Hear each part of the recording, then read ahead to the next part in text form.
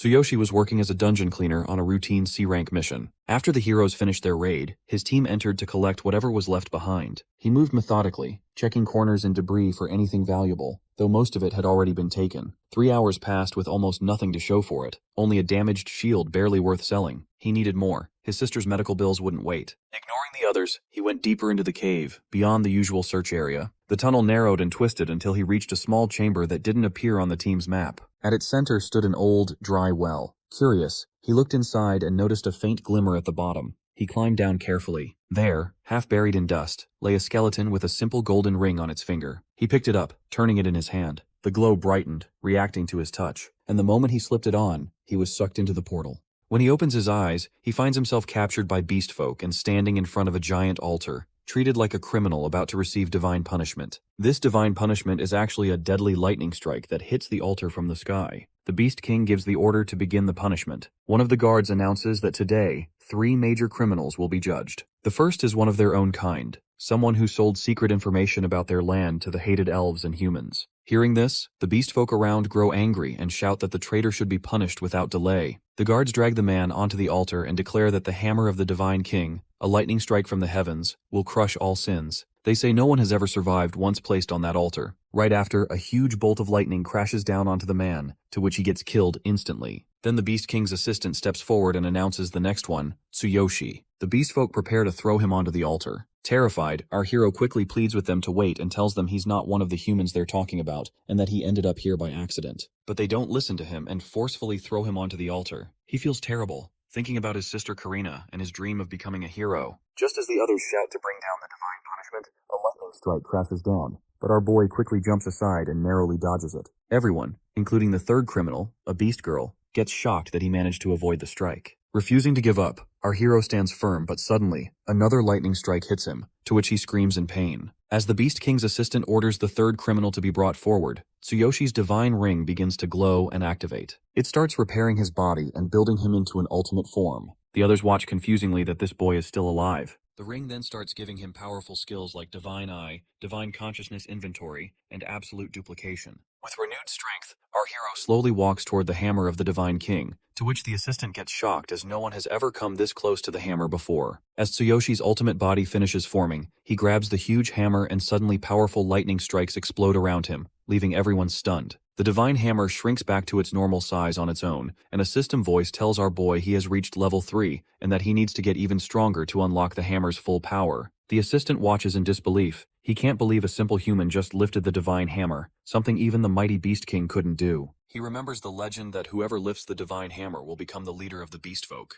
Our hero checks his status and feels much stronger than before. While he's focused on this, a huge and powerful beast suddenly flies in angrily and orders him not to touch the divine hammer with his filthy hands. Everyone recognizes the beast as Ryuga, the great general, and they beg him to help them restore the beast folk's honor. Ryuga says he doesn't know how this boy managed to grab the hammer, but tells him to quietly return it and accept his punishment. Our hero then uses a skill called Divine Eye, and when he looks at Ryuga, the system shows all of the general's abilities and power levels. When the beast notices that the boy isn't answering, he quickly pulls out his huge sword, ready to kill him. Our hero begs him to wait, saying it's just a misunderstanding, but the beast doesn't listen and swings his sword to strike. The beast girl watches nervously, knowing that one hit from Ryuga would easily cut the boy in half. As the beast's sword comes down, our boy raises the divine hammer just in time and blocks the powerful attack. Everyone gets shocked to see him stop Ryuga's strike so easily. The beast says the boy is lucky the hammer saved him this time, but warns it won't protect him next time. Tsuyoshi tries again to explain he's not from this world, but the beast grabs him with one hand and throws him high into the sky, preparing to finish him with a powerful move called Earthquake Shaker. At that moment, our boy notices a new skill called Absolute Replication. It lets him sense an opponent's heart by touching them and choosing one skill to copy from all their abilities. Without hesitation, he leaps up and touches the beast's chest, to which the system quickly shows him many skills. As the huge beast prepares to strike again, our boy quickly chooses a skill from the list, called Heaven Shaker, which seems similar to the divine hammer's power. He uses it to attack the beast, leaving everyone stunned by the sudden blow. But when the dust settles, the beast stands unharmed and the system informs Tsuyoshi that, because he's only level 3, has no profession, and can't fully use a weapon yet, his attack did no damage. The beast now angrily charges at our hero to finish him off. But just before he strikes, the Beast King suddenly jumps in between them. A powerful blast shakes the area, and when the dust clears, everyone gets shocked as the Beast King is kneeling in front of the human boy. The king looks up at him calmly and says it seems the divine hammer has truly chosen him. He adds that this might be a sign from the gods and explains that in thousands of years, the boy is the first person ever to be chosen by the divine hammer. The Beast King then turns to his people and says that if this human is truly meant to lead the beast folk, they must give him time to grow. Ryuga protests, saying this boy is a human, but the Beast King asks him if the prophecy ever said that the chosen leader must be a beastman. Then the Beast King asks our hero his name and speaks to him kindly, saying that if he is willing to carry the future of the beast folk on his shoulders, they will set him free, but right now he is too weak. He tells him that within 1 year, he must grow stronger and return. Only then will they decide if he is worthy to be their leader. The Beast King uses magic to mark our boy's forehead and warns that if he doesn't come back in a year, they will use this mark to find him and kill him wherever he is. The boy accepts the king's terms, and the beast girl, who was next in line for punishment, encourages him to become stronger and earn his freedom. When Tsuyoshi uses Divine Eye on her, he sees her level is 72, but he can't see her name. She tells him not to waste this miracle given by the gods. He agrees and realizes there's no time to hesitate. First, he must survive, then find a way back to his original world. He agrees to the king's offer, but asks one thing, that he wants the beast girl to come with him, as she might be helpful, to which the king agrees. After some time, he stands outside, looking at the ring he got from the well. He thinks about the mysterious voice he heard earlier, and realizes that everything started with this boundless ring. He feels confused, unsure how he will return to his original world. Just then, the beast girl comes to him, and by gently calling him master, she says the preparations are complete. She adds that she has decided to serve him because he saved her. Holding his hand softly, she asks if she can continue calling him master. The boy feels embarrassed as no one has ever spoken to him like this before, but he agrees with her. They begin walking together, and as our hero looks around, he realizes that this other world is beautiful in its own way. But suddenly, he remembers his sister waiting for him back home. At that moment, the system shows him a notification that the Boundless Passage is now available, and the cooldown is 24 hours. He understands that he was brought to this world through the Boundless Passage. If he uses the same path, he should be able to return. With that thought, he commands the ring to open the Boundless Passage, to which a bright light shines from the ring, and our hero disappears from there. In a flash, he gets transported back to his original world, sitting at the same well where he was first pulled into the other world. He checks the system and gets surprised to see that the abilities he gained are still active here too, and also the Divine Hammer is safely stored in his inventory. The system informs him that his stats are shared between both worlds, but items are not. To use items in either world, they must be placed in the Divine Consciousness inventory ahead of time. As he's processing all of this, he suddenly hears his friends calling out to him, urging him to come out of the well before the cave closes. Looking at them, he feels confused as he has spent about 5 hours in the other world, yet it seems no time has passed here. He realizes time must have been frozen while he was away. With the help of a rope, his friends pull him out of the well. As he climbs up, he wonders if time is also frozen in that other world now. Another question comes to his mind about who is the true owner of this boundless ring. Once he's out, he happily comments that the next awakening test is tomorrow, so he will go to test his new abilities. After returning from the cave, our hero starts remembering his sad past. He sees himself carrying his younger sister on his back, her legs badly injured, and they run through the heavy rain because a powerful monster is destroying the city behind them. While running, he suddenly starts crying to realize their parents are gone because of the destruction. At that moment, his uncle Nakazato appears and tells him to keep moving. Otherwise, the monster will kill both him and his sister, to which our boy agrees and keeps running. As he recalls these memories, he stands in a hospital beside his sister Karina. She asks if he really plans to retake the awakening test tomorrow since he just came back from work today. He assures her he's fine, and when he asks about her legs, a nurse explains that the nerve pain comes and goes because of nerve damage, so she must take her medication regularly. Our boy then uses his Divine Eye skill to examine her legs. Both legs are about 98% damaged, with almost no chance of natural recovery. The chance she might walk again is only 1%. He thinks to himself that she should have been able to live a normal life, go to school, hang out with friends, and go on trips, and also realizes that she must have wanted to live each day with a smile. With that thought, he steps outside, feeling sad as she's his only family now, and he can't bear to see her suffer anymore. He decides that he will do whatever it takes to help her stand on her own again. He thinks that if he can become a hero, he might gain access to more resources and information, maybe even find a way to heal her. So he makes up his mind that he will become a hero. Later, he arrives at BTG, the Awakening test site. Another boy is already being tested. The result shows that he's level 3 with a combat power of 540, which qualifies him as a hero. The doctor hands him a hero's emblem, and the boy walks away proudly. Now it's Tsuyoshi's turn. The doctor looks at him and asks if he really wants to retake the test after failing the first time. He tells him that when he's ready, he just needs to step inside and place his hand on the device. But he also adds that the machine scans every angle, so the result is likely to be the same as before. Our boy steps into the room, thinking to himself that he already knows his level is 3, so he should pass this time. Still,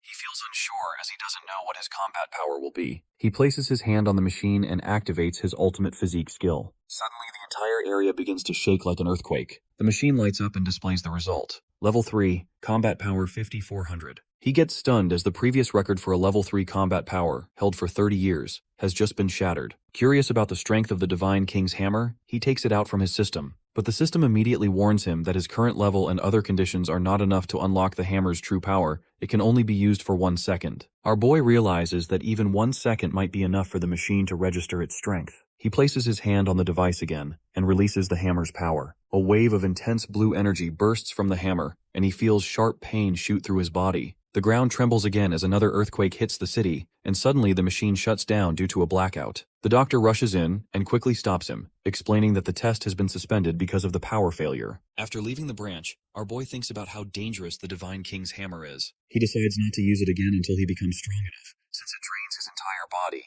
Still, he feels happy as he's officially a hero now and has received his emblem card. Later, he heads to the training ground, where a group of other young heroes has gathered. A man named Gaia introduces himself as their trainer.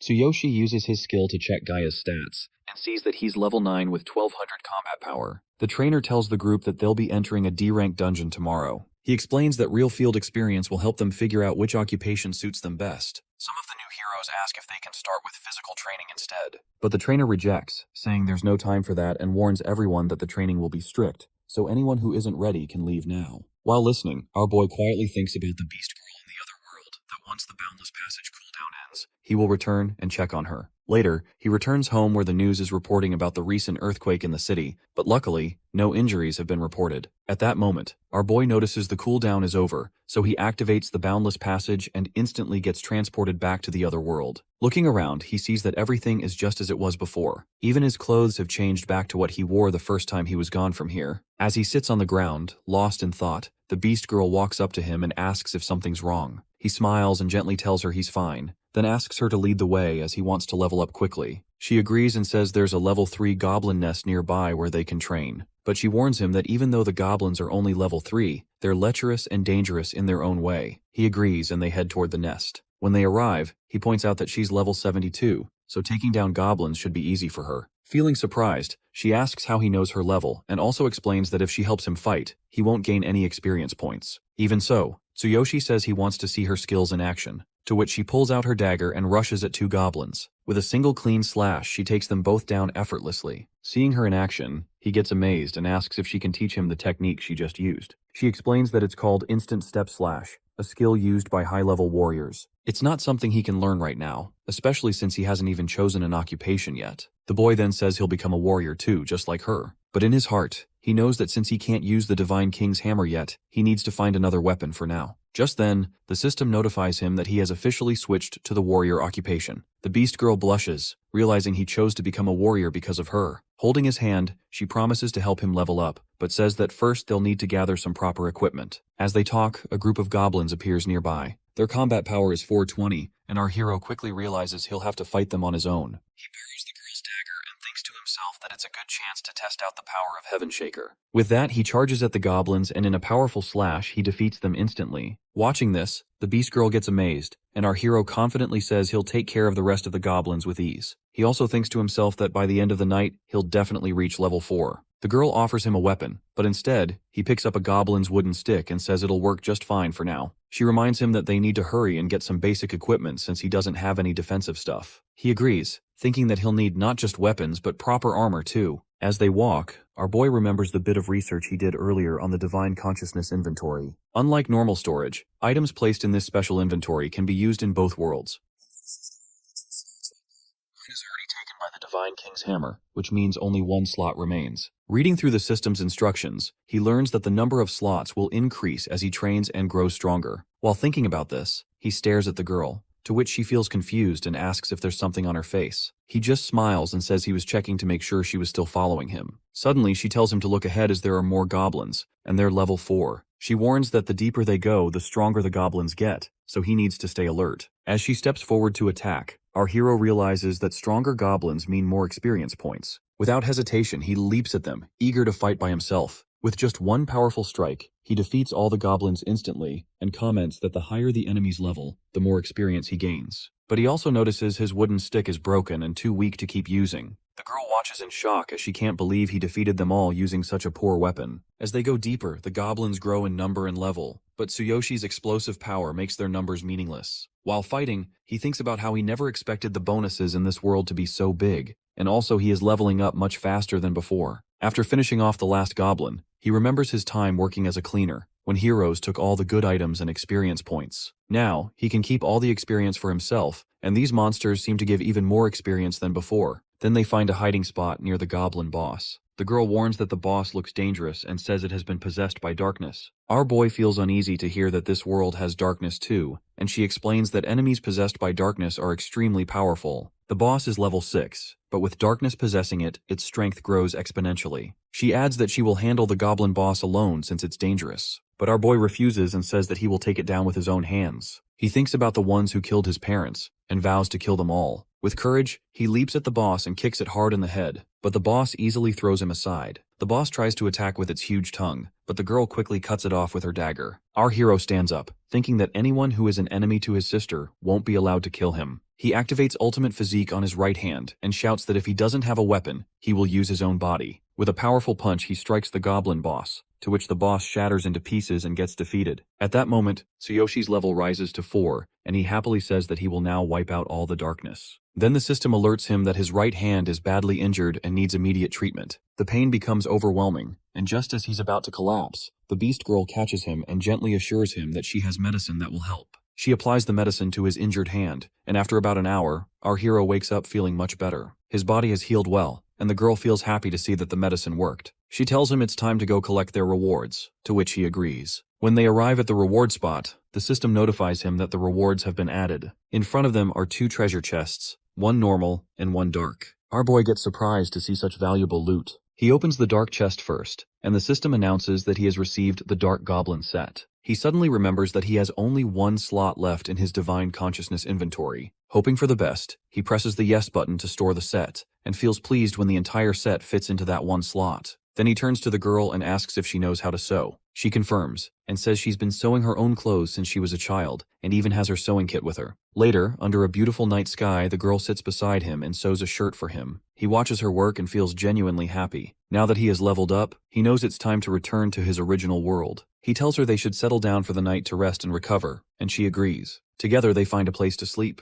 Sometime later, our hero returns to his own world, at the same place he was in before being transported. Feeling exhausted, he thinks back to how he and the girl found a quiet spot to stay, and how he had to wait for her to fall asleep before sneaking back here. He lies down on his bed, ready for sleep, knowing that tomorrow he'll enter a cave for the first time in this world. The next morning, he opens the system and selects the Dark Goblin set. When he presses the yes button, the system displays the set's skill, Roaring Tentacles. When it will activate, this skill lets out a loud scream that stuns all low-grade enemies within earshot. Our boy smiles, excited by how useful the skill is. But then he realizes that there's a risk, as if other heroes see him in this rare outfit, he could attract trouble. Also, many heroes won't hesitate to kill others and steal their equipment. Realizing that, he presses the other button to make his clothes look normal again. He thinks to himself that he still has a few minutes before the meeting and should get something to eat. Suddenly, he receives a call from the nurse who tells him that some scary men are at the hospital, trying to take his sister Karina. They say she owes them money. Hearing this, our hero gets shocked and remembers borrowing money from those men, but he's confused why they're after his sister as he's been paying them back every week, just like they agreed. Feeling angry, he rushes to the hospital to save his sister. At the hospital, the men are treating her badly. They say her brother borrowed money but didn't pay it back on time, so now they're taking her as part of the contract. One of the men thinks that they lent the money because the boss likes this girl, and because she could be sold for a good price on the black market. Karina insists her brother couldn't have signed such a contract, but the man says her brother's weekly payments barely cover the interest. As he grabs her face and speaks harshly, they suddenly hear the door burst open and notice that Tsuyoshi has arrived.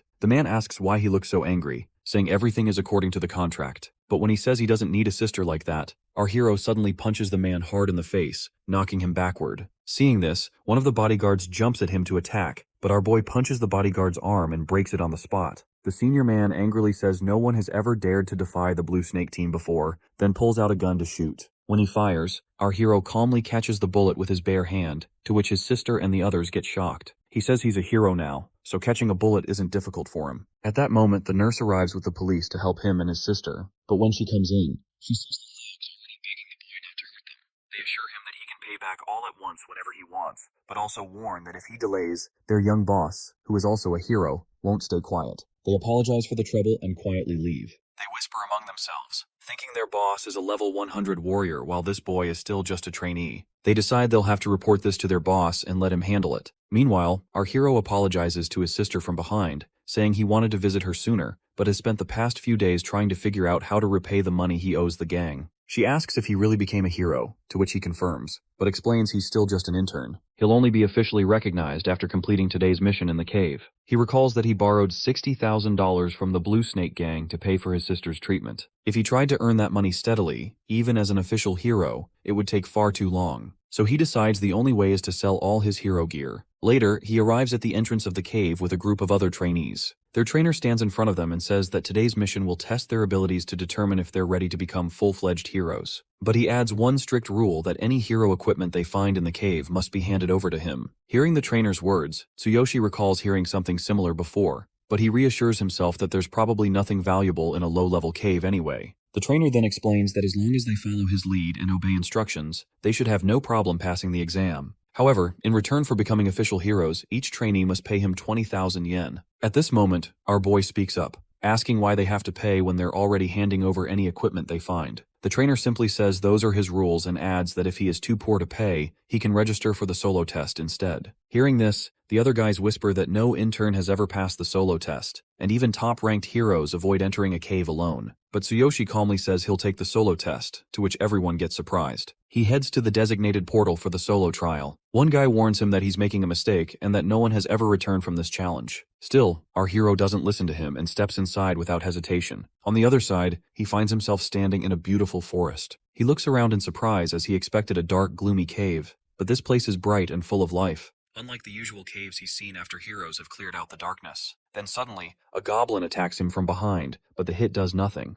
Without getting scared, our hero grabs the goblin's stick and strikes it hard, saying his combat power is 6,400, and a low-level goblin like this is no match for him. After defeating it, he notices his experience points only go up by 20. He realizes that this real-world training ground offers much less compared to the other world. Then he shouts a clear warning to all the goblins hiding nearby. No more sneak attacks and come at him all at once. In response, dozens of goblins leap down from the trees to swarm him. At that moment, our boy activates his dark goblin set. With a loud roar, he unleashes the roaring tentacle skill, to which all the goblins get slashed to pieces instantly, and the battle over in seconds. Meanwhile, outside the cave, the trainer checks the timer and thinks that it has been nearly an hour and assumes Tsuyoshi must be dead by now. But to his shock, our hero suddenly steps out of the portal, alive and having completed the solo test. Meanwhile, Gaia steps out of the portal with the rest of the group and proudly claims that if it weren't for him, they would have all been dead long ago. He then demands 40,000 yen from each of them instead of the original 20,000, saying he saved their lives. Just then, he gets a call from the guy who was supervising Tsuyoshi. His expression changes to shock upon hearing that the boy has passed the solo test. Without wasting time, he rushes over to see for himself. He confronts Tsuyoshi and asks how he managed to clear the test, despite being only level 4. Our boy is calmly cleaning goblin blood off his clothes, and when the trainer suspiciously asks if he used high-grade gear, he simply comments that nothing is impossible, and maybe it's thanks to the 20,000 yen the trainer tried to charge him. Hearing this, the trainer angrily grabs his collar and demands an answer. But the boy mocks him again, pointing out that someone with only level 9 and 1d200 combat power doesn't seem very impressive for a guild trainer. Then the trainer throws a powerful punch at him, but our hero catches it with ease, to which the trainer gets stunned that this boy was able to stop his strike so effortlessly. He grows more suspicious, pulls out a dagger and demands him reveal what he's hiding. But when he tries to stab him,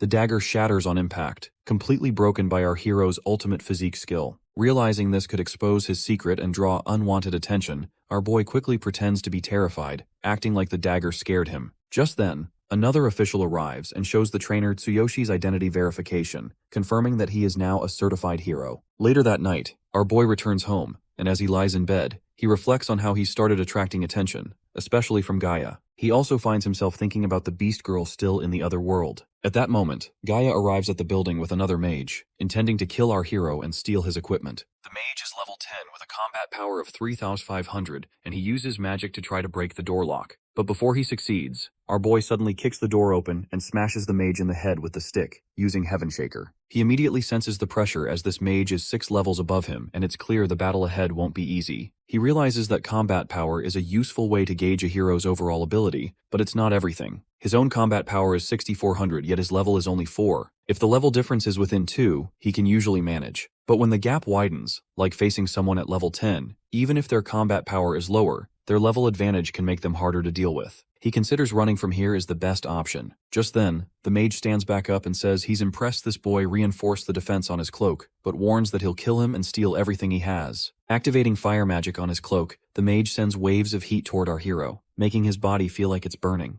Realizing things are getting worse fast, the boy starts running. He leaps out the window, focusing his body enhancement skill into both legs. With the Dark Goblin set's defensive boost, he believes he can absorb the landing impact. But just as he prepares to land, a third attacker with level 12 and 3,900 combat power strikes him midair and slams him into the ground. Luckily, our hero had already reactivated his full body enhancement just before impact, so he takes minimal damage. As he stands back up, the new enemy jumps down after him, surprised to see that this boy is still alive. Just then, Gaia and the mage arrive at the scene.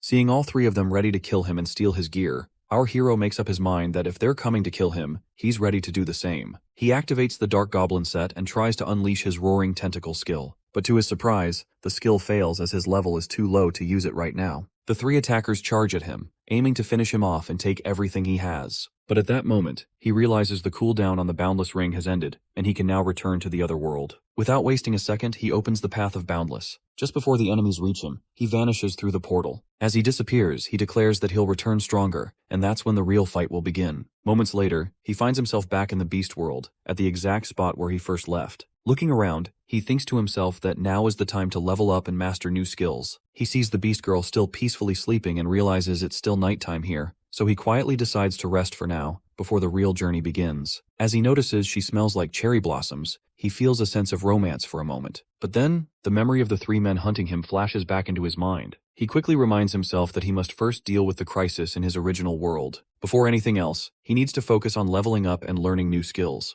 The next morning, the Beast Girl wakes up and cheerfully says it was the best sleep she's had in a long time. Meanwhile, our boy hasn't slept at all as his mind was too restless. He gently asks her if she can sew him a new set of clothes, saying they'll move out soon after. She agrees, and as they talk, she explains that to learn skills, he needs skill scrolls, and the fastest way is to study at the Combat Academy. Together, they head to a small combat academy in the Beastman tribe. An old Beastman greets them and asks if he is the human the Beast King is interested in. He then lays out the conditions for enrollment that he must first reach level 6, and then pass an entrance exam. Hearing this, our hero feels a bit discouraged. The Beast Girl looks guilty and apologizes, saying she spent so much time training in the caves that she didn't know about these requirements. He reassures her, saying it's fine as he just needs to level up first and he'll come back later. She then tells him that there's a nearby low-level cave perfect for training and gaining experience. As they both walk away, the old Beastman mutters that if the Beast King weren't interested in this boy, he would have torn him apart right here. He also makes harsh remarks about the Beast Girl. Hearing this, she feels guilty,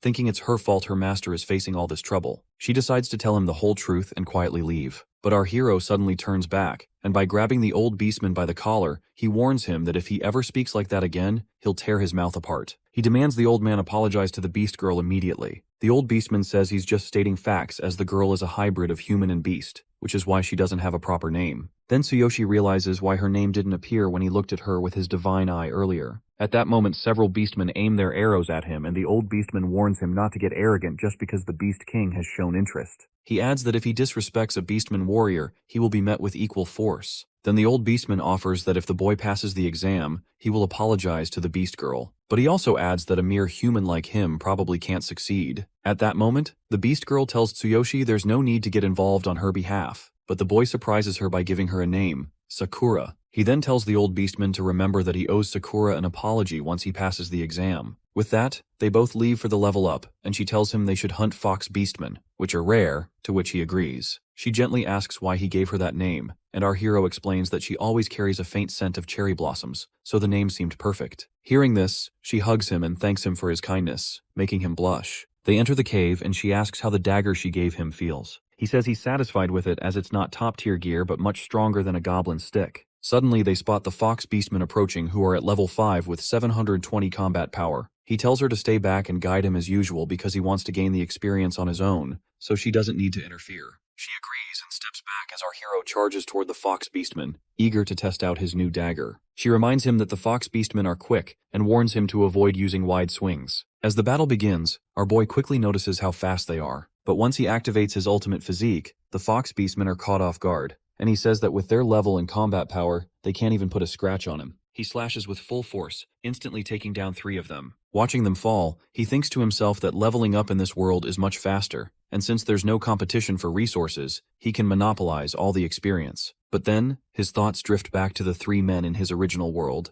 They're not only higher level but also possess greater combat power. Even with his strength, the gap in level makes them hard to defeat. He realizes he must close that gap and acquire at least 4 new skills. Then he turns to Sakura and tells her that he has to reach level 6, and when he does, he'll make that old beastman bow his head and apologize to her. As they move deeper into the cave, they spot the Dark Fox Beastman boss roaming ahead. It's a level 7 enemy, carrying a massive sword that immediately catches our hero's attention. The size and power of the weapon look like a perfect fit for him, and he wonders if it might drop after the fight. Sakura notices his interest and asks if he wants the sword. She assures him that most enemies do drop items, but the drop rate depends on the item's rarity. She adds that it's best to keep hunting until they get what they need. Efficiency also varies depending on the cave, and using special items can help increase the chances. Hearing this, our boy realizes how similar this world feels to a game as it has drop rates. He focuses on the boss, and his system brings up the details that the sword is called Black Cold Light, and its drop rate is only 6%. But then the system shows another option that he can exchange certain items by meeting specific conditions. The rewards from exchanges scale based on his level and abilities. Right now, the only available exchange is for a high probability drop scroll, which can boost the drop rate of an item. He sees that he has enough to trade for 3 of those scrolls. Each one boosts the drop rate by 30%, and using all 3 together would raise the chance to 96%. He excitedly pulls the scrolls from his system, having met the conditions, and tells the girl to let's get that sword as it's going to make him even stronger. He grips the dagger and asks her for directions as he leaps toward the Dark Fox Beastman boss. The boss swings its massive sword in a powerful slash, but our hero dodges just in time, and he also senses the sword's cold effect. The girl warns him that the boss isn't just fast, it's also very strong. The sword is infused with ice magic, which will slow him down and drain his stamina if it lands a hit. She tells him to focus on exploiting the boss's weaknesses and finish the fight quickly. She adds that the Dark Fox Beastman fears fire, so coating the dagger with flame oil will help. Our hero quickly applies the oil and sets the blade aflame before launching another attack. She points out the boss's weak spots, its armpits and neck. Our hero spots an opening and strikes its arm hard, to which the boss feels pain. His system notifies him that hitting a weak point causes the enemy's status to change to cowardice, which doubles the damage they take. Feeling encouraged, he prepares for another strike, and the girl advises him that enemies in this state reveal their weak points more clearly, but warns him to stay alert and dodge carefully while looking for the next chance to attack. As our hero leaps at the boss, it tries to strike him, but thanks to Sakura's earlier advice, he dodges the attack just in time. He notices the boss is starting to look tired, and this is his chance.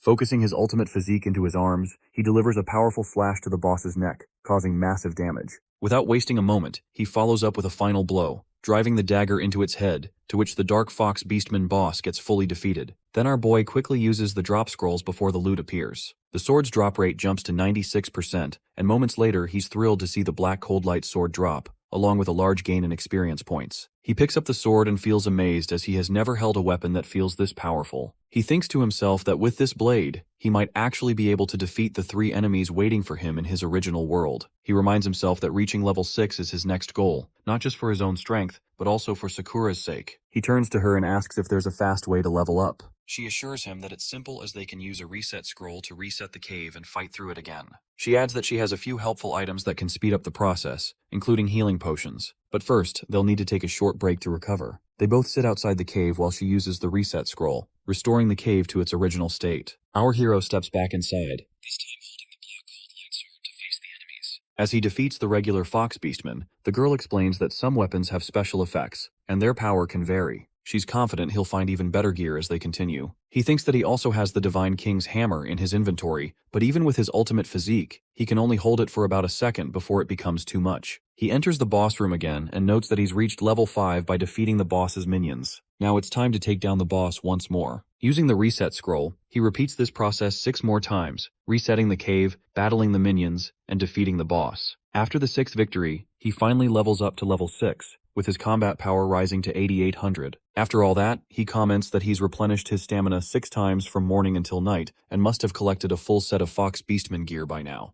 Meanwhile, at the Combat Academy, the old Beastman sits with a friend, saying that no mere human can reach level 6 in their land so quickly. Suddenly our hero walks in wearing the Fox Beastman armor. He calls out the 2 men, telling them they doubt he can reach level 6, but he's already there. The 2 old men get stunned that he's leveled up twice in just one day. Our hero then demands they wake the examiner immediately, saying he won't wait until tomorrow. He also orders the old Beastman to prepare to apologize to Sakura. The Beastmen then bring out the examiner, who grumbles that he was just about to go to sleep. He warns them that if they waste his time, there will be consequences. Our hero steps forward and confidently states that he meets all the requirements. He demands to begin the trial immediately, and also mentions that he wants to choose a skill from the skill vault. In every combat academy, skill scrolls are stored in a special vault, and anyone who passes the trial is allowed to select one. The examiner comments that the boy is talking too much, but when one of the others whispers in his ear that this boy leveled up twice in less than a day, the examiner gets shocked. Then he says he doesn't know what kind of trick the boy pulled, but it is fine, and now they'll proceed. Still, he adds that the idea of a mere human passing a trial meant for beastmen is laughable. Soon, the priest commander of the academy steps forward to begin the trial. He explains that the beastmen are a race built on strength, so physical power is the main requirement for passing. He then reveals a large stone slab and tells our hero that if he can crack it with a single punch, he will pass the trial and earn the right to access the Beastman Academy's skill vault. The 2 other beastmen watch the stone slab and whisper that the commander is testing this boy with an outer stone, a rare and powerful material that even a level 10 warrior struggles to crack.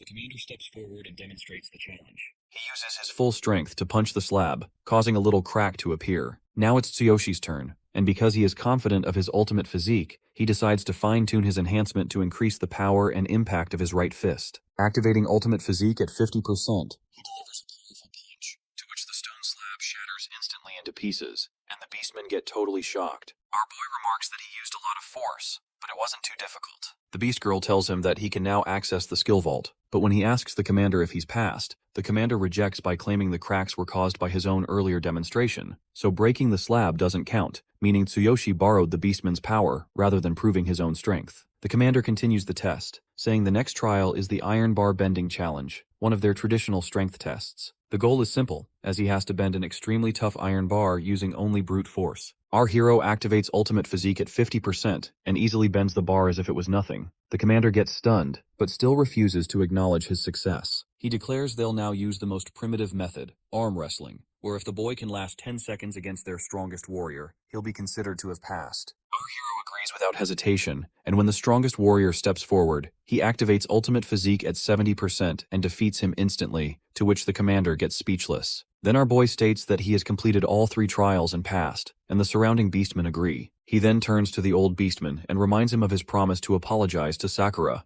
The old beastman steps forward and offers a quiet apology for the harsh words he spoke. She looks uncomfortable and tells him there's no need to apologize, but our boy gently tells her to accept it, to which she follows the instructions. They then make their way to the entrance of the skill vault. The commander informs him that, according to Academy rules, he may only select 1 skill scroll each time he enters. He explains that once the boy enters the vault, he'll have only 3 minutes to choose a skill scroll. If he breaks the seal on a scroll within that time, the skill becomes his. But if time runs out before he chooses, the rules will forcefully expel him, and he won't be allowed to enter again for some time. Seeing Tsuyoshi's confusion about the seal, the commander adds that the Combat Academy is a prestigious institution representing the entire region.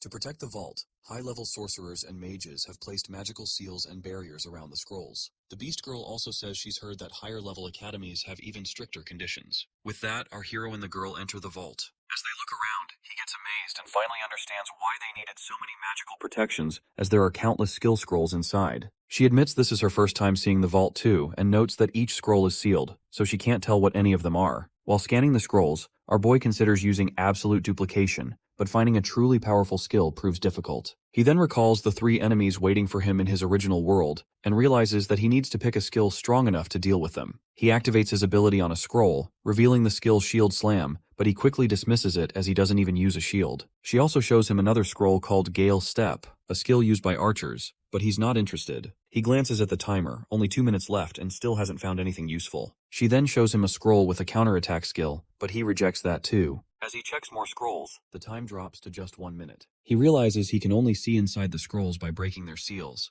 but that will take serious force. He asks the girl if she has stamina and energy potions, since he might need them soon. He tells her to hide behind something sturdy, to which she agrees. He then activates a powerful ability in his hand, releasing intense blue energy that surprises even the beastmen outside. Actually, he's pulling out the Divine King's hammer, an incredibly strong weapon he can only hold for 1 second at his current level, but 1 second is all he needs. As he grips the Divine King's hammer, Sakura gets surprised and thinks that she wouldn't have believed it if she hadn't seen it herself. Then he slams the hammer onto the ground, declaring that he will break all the seals on the scrolls at once. The entire vault shakes violently as the powerful impact shatters the seals on every scroll, and the Beast Girl gets stunned by the sheer force of it. The hammer then deactivates, and our hero feels a sharp pain in his hand. Suddenly, information from all the scrolls floods into his mind all at once. She grows worried, fearing that his brain won't be able to handle so much data at once, and the same thing happens that our boy's head starts shaking as he struggles to process it. He commands the scrolls to show him only the strongest skill that suits him best, to which suddenly he sees a scroll crackling with lightning. With just 30 seconds left, he quickly tells the girl where the scroll is and orders her to bring it to him. She agrees and uses her ability to leap swiftly to the scroll. When she looks at it, she feels something's off as it's a fragmented scroll. She brings it back to him and asks if he's sure he wants to take it. She warns that there isn't much time left, to which he quickly grabs her and activates his strongest body skill, boosting his leg's power by 50%. He sprints toward the exit. Meanwhile, the examiner notes that only 5 seconds remain and remarks that the boy will be thrown out of the vault soon. As the timer hits 0, the vault's door suddenly bursts open with a loud blast. To everyone's shock, the boy emerges safely, and when the examiner looks at the scroll, he gets stunned as this is the fragmented scroll. The scroll reveals a rare skill called Thunder Chain, which allows the user to summon a powerful electric current that deals heavy lightning damage. The system also informs our hero that the skill can be leveled up by gathering the remaining fragments. The examiner then shares something he once heard from the previous generation, that in the past 1,000 years, almost no one has dared to learn this fragmented skill. There are 2 main reasons. First, the complete skill is split into 6 volumes, but only 3 have ever been found, making the search for the rest nearly impossible in such a vast world. Second, every beastman who has tried to master the skill has died from its backlash. As they leveled it up, their bodies couldn't handle the power and exploded in horrific ways. Hearing this, the hero feels a bit disheartened and asks if anyone has ever fully mastered the skill. The commander replies that there was one, about 1,000 years ago. He was known as the strongest beastman king, the Divine King, and he had completely mastered the Thunder Chain skill. The commander adds that the Divine King also wielded their sacred artifact, the Divine King's hammer. Thunder Chain was the only skill the king left behind, but he warns that no matter how powerful a skill is, it's useless if no one can control it, just like a legendary weapon is worthless in the hands of someone who can't wield it properly. He says that although this skill came from the great Divine King, very few believe it still exists, since no one has been able to master it for 1,000 years. The hero listens quietly and then says the skill might actually be perfect for him. Then he and the Beast Girl begin to move forward, and the commander comments that this fragment is just the beginning. Whether the hero finds the remaining pieces and fully learns the skill depends on his own strength and luck. Then, the commander turns to the Beast Girl with a serious look and asks if she is the one marked for execution by divine punishment next. He questions how she can do this to a fellow beastman and says that the human boy probably still doesn't know her true identity. He also asks if she plans to sacrifice him too. She stops the commander, signaling him not to say more, and then she moves on with Tsuyoshi. The next morning, they are in an inn where our hero drinks a healing potion and comments that it works incredibly well, even though the taste is terrible. He also mentions that she has been acting strange since they returned, but she assures him she's just a little tired. He asks if her background is the reason she was also marked for execution. She quickly changes the subject and asks if he has studied the remaining scroll. Our boy says he memorized it earlier, and that the old beastman said some strange things, but the skill seems perfect for him. He thinks the Thunder Chain skill needs a strong body, which suits him well since he has the strongest physique. He can't wait to see what the skill will do once he collects all the fragments. The girl gets ready and asks if they should leave now since it's a beautiful day, perfect for leveling up. He agrees but says there's something he needs to do first. He notices the cooldown on the Boundless Ring has ended, so he activates the Boundless Passage to return to his original world. He thinks that with this skill, he now knows how to deal with those 3 men waiting for him. In an instant, he returns to his original world, right in the middle of the ambush. The 3 attackers are still charging at him. He quickly assesses the situation and thinks that to activate his new skill, he needs a weapon. Thankfully, he has access to his Divine Consciousness inventory, so he pulls out the Black Freezing Flash Sword, stunning all 3 men. They mutter that this boy must be hiding something powerful, but once they kill him, they'll loot everything. Our hero raises the sword to the sky by declaring that they were the ones who started the fight, and then activates the sword's ability along with his new skill, Thunder Chain. The ground beneath him trembles as a surge of powerful energy radiates from the blade. A blinding bolt of lightning crashes down from the sky and strikes the three men directly. They scream in pain, their bodies paralyzed by the electric shock, to which they fall on their knees. They completely underestimated this boy, as he is nothing like before. One of the men begs for mercy, but our hero shows none, and with a swift slash, he strikes the man's neck and kills him on the spot. Seeing this, Gaia warns him that they are members of the Crazy Wolf Gang, but the boy doesn't respond, and without hesitation, he cuts Gaia down as well. The mage grows fearful as the hero approaches to finish him off, but he throws an adhesive blast fruit, a magical explosive, right at the boy. When it hits, the fruit detonates with a powerful blast. The mage grins proudly, boasting that he spent a fortune on these fruits. Even a level 12 hero would take damage from them, and for a level 10 the explosion is strong enough to shatter their body into pieces. But to his shock, our hero emerges from the smoke unharmed as he had activated his ultimate physique and the Dark Goblin set just in time, protecting himself from the blast. Without hesitation, he leaps forward and delivers a powerful punch, to which the mage crashes backward and dies instantly. After finishing them all, our boy prepares to move on, but suddenly notices a little bag is placed on the mage's chest. He curiously picks it up and finds a dimensional ring inside, to which he gets pleased as the loot is valuable. The system explains how to use the dimensional ring by infusing mana into it. He wears the ring onto his finger and remarks that a normal hero wouldn't even get their hands on such a rare item. Besides its high price, dimensional rings are almost impossible to find on the market. He channels some mana into the ring, activating it, and gets surprised when it responds immediately. Soon after, the hero's security forces arrive at the scene where our boy has defeated the three men and begin inspecting the area. But Tsuyoshi had already left quietly and erased all traces of himself from the spot, feeling safe for now. He also finds a smartphone from Gaia, and when he enters his information code, the phone rings. It's a call from his school teacher, Lily. She tells him she's noticed he hasn't come to school even though winter break ended over a week ago. She understands that he wants to leave school for his sister's sake and because of financial troubles, but she insists she doesn't want any of her students to quit studying like this. He thanks her and admits that money isn't the real problem, as she already knows he's been afraid of being bullied. The teacher encourages him to be brave and promises to pay his tuition fees if he comes back to school tomorrow. He thinks that the teacher doesn't know he's become a hero now, but realizes she's the only person who truly cares about him. He remembers how he thought he didn't want to go back to school because there were no good memories there, but after talking with her, he feels ready to return tomorrow. As a hero, he also vows to make those bullies pay for what they did. Meanwhile, the leader of the Crazy Wolf Gang sits in his office. When he hears that his three men were killed, and their loot, including the dimensional ring, has been stolen, he gets angry. But he reveals that he had already placed a tracker on the ring, so he knows exactly where the thief is. He orders his men to bring the thief to him, to which all the men agree. The next day, our boy arrives at school with his sister Karina, who walks slowly using leg braces and canes. He gently tells her not to rush and take her time. Ever since she found out he was returning to school, she insisted on coming along. Using a wheelchair is much harder for her, so he's relieved he managed to buy these newly developed braces. Her body still can't support her standing on its own, but with the help of a cane, she can just barely manage to walk. The braces were extremely expensive, but compared to a wheelchair, they're a better option.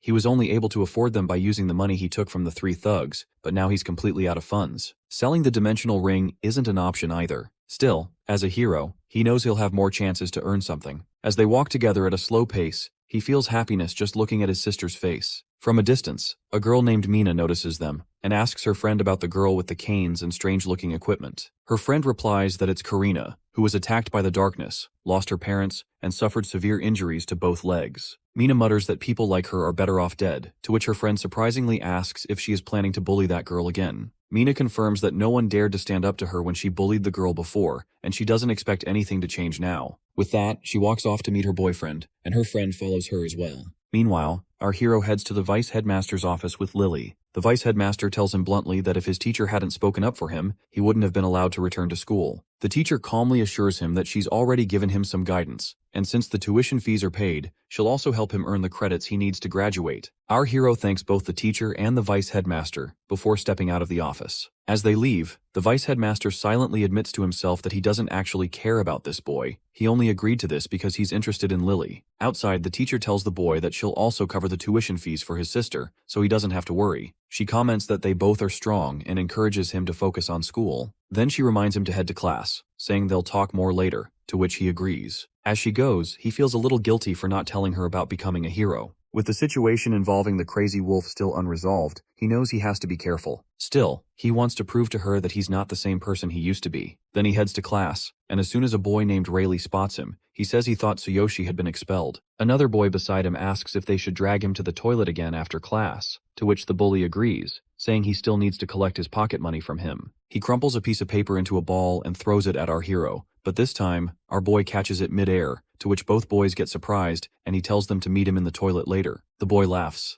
thinking Tsuyoshi's gotten cocky just because he hasn't been around for a while. He comments that he'll remind him what pain feels like. After class, they all head to the toilet where the bully says he heard Tsuyoshi was working as a cleaner in the caves after leaving school. He demands money from him again, calling it a protection fee. But this time, our hero refuses, to which the bullies look shocked. Rayleigh quickly tells his two lackeys to beat him up. As they step forward and try to attack, our boy grabs their wrists with a powerful grip, to which they can't move at all. He thinks to himself that the old version of him would have been too scared to fight back, but not anymore. He activates his divine eye skill to scan their abilities, but finds nothing worth worrying about them as they are not heroes. He delivers a powerful kick to both boys, sending them back hard, to which Rayleigh gets completely shocked as the boy he used to bully so easily is now fighting back. On top of that, he doesn't even look like the same person as before. Just then, the boy standing guard outside the toilet rushes in and warns Rayleigh that the boss is coming, to which the bully grabs his two fallen friends and quickly escapes. Watching them flee, our hero thinks to himself that if he had used his full ultimate physique strength in that kick, they might not have survived it. Meanwhile, in Karina's class, her classmate Haru is helping her with her schoolwork. Suddenly, Mina comes there and without warning, she pushes Haru aside and says she has something to discuss with Karina. Haru tries to explain that the girl is injured, but the bully ignores her. She glares at Karina and complains that ever since she stopped coming to school, she hasn't had anyone to squeeze money from. When Karina quietly says she doesn't have any money now, Mina's eyes shift to the braces on her legs, and she comments that those strange things on her legs look valuable enough to sell. Karina softly replies that her big brother worked hard to buy the braces for her, so they're very important to her. In response, the bully girl slaps her hard across the face, but none of the other students step in to help. Just then, the teacher walks into the classroom and firmly tells everyone to return to their seats. The bully tells Karina and whispers that class will be over soon, and their conversation isn't finished. She promises to deal with her after school. Feeling helpless, Karina thinks to herself that she needs to run as soon as the class ends because she can't wait for her brother. She has to avoid this bad girl and the others, even if it means sneaking out through the back gate. More than anything, she wants to make sure her brother doesn't cross paths with them. Meanwhile, in Tsuyoshi's classroom, the bell rings and Lily approaches him. She asks if he's starting to settle back into school life after being away for so long. She offers to help if there's anything he needs. Our hero assures her that he's doing fine and thanks her for always being so kind. She tells him she's glad to hear that,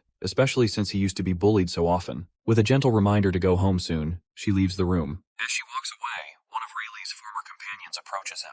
Looking nervous, he apologizes for what happened earlier and asks if they can talk in private. He wants to take him somewhere to explain something. Our boy agrees to talk and follows the boy to a hidden spot where no one else is around. Suddenly, Rayleigh lunges at him with a stick, but our hero has already activated his ultimate physique at 30% strength in both arms, so he snaps the stick instantly, to which everyone gets shocked. He calmly says he knew this was a setup all along. Without hesitation, he delivers a powerful kick to the boy who brought him here, sending him backward. When the second attacker moves in, our hero quickly takes him down too. Then Rayleigh tries to strike again with his stick, but our boy warns him that if this wasn't at school, he would have killed him by now, to which the bully gets scared. Our hero then slaps him hard, sending him backward. Meanwhile, Karina runs toward the back gate, steadying herself with her braces. She thinks to herself that she needs to escape through the back gate and then circle around to the front to meet her brother. As she walks carefully, she reaches a staircase and tries to go down slowly, struggling with her injured legs. Suddenly, the bully appears behind her and pushes her hard, to which Karina falls down the stairs and starts bleeding.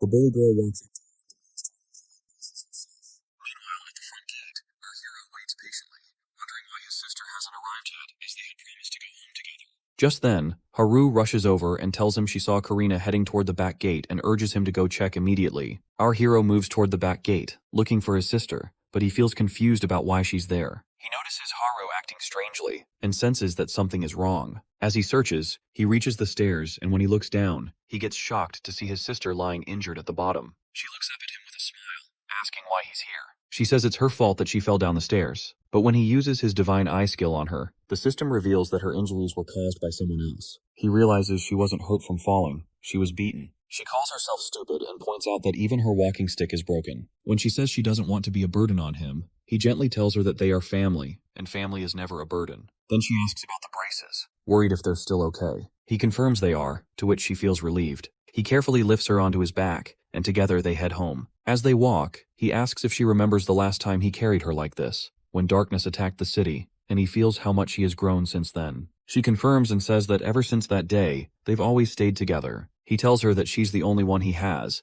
and from that moment on, he's wanted to grow stronger to protect her. Now that he's become a hero, he promises not to let her go through something like this ever again. He gently sets her down on a bench and tells her to wait here as he forgot something and will be back soon. Meanwhile, in the classroom, Mina sits with her boyfriend Billy and a friend. They're laughing, bragging about how Mina beat up that girl. But despite this, the bully girl complains that it's a shame she couldn't take that girl's leg braces, as she could have sold them for a decent amount of money. Her boyfriend reassures her, saying if the braces are really worth something, he'll get them by tomorrow. Then the other girl speaks up, asking if it's safe to go that far since Karina's older brother is back at school. She heard he was expelled and now works as a cleaner. The bully girl says that if he's just a cleaner, then he's nothing more than trash and they don't need to worry about him. The girl adds that Karina used to be quite popular before her legs were injured, and a lot of boys liked her because she was so cute. Hearing this, Billy says that if that's the case, he'll definitely go meet that girl, to which the bully girl feels jealous. But her boyfriend quickly leans closer and assures her he doesn't mean it that way. She teases that after he steals that girl's braces tomorrow, they'll split the money and have fun together. As they talk, our hero listens quietly from outside the classroom. When he steps inside, the three get stunned, and Billy angrily asks how he got in without permission.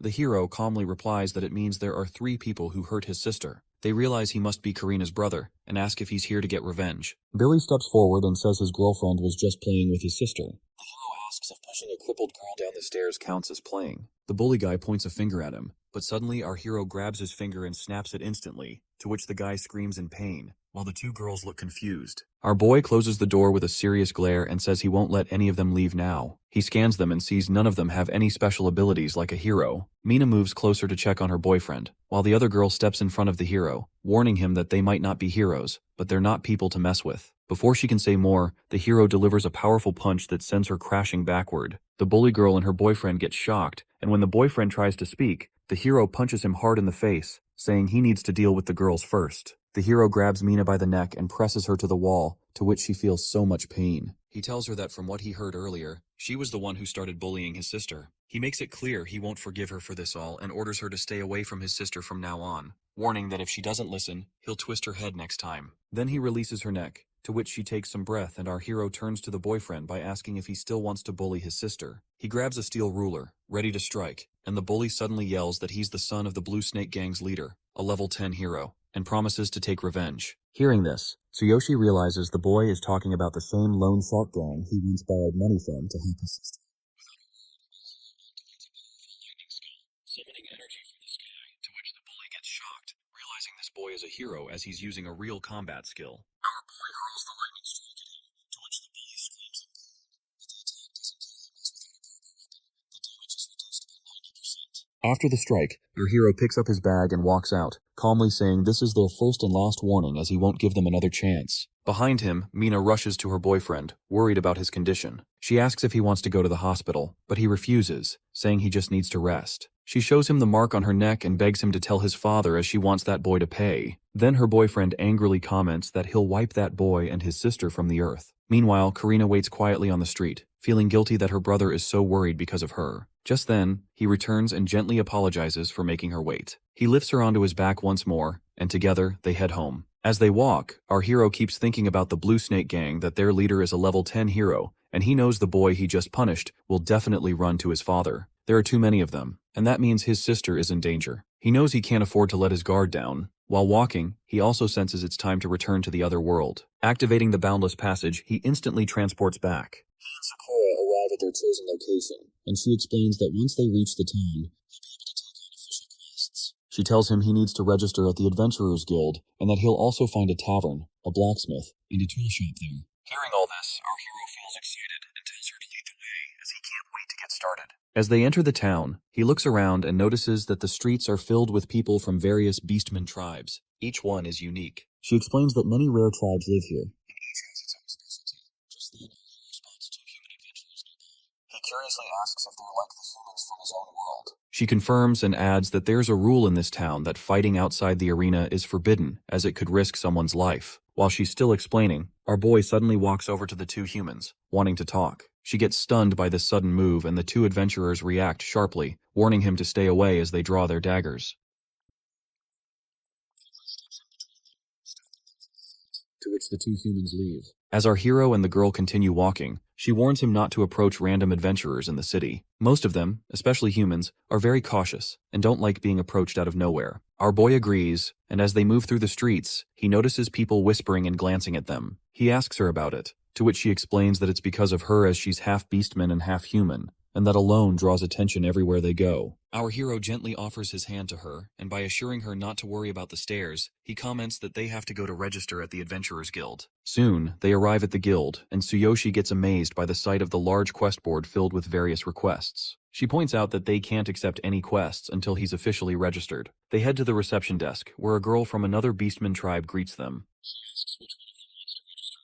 Our boy comments that she seems different from the others outside, who are giving them strange looks. The receptionist explains that she has seen countless adventurers come through, so nothing surprises her anymore. She hands him a registration form and asks for basic details like his name and class. She also explains that once the form is completed, his information will be shared with all Adventurers Guild branches. This way, he'll be able to take quests from any location in the future. Our boy glances at the form, and Sakura encourages him, saying this is an important step as without it, he won't receive an adventurer's badge. When he curiously asks about the badge, the receptionist shows him an iron rank badge, the lowest tier, and tells him it will serve as his identification from now on. She adds that the higher the rank of his badge, the better the quests, rewards, and recognition he'll receive. That's why he must work hard to gain experience and climb the ranks. She explains that adventurer badges begin at the lowest rank, iron, then move up to bronze, silver, and finally gold. However, only a handful of gold-ranked adventurers are ever seen around the guild, as those elite individuals usually accept quests only from wealthy clients. She also tells him that once he receives his badge, his level will be automatically detected. The badge even allows him to hide his level from others. Our hero gets pleased to hear this, and Sakura adds that now that he's officially registered, the badge is linked to him, and to hide his level, he simply needs to think about it. Our hero realizes that he is already familiar with this technique thanks to the divine selection system. When he focuses, the receptionist gets surprised as it's rare for a beginner to manage it so easily. While they're still talking, two beastmen suddenly rush into the guild, carrying a large bag. They approach the counter, saying they've completed a quest and want to report it. They also ask if there are any new quests available. The receptionist mentions there's one emergency request. The reward is generous, but the risk is also higher as the client specifically asked for an adventurer of at least level 15. She explains that a group of dangerous carnivorous creatures known as Darkness has been attacking local farms.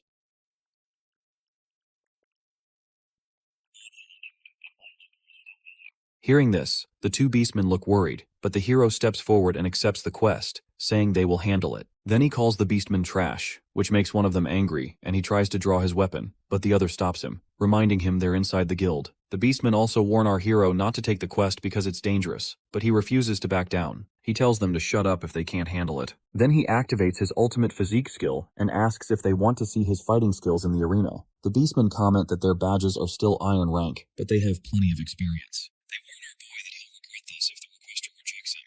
The receptionist agrees, saying that with his low level, it's likely to happen, but Sakura assures them that they will succeed. The two beastmen get surprised that the half-beast and half-human girl is backing the boy. When they ask how she can be so confident, she shows them her gold rank badge, to which everyone gets stunned. The receptionist says that she should have mentioned her gold badge from the start. She assures them that the requester will be pleased to hear this. The two beastmen quietly leave, and Sakura turns to our hero, calling him master, and says this quest will help him level up. The receptionist watches them go, confused about why a gold-ranked adventurer is calling this boy a master. Later, they arrive at the farm, and the beast girl points out that this is where many carnivorous darkness creatures live. Our hero admits he didn't know she had a gold badge. She explains that she joined the Adventurers Guild when she was young, and has completed many quests with different groups. Once she reached the level requirement, she upgraded her badge to gold. Our boy gets impressed and comments that she's amazing, to which she blushes but warns him that their enemies here look very strong. She explains that these creatures are made of darkness, which corrupts any living being it touches, driving them berserk, boosting their strength, and in the case of weaker creatures, even robbing them of their intelligence. She says they're just like those dark goblins, and it was this same darkness that turned the slimes into corrupted versions of themselves. She warns him that they're extremely dangerous, and only thunder element attacks are effective against them. Hearing this, he says that his Thunder Chain Fall skill is perfect for the job. He's excited as this is exactly the kind of opportunity he brought his weapon for, and it's a chance to level up. But just as he's about to draw his weapon and charge in, she stops him by telling that he shouldn't take on something like this alone anymore, as this isn't like the beginner areas, and fighting here could cost him his life.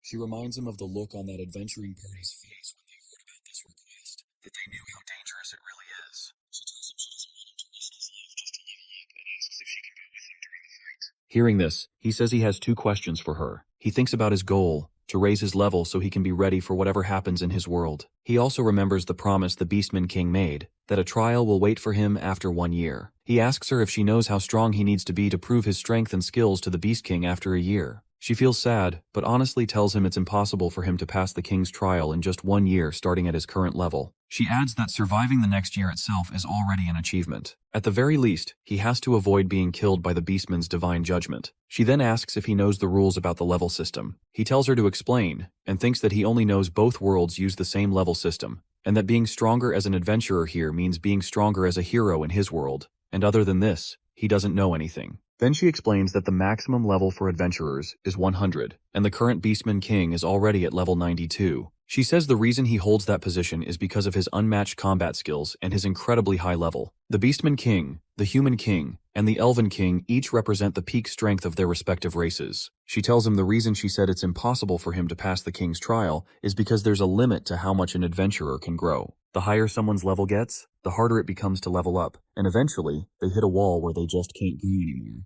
To make her point, she uses herself as an example that despite being an adventurer for over 20 years, she's still only level 72. She has tried countless times to go beyond that, but it's her limit, and everyone has one. She adds that in order to pass the Beast King's trial, he needs to be at least level 50. But for a normal adventurer, reaching level 50 takes a lifetime, and doing it within just 1 year is practically impossible. After hearing everything, he tells her not to worry, as she already knows he's not just a normal adventurer. He reminds her that he stood up even after receiving divine judgment, and he was able to lift the Divine King's hammer. So as long as he can reach level 50 within a year, he'll be fine. It might be impossible for others, but for him, it's within reach. He thinks to himself that everything is possible thanks to the ring, the very reason he's in this world. He has the divine selection system, and he's the chosen one. With that, he believes he can overcome anything. Hearing his words, she feels some hope, and tells him he's definitely a legend. Then he pulls out his freezing sword from the system, and starts walking toward the corrupted slimes, ready to hunt them down. But before that, he asks her his second question, that if he were to fight a level 10 warrior along with dozens of minions at the same time, what level he should be to have an advantage. She answers that for a battle like that, he would need to be at least level 12. He confidently says he'll reach level 12 in about a week, and as he steps into the farm, the massive slime lets out a thunderous roar. He decides to use the system to its fullest from now on. When he activates his divine eye, he scans the slime and sees its abilities. The system also reveals that there's a slime core inside its body. When the main body takes damage, the core glows and starts regenerating the slime. During this time, the core's location can be detected. He understands the slime's weaknesses, thunder attacks, and its core. He knows he has to use Thunder Chain Fall targeting the core. Jumping up, he prepares to find the core inside the slime's body. At this moment, Sakura warns him to be careful as if the slime hits him, the touched part might get corrupted. As he reaches near the slime's chest, he feels confident. With his ultimate physique activated, he believes he can withstand the slime's attack. He strikes the chest with a powerful slash but realizes the core isn't there. Meanwhile, the slime begins to heal itself. Suddenly, the slime lunges at him with its massive mouth. But he catches it with his bare hands, activating ultimate physique in both arms. With a surge of strength, he forces its jaws apart, tearing its mouth into 2. The girl watches in shock as this boy truly has the power to make the impossible possible. Seizing the moment, he grabs his freezing sword again and spots the core hidden beneath the slime's tongue. Channeling his thunder skill, he strikes the core with a powerful lightning strike, to which the darkness within the slime gets destroyed instantly. He says that this request might be easier than he thought, and notices the system awarding him 300 experience points. After 30 minutes, he finishes off all the carnivorous darkness outside. Just as the Beast Girl said, the higher his level gets, the more experience is needed to level up, and the points from weak mobs like these barely make a difference. Our hero has earned only 3,600 experience points from the fight,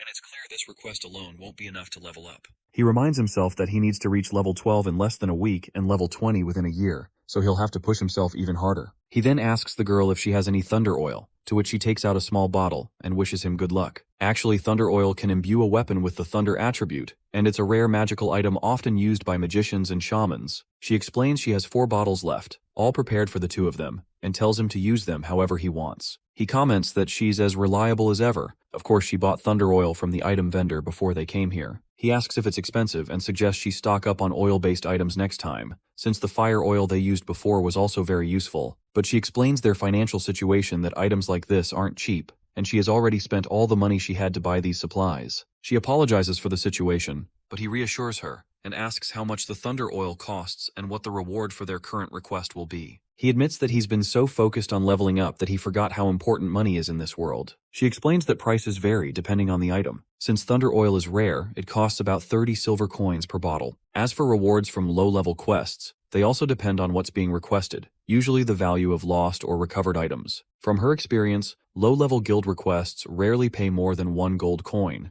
which is why people often prefer to hire adventurers directly when they lose something valuable. She adds that 1 gold coin equals 100 silver coins, and 100 silver coins equal 10,000 bronze coins. For their current task, clearing out the carnivorous darkness, she expects the reward to be about 3 gold coins, though the final amount depends on the requester. Once they complete the quest, the Adventurers Guild will calculate and distribute the payment. Hearing all this, our hero prepares to enter the food warehouse, certain the boss is inside. But before he can step forward, the farm owner arrives with several men and sharply demands to know who they are, accusing them of trespassing on his land without permission. Some of the men notice traces of thunder element magic lingering in the air and ask if this boy was the one who exterminated the carnivorous darkness outside. They scoff at the idea, saying it's impossible for just a human and a half-beast to wipe them out, as such a task is extremely difficult even for a full party. They then ask if they are also after Cardiolus, making it clear they've already taken this request and claiming that the drop item will be theirs. Our hero confusingly asks what Cardiolus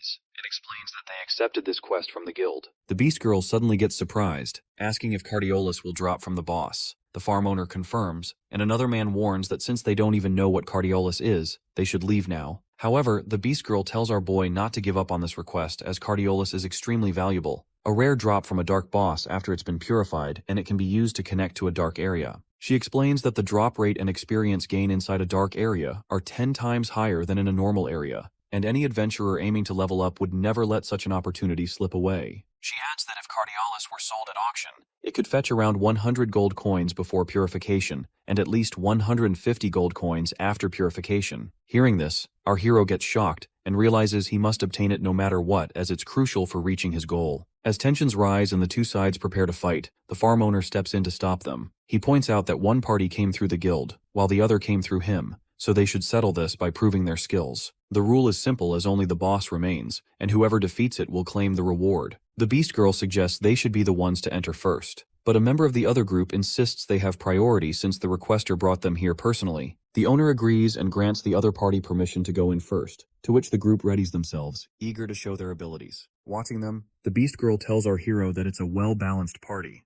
a magician, an archer, a warrior, and a tank, and if they work together perfectly, they could definitely take down the boss.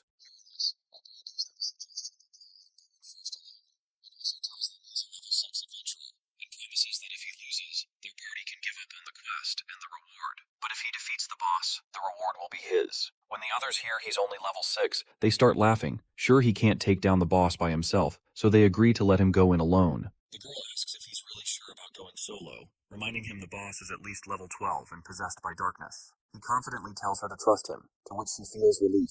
He prepares himself, and when he steps forward, the magician from the other party feels something strange, as this boy's aura has completely changed. As he enters and looks at the boss, he comments that this is definitely the strong opponent Sakura warned him about, but now he's more interested in the item called Cardiolus. He notices the boss is level 14, and the others outside are stunned by its massive size. They mock the girl, telling her to get ready to collect the boy's body since he won't last 10 seconds against the boss. They get scared. The hero notes that, in theory, the boss's weakness should be the same as the normal carnivorous darkness, but he knows this one is several times stronger than the ones outside, and there's no way he can win using the same method. He stores the freezing sword back into his system and declares that he'll kill this boss in just 1 second. When he prepares to draw the Divine King's hammer, the system warns him again that because of his low level, he can't use the hammer's full power, and if he forces it, it will drain a huge amount of his energy. He is confident in his plan, and since the carnivorous darkness is weak to thunder, he'll first enhance his arms with ultimate physique, then boost the power of Thunder Chain Fall with the Heaven Shaker skill, and finally activate the hammer at the very last moment. With this combination, he's certain he can win the fight. He knows that if he doesn't finish the boss with this strike, things will get dangerous as using the hammer will weaken him a lot. But he's determined to succeed and get the item no matter what.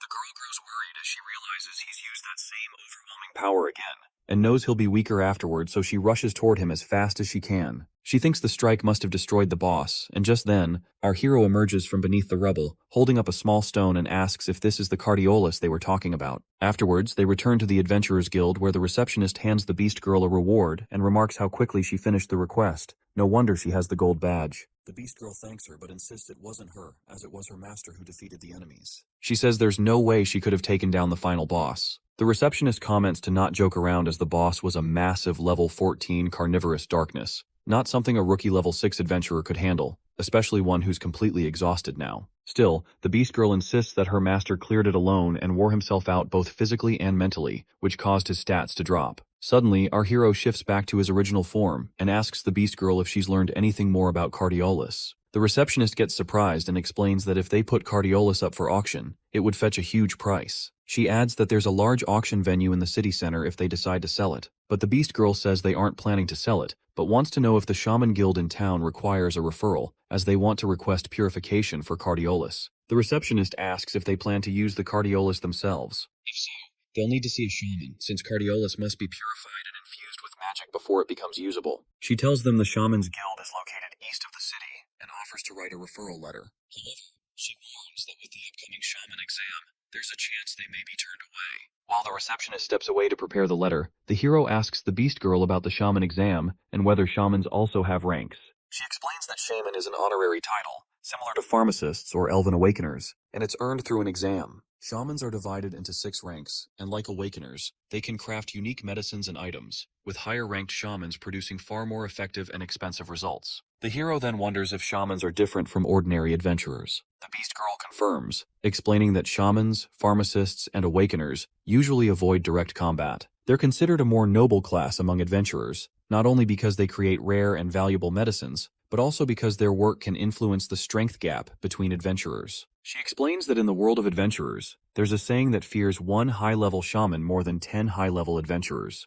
A skilled shaman can create medicines and items powerful enough to decide the outcome of battles. Some rare medicines even help with leveling up, which is why adventurers seek them out so desperately. Of course, pharmacists and awakers are also highly valued. She adds a story as an example that a level 80 warrior once offended a silver-rank shaman, and in revenge, the shaman summoned dozens of adventurers above level 80 to hunt him down. Since then, everyone has understood just how terrifying and influential shamans can be. As she is finishing her explanation, the receptionist returns with a referral letter. They both thank her for her kindness and head toward the Shaman Guild. Outside, they see a long line of magicians waiting for the entrance exam. She explains that many candidates come from prestigious families, schools, and organizations, so passing the exam is extremely difficult. Still, she reassures him that with the referral letter, they have a chance. When they approach the gate and ask a shaman guard about the purification of a Cardiolus, the guard mentions that since today is exam day, only shamans are allowed inside. She explains that they have a referral letter, but the guard refuses, saying it doesn't matter who the letter is from. He adds that in the Shaman Guild, they hold the authority, and no one can enter until the exam is over, no matter how many days pass. Hearing this, the hero grows frustrated. Just then, Doug, the president of the Shaman Guild, arrives, to which the guard quickly informs him of the situation. The hero steps forward and asks if he is the one in charge, questioning why they are being denied entry even with a referral letter. The president calmly replies that he will handle the purification, but since today is exam day, he has no time for them. He advises our hero to return after the exam is finished. Our boy then asks if there isn't any other way, to which the president comments that if this boy takes the shaman exam and earns the highest score, he will personally arrange it as a bonus. But he quickly points out the problem that since the boy is a warrior, he doesn't qualify to take the shaman exam. Our hero curiously asks about the requirements, to which the people around laugh at him, and the president explains that to become a shaman, one must at least have the aptitude of a magician, because at its core, a shaman is a type of magician. He explains that the most basic requirement is to pass 2 tests, potion creation and item crafting. Once those are cleared, one can become a white shaman. Hearing this, our hero asks him to lend him his staff, to which the president looks surprised, and the guard reacts angrily. But our boy calmly says that if he borrows the staff, he will prove his qualifications. The president agrees and hands it over, saying it has no level restrictions. The Beast Girl quietly asks what he plans to do, but when he reassures her, she relaxes as she trusts his words. Then our hero places his hand on the guard's chest and thinks that if his guess is right, he can duplicate a magician's skills and channel them through the staff as a medium. As his absolute duplication skill activates, countless skills appear before him, but he chooses one called Shining and declares that if he can successfully cast magic, it will prove his worth to take the shaman exam. With the staff in hand, waves of magic spread around him, and he tells the Beast Girl to close her eyes, then casts the Shining spell, to which the president quickly raises a shield to block the light,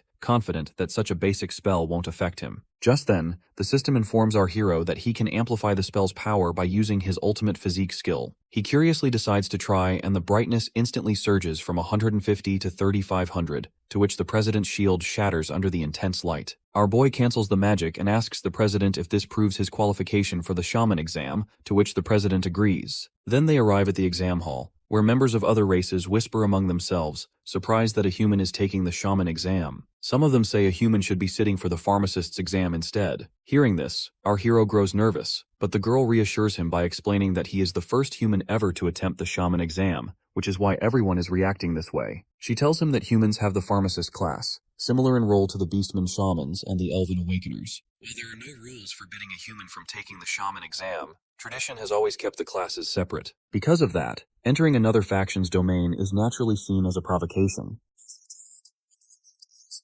The vice president tells his concern to the president that he doesn't oppose the decision, but warns that allowing this could damage the honor of the Beastmen Shaman faction. He also doubts whether a human can even brew potions, noting that this boy doesn't even carry a basic staff. The president replies that he has lent his own staff to the boy, and the purpose of today's test is simply to see whether he can make potions or not. He adds that he's curious about this boy's potential, because when the boy demonstrated magic earlier, he felt a surge of magic waves within him, a level of talent he has only ever seen in the genius shaman Kevin. Pig comments that it's just a joke, claiming that the human isn't even worthy of carrying the sandals of Kevin's newest disciple. The president then asks if the genius's disciple, Fulin, is also present, to which the vice president confirms and adds that she is aiming for the first place. Actually, the genius's new disciple is a young nightcat girl who is also taking part in the exam.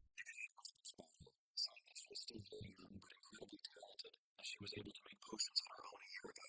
However, she was disqualified back then because of age restrictions, but this time, she has her sights set on winning. As the discussion continues, the vice president announces that the shaman exam is about to begin. He instructs non-participants to leave and tells the examinees to stand on the spots marked with their assigned numbers. Our hero checks his own number, 15, and when the Beast Girl leaves the area, he notices the numbers written on the floor and steps onto his spot. Nearby, the cat girl glances at him, surprised to see a human among the candidates. Our boy also thinks that she's actually quite cute, and then the president explains that in this shaman exam, the participants will be tested on their basic shaman skills, starting with making potions on their own. Suddenly, several tables rise automatically from the ground, surprising our hero, and the cat girl remarks that this is the shaman's refining station, though the human clearly has no idea about it. Our boy thinks to himself that potion making in this world still feels old-fashioned, as back in his old world, the videos he watched showed everything done through full automation. Then the vice president steps forward and begins explaining the test. With a tap of his staff, glowing magic circles appear beneath the participants, and sheets of paper float down into their hands. The instructions state that they must create 3 basic energy potions within 1 hour. The president adds that the first challenge is material selection.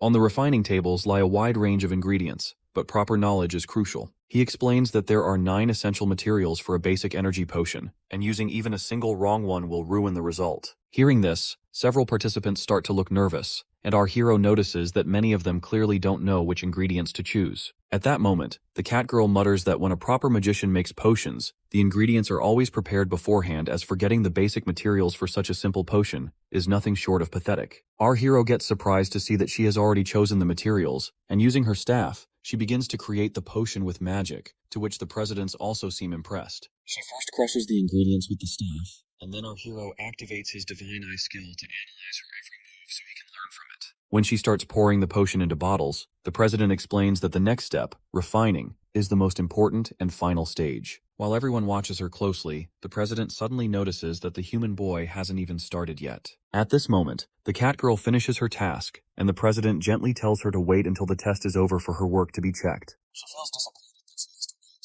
but when she glances at her boy, she notices him staring at her with a strange look. Just then, our hero completes his analysis and begins making the potions. Everyone gets stunned as they see him selecting, crushing, and refining the materials all at the same time. The vice president remarks in shock that this human had been hiding his true abilities all along, pointing out that this is the same technique Kevin once used during his shaman exam, a feat that requires extraordinary magical power. Meanwhile, the Beast Girl waits outside, wondering if her master has any weaknesses when it comes to potion making. Inside, our hero feels as if he has done this countless times before, just by looking at the process. He realizes that the final step is refining, infusing magic carefully to complete the potion. Watching his speed, the cat girl grows tense as he's working faster than she expected. She refuses to believe she's losing to a mere human, and she also wonders if he's copying the technique that her master Kevin once used during his shaman exam, the swift completion, a method that stunned everyone. The president also recalls how the genius amazed the crowd by finishing quickly and producing a C-grade potion, something far beyond what a white shaman should have been capable of. The vice president adds that for a human to create a C-grade potion is a remarkable achievement. It must have gone smoothly because he handled the materials with such precision, but in the end, it is the final product that truly matters. Then the system informs our hero that the potion he is making is only D-grade. He thinks this is enough to pass the exam, but then remembers that he still has to beat the cat girl, as if she creates a C-grade potion, he'll lose the top spot. That means he must aim for at least a C-grade himself. He recalls that during refinement, the potion's grade depends on the strength and attributes of magic, and if he can adjust both, the quality will rise. He decides to first boost his magic strength using the ultimate physique, but feels uncertain about how to change the magic's attribute. While he hesitates, the others watching start to wonder why the process isn't complete yet. Some whisper that the human must be losing focus, and that he might fail the refinement. The vice president laughs, saying there's no way someone can be a genius in everything, as this human probably used up all his energy just extracting the materials. The cat girl is also puzzled by his delay, and when another student reaches out to interfere, she quickly stops him, warning that disturbing this human now could break his concentration. At this moment, our hero thinks that he only has regular magic with no attribute, but suddenly remembers the lightning attribute that appeared when he used the Divine King's hammer, realizing that the weapon must have been endowed with it. He understands that if he borrows the power of the Divine King's hammer, he should be able to change his magic attribute. While everyone continues to mock him, he suddenly activates the hammer's power, and lightning begins to flow around his body. Everyone gets stunned as his magic power surges, his capacity increases,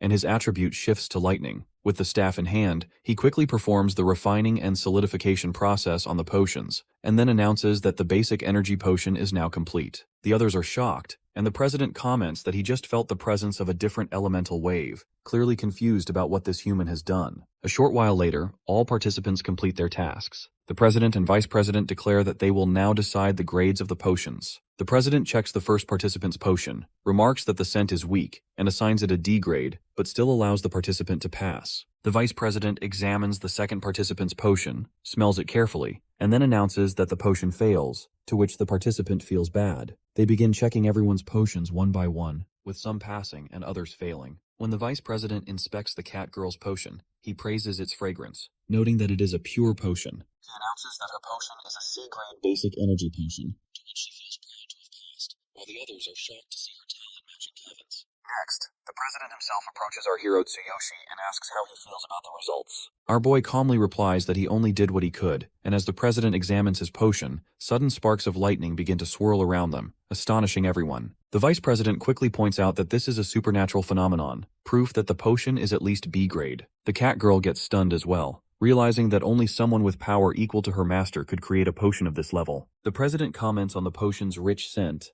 and the phenomenon it caused, and by turning to Pig, he declares that they were wrong, as this human boy might be even more terrifying than the genius Kevin himself. He then announces that because this boy produced a B-grade potion, he takes first place in the shaman exam. Meanwhile, the Beast Girl waits anxiously outside when our hero finally arrives, apologizing for making her worry. Curious about the results, she asks how he did, and he proudly tells her that he placed first, to which she gets amazed. Then they both head to the president for the purification of Cardiolus, where the president questions if he truly wants to purify it, reminding him that he already holds great power, but our boy explains that he needs to do it in order to level up. Hearing this, the president assures him that since he earned first place in the exam, his wish will be granted. The vice president then asks who taught him potion making, but when our boy replies that he figured it out on his own, both get completely shocked. The president tells him to follow him, promising that after the purification, he will reward him with the white shaman's robes. As they move toward their destination, the cat girl walks outside, and by whispering her master Kevin's name, she feels bad about losing to a mere human, to which the beast girl gets serious to realize that this cat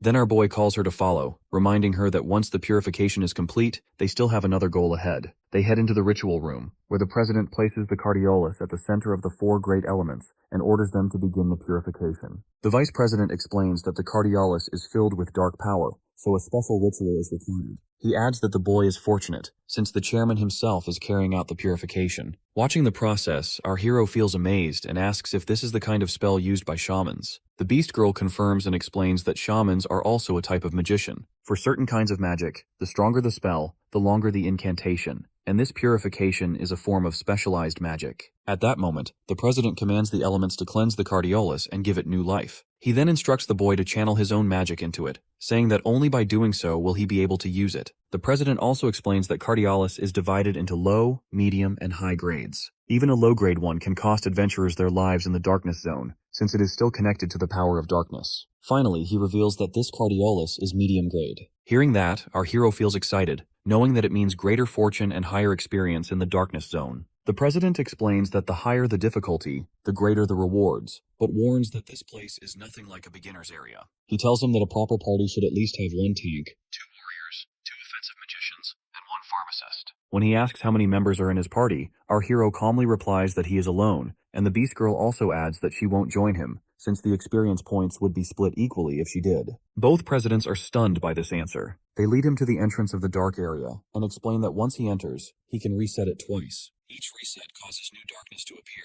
meaning he can face it 3 times in total. After that, he will be expelled, and the area will vanish. They warn him that once he steps inside, he cannot leave until all the monsters are defeated or time runs out. As he prepares to go in, the Beast Girl hands him several potions, and explains that she stocked up after the carnivorous darkness request, and urges him to take them, as he will definitely need them inside. The boy feels good about this, but when the president offers to lend him a staff since he doesn't have one, he refuses. Instead, he pulls out the freezing sword from the system, and declares that he is a warrior, to which everyone gets surprised, and the president wonders how much further this human will grow. Soon after, our boy enters the dark forest, and the system informs him that he has 12 hours, and if he resets by his own will, the entrance will remain closed for another 12 hours. He understands and decides to defeat the monsters as fast as possible since he can't afford to wait. Not long after, he encounters a pack of level 10 dark wolves. He knows these wolves move in groups, their speed is dangerous, and being surrounded could be fatal. Without hesitation, he activates ultimate physique in his arms and launches himself at them, using the Thunder Chain Fall skill. The attack heavily damages the wolves, and he realizes each kill gives him 500 experience points. He notes that the rewards here are much higher than in the outside world. With this in mind, he plans to clear 3 rounds before heading out, confident that he might level up twice. Then suddenly the wolves lunge at him again, but this time one of them blocks his strike by using its own teammate's body as a shield. Feeling surprised, our boy quickly boosts his ultimate physique by 60% in his arms and unleashes a powerful slash, cutting through them instantly and gaining more experience points. Outside, the Beast Girl grows more anxious, and the president remarks that he has never heard of anyone entering the dark area alone. The vice president adds that while many talented youngsters have appeared, most were consumed by their own arrogance and lost their lives. Yet, this is the first time he has seen someone daring enough to challenge the boss of the dark area alone. With that, he turns away, muttering that he hopes the boy will come to his senses. Inside, our hero continues his fight against the wolves. Suddenly, the system warns him that his stamina and willpower have dropped by half. His body feels heavy and drained, and he mutters that overusing the ultimate physique is getting serious for him. Then, he remembers the stamina and energy potions given by the Beast Girl. Quickly drinking them, he feels his strength and willpower begin to recover, and he again gets prepared to move on the hunt. The Beast Girl asks the president if he isn't going back, but the president replies that he's worried about whether the human boy will return safely. He adds that the boy is remarkable, a warrior who even took the shaman exam just to purify cardiolus, and despite not carrying a staff, he's capable of making B-rank potions. As they speak, a sudden sound comes from inside, to which the Beast Girl recognizes it as our hero's thunder skill and feels relieved, knowing her master is still safe. Inside, our boy unleashes Thunder Chain Fall on a pack of wolves. His powerful strike defeats them instantly, raising his total experience to 12,400 out of 15,000. Seeing this, he mutters that only the boss remains, and defeating it will be enough to reach level 7. He finally arrives at the entrance of the boss room, but feeling a bit drained after clearing all the minions, he decides to rest for a while before challenging the boss. He drinks some more energy and stamina potions, wincing at the bitter taste because, compared to the convenient capsules from his original world, these are unpleasant, but their effects are far stronger as his strength quickly returns, and he rises to face the boss. Opening the massive door, he senses a powerful presence, A towering pig-like creature steps forward, and it's clear this is the boss of the Dark Area. He immediately activates ultimate physique in both arms, but before he can make a move, the beast suddenly leaps at him with shocking speed, slashing down with its sword. Our hero just manages to block with his freezing blade, but he realizes the boss is incredibly fast. Then the monster releases a strange radiation, locking our hero's body in place, and for a moment, he's helpless as the beast prepares to strike again. But the ring on his hand activates and breaks the illusion, to which his body responds once more, and he raises his sword just in time to block the incoming slash. Doing this, he comments that he won't die so easily, to which the monster feels surprised, but admits that this human is strong as he has broken its tremble-slow attack. The boss leaps at him again, and our hero thinks that if only he had the Dark Goblin set, he could use the Roaring Tentacle to strike its weak point, but that gear was left behind in his original world. The boss then unleashes a bloody attack, shattering much of our hero's freezing sword. Losing control, he takes a brutal hit to the neck, to which some blood spills out from the wound. He realizes he has no medicine for the bleeding, and at this rate, he'll die. If he stays still, the blood will keep flowing, and with his potions running out, his chances of survival grow slim. Yet he refuses to give up and leaps at the boss again, using his Thunder Chain Fall skill to unleash a powerful strike. But to his shock, the boss effortlessly drives the thunder attack straight into the ground instead. The boss steps closer to him and declares that he will end his life without even using the sacrifice skill. Swinging its massive sword, the boss unleashes a powerful strike that causes a huge blast. The impact takes away some of our hero's health, but as the dust clears, the boss gets surprised to see that this human boy has activated the very same sacrifice skill. Our hero thanks the boss for approaching him, explaining that this allowed him to copy the sacrifice skill with his absolute duplication ability. At this moment, his entire presence shifts, radiating overwhelming strength and pressure. He states that he will finish the fight using only his bare hands, without relying on any weapon, and the system also informs him that his ultimate physique has now been enhanced by 3 times, pushing his power to an entirely new level. The boss gets stunned and demands to know how the boy can use the darkness skill, but our hero comments. Without wasting a moment, he leaps forward with incredible speed and slams a powerful punch into the boss's stomach, which causes the boss to slide back afar.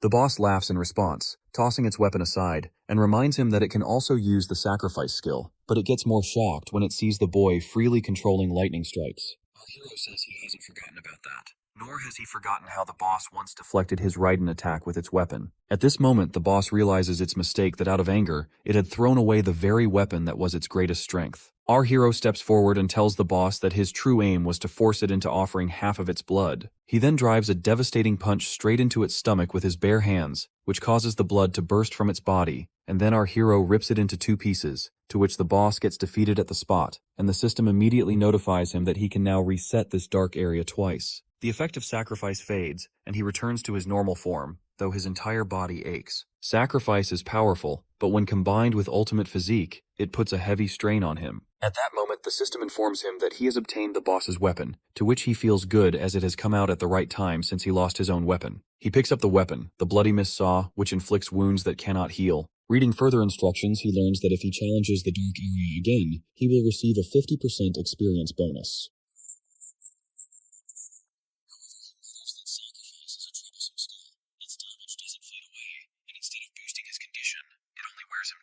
Unsure of what to do next, he debates whether to step outside and rest. If he dives into another round right away, he knows the boss fight will be unavoidable. On top of that, the beast girl warned him earlier that it would be dangerous not to leave and replenish supplies after the first round. But he also reminds himself that his plan is to gain 6 levels in 1 week, reaching level 12. To return safely to his original world, he must keep leveling up, so he cannot ignore the bonus experience. With that thought, he presses the challenge button without hesitation, resetting the dark area to face the boss again. Outside, the beast girl feels worried because he still hasn't come out. The president reassures her, saying the boy might have chosen to continue since the challenge offers extra experience. Still, he feels uneasy as if the boy had lost. He should have been forced out already, yet he remains inside. The beast girl mutters that the boy promised to return after the first round. Just then, the Vice President Pig returns from his nap. Seeing the situation, he asks if the fight isn't over yet. He mocks that the first round has already ended, and yet the boy's body hasn't been expelled. He mentions that he has seen countless young challengers before,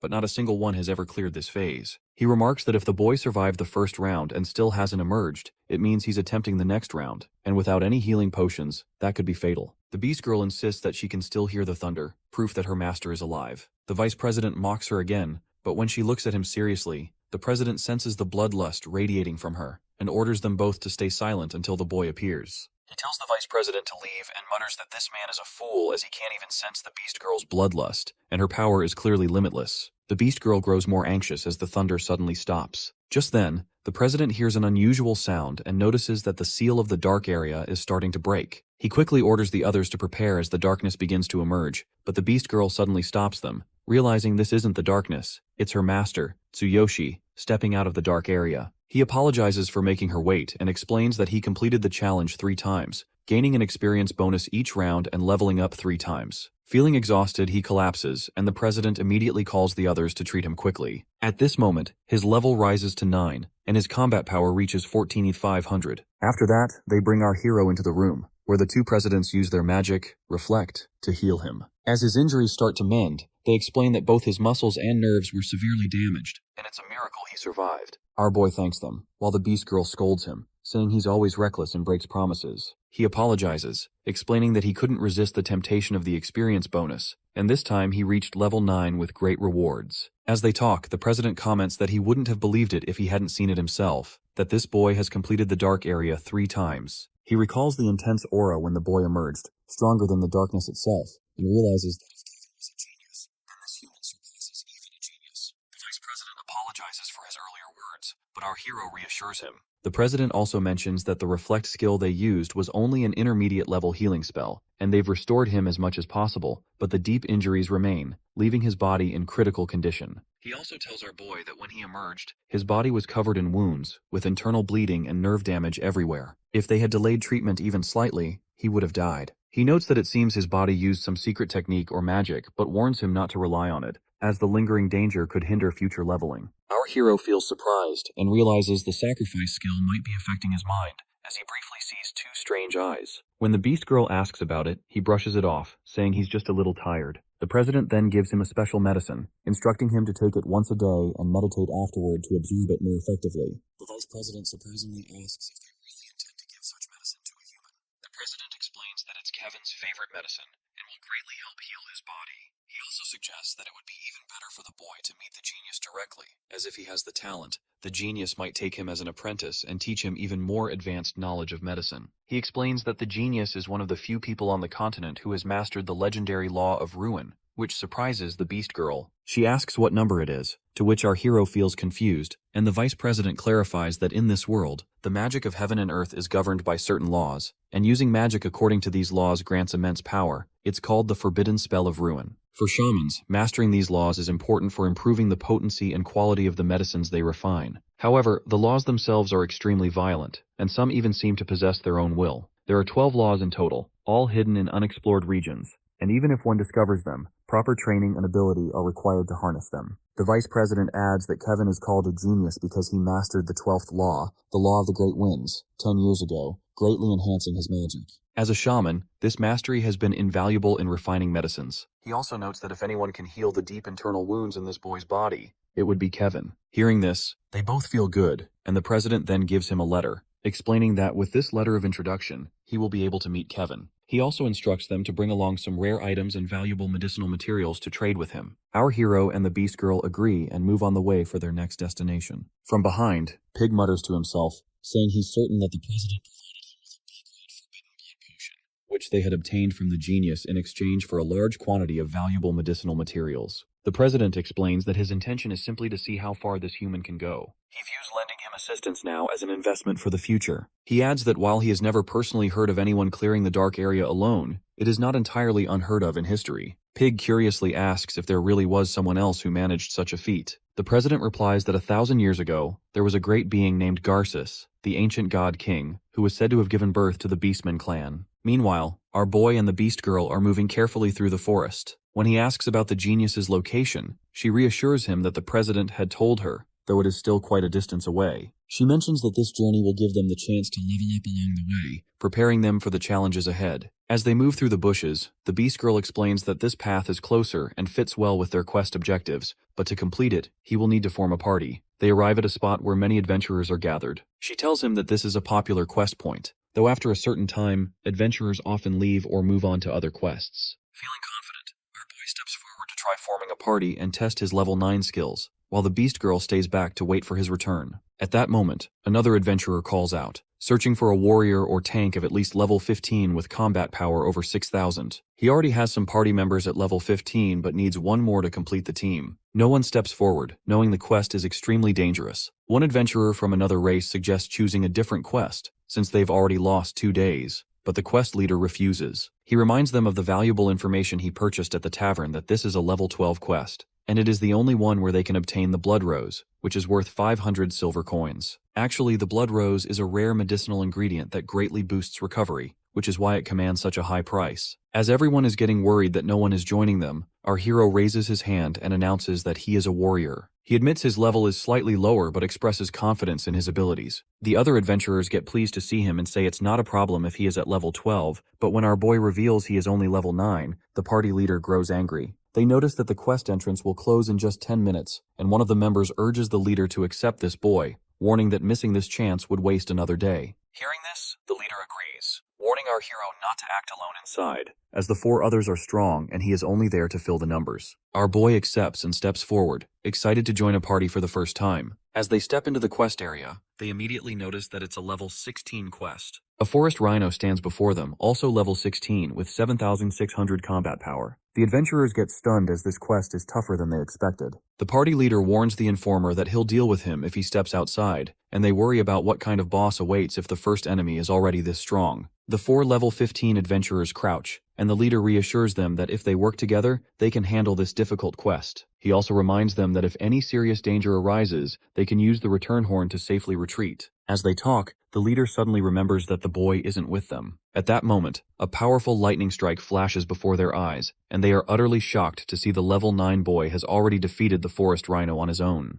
Doing this, our hero feels good as this challenge is easy for him compared to what he has faced in the dark area. After that, the group starts clearing the monsters in the area. They can't help but comment on how strong the level 9 warrior is, amazed that he's handling the quest almost entirely on his own. They notice he seems to know every monster's weak points and doesn't need any healing at all. One of the adventurers asks the boss if he knows who the boy is. Since he has connections outside, the boss admits he isn't sure. He only recognizes the adventurers introduced by the information broker at the tavern and guesses the boy must be an elite from a major guild, though he looks vaguely familiar. Meanwhile, our hero thinks that the experience points here are generous compared to the original world, but still far below what he gained in the dark area. Even the level 16 monsters here are far weaker than level 11 creatures from the dark area. They don't even come close to the strength of the darkness monsters. Spotting another monster, his system notifies him that its weakness is fire, though it's covered in poisonous thorns. He thinks this quest is about collecting blood roses, which he can later give to Kevin as a souvenir. He slays the monster and warns the party that the quest boss will appear soon. The weaker monsters are multiplying, and their weakness is fire, so he instructs the magician to use fire spells against them. The captain steps forward to prepare his attack, but our boy also cautions everyone about the poisonous thorns that can cause serious injuries. The captain feels puzzled at how someone only at level 9 could know so much, as with that much knowledge and experience, this boy must be hiding his true strength. Still, he casts his fire magic and burns down the wave of monsters in an instant. After the fight, the group takes a short rest. The captain's 3 companions quietly talk among themselves,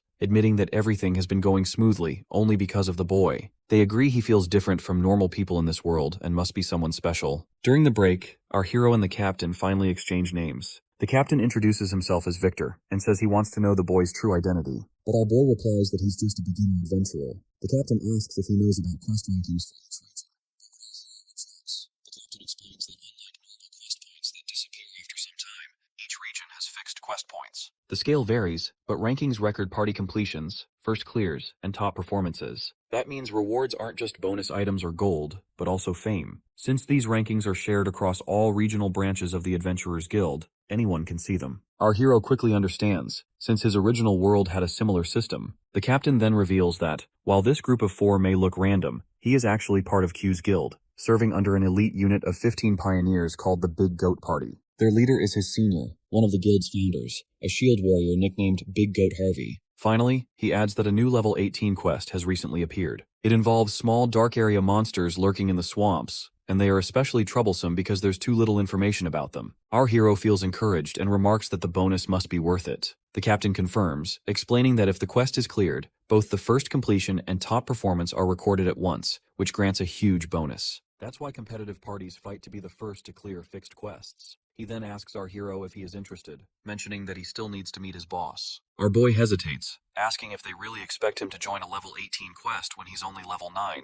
The captain mentions that the required level depends on the quest, and for this one only adventurers up to level 18 are allowed, so there's no problem. Hearing that, our hero agrees, but sets 2 conditions. First, if they clear the quest, all the initial experience points go to him. Second, he gets to pick the bonus rewards first, while the others take the rest. The captain gets surprised and admits that even if he personally agrees, his boss and the other members might not, to which our hero says they can settle that later as right now, the quest comes first. Then, turning to the group, he tells everyone to get back to work since they've rested long enough. After some time, they step out of the portal with smiles, relieved that the quest is finally cleared. The others mention how effective the captain's fire magic was, adding that without Tsuyoshi's help, they wouldn't have managed to finish it on their own. Our hero also feels satisfied, having received his share of the blood roses. The captain then tells the group he will distribute the bonus later, and everyone agrees. Afterward, the captain asks our boy if he has time to meet his boss, Harvey, but our hero replies that he needs to inform his comrade first. He goes to the beast girl, who gently wipes the dirt from his face while listening to him explain everything. She feels reassured and tells him that she will head to the nearby town to gather information and return with a report. Our boy agrees, saying this will be useful, and adds that if they don't run into each other, they should meet at the local adventurers guild. Before he leaves, she hands him some potions and enough money to last 3 days. As he walks away, the beast girl thinks that this situation is perfect for her, as she still needs to investigate more about the so-called genius, Kevin. If he has already mastered the Earth-Wind fusion law, then her plan to kill him will have to be reconsidered. After that, the captain returns to his guild and immediately tells his boss Harvey about the boy. The boss gets surprised to hear that a level 9 warrior is supposed to lead his elite party, whose average level is 16. The boss himself is level 18, so the idea sounds unbelievable. But the captain insists the boy is remarkable as thanks to him, they managed to secure the blood roses without any trouble. Hearing this, another member,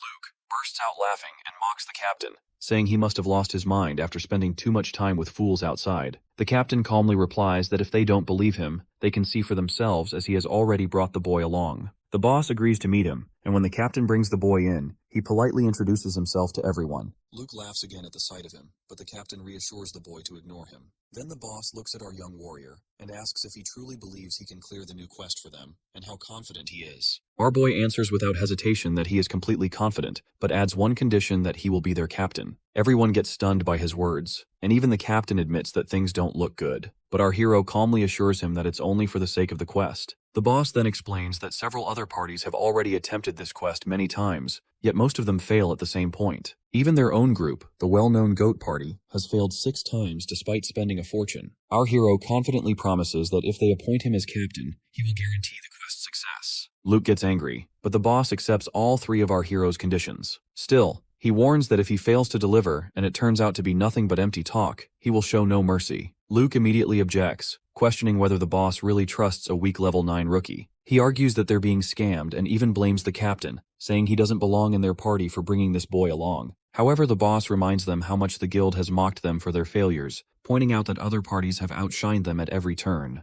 If they manage to secure the first clear and set the record for best performance on this quest, the reputation will finally be theirs. With no other options left, he insists they take this one small chance. Then they all head toward the spot where the quest portal is waiting. As they approach, other parties mock them that they're attempting the new quest again, and will probably end up using the return horn like before.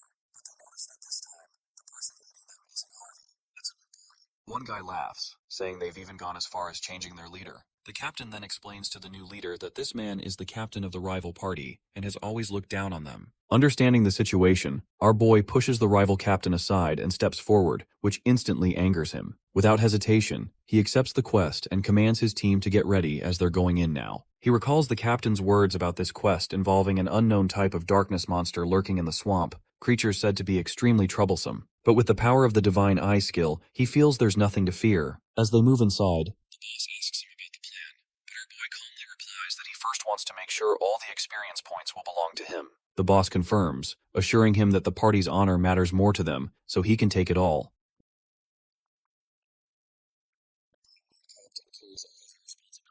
When our hero checks the system and notices that all the experience will go to him, he feels motivated and prepares to continue the task. He recalls what the captain mentioned about hard mode and realizes now is the time to activate it. In hard mode, all rewards, including experience points, are tripled, which excites him. The moment he activates it, the surroundings shift dramatically, leaving everyone else stunned. The boss instantly recognizes that hard mode has been triggered, while the captain asks our hero if he activated it by mistake. Luke calls him an idiot, and claims that he must be trying to get them all killed, since this mode is far more dangerous than the normal one. He also reveals that he was waiting for this kind of reckless move. Pulling out a return horn, he explains that he is already prepared for this and plans to escape. But before anyone can act, our hero steps forward and tells them he has a plan to get everyone out safely, if they just stick with him. With confidence, he thinks that by using his Divine Eye skill and the strength of many allies, he can clear hard mode without letting anyone suffer injuries. He spots a swarm of crocodile monsters, and by using his Divine Eye, he sees their weakness, fire and lightning, and realizes that if he focuses harder, he can push this skill even further. However, the boss grows suspicious, thinking this guy has tricked them all. Ignoring that, our hero confidently orders the group to follow his lead, promising he'll guide them through this hard mode. Activating his sword's ability, he commands the fire magicians to prepare. The captain decides to trust him and gets ready, while other magicians join in, determined not to be mocked again if they fail. As the crocodiles leap toward him, the boss warns our hero to stay back. Instead, our boy unleashes a thunder strike and orders the magicians to blast fire from 1 meter behind him. They follow his command, and with the combined assault, the crocodile monsters get wiped out instantly, to which the captain also gets shocked at how easily they won. Then our boy explains that his skill, Thunder Chain Fall, can weaken enemies. Once weakened, any active skills they use are interrupted, and attacks deal double damage. On top of that, when everyone focused their fire magic on a single point, the attribute damage multiplied, making it much easier to defeat the monsters. Hearing this, the group feels relieved, realizing they now have a real chance to clear the quest. The boss looks at him in shock, wondering how someone at just level 9 could know so much. However, Luke refuses to accept it and mutters that it's only luck. But the others immediately argue back, saying they saw it with their own eyes as this boy really is incredible. Our hero cuts them off, telling them not to waste time arguing with him, and orders them to follow his lead so they can clear hard mode, to which everyone, even the boss, agrees and follows his instructions. After 30 minutes, the group reaches the swamp and hides in the bushes. The captain asks what they should do next, while Luke points out that the monsters here are darkness types. He doubts where the boy gets his information and warns that if they fail here because of him,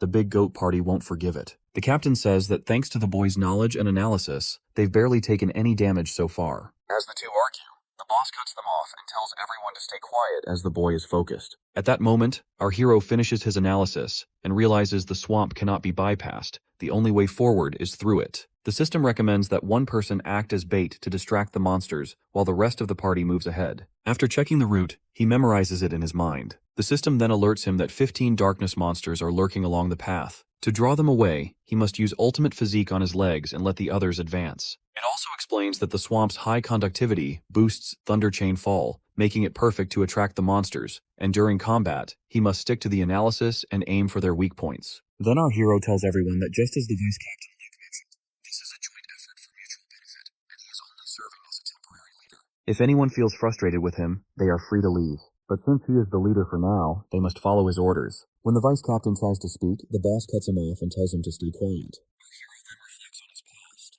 thinking how his spirit would have been crushed if someone had treated him with such open hostility back then. No matter the world, there are always people who bully the weak or see others as threats. He remembers how he and his sister used to be victims of that kind of behavior, and how the only real solution is to become stronger. But now he is no longer the same boy. With that resolve, he tells the group that they must cross the swamp to reach the next area, to which the boss agrees and explains that he once managed to get halfway through and even saw the entrance leading to the next path. He warns everyone that they need to move carefully through the swamp since monsters attack without warning, and if things go wrong, they'll have to use the return horn. But our hero assures them that he'll stay behind to lure the monsters while the boss leads the others to the next area, and also promises that he'll catch up later. Everyone gets shocked by his decision, calling it reckless. Luke even bursts out laughing, saying he expected some kind of brilliant strategy, but this is just pathetic. Ignoring him, our hero hands a map to the captain and orders him to memorize the safe route so no one steps into danger. The captain gets stunned that this boy even knows the layout of this area. Our hero explains that luring the monsters is only the first step. He intends to defeat every single one of them himself. With that, he steps forward and tells the group to wait for his signal. The moment he enters the swamp, he realizes the terrain is perfectly suited for lightning-based attacks. From behind, Luke asks the boss if he really trusts the boy, to which the boss hesitates.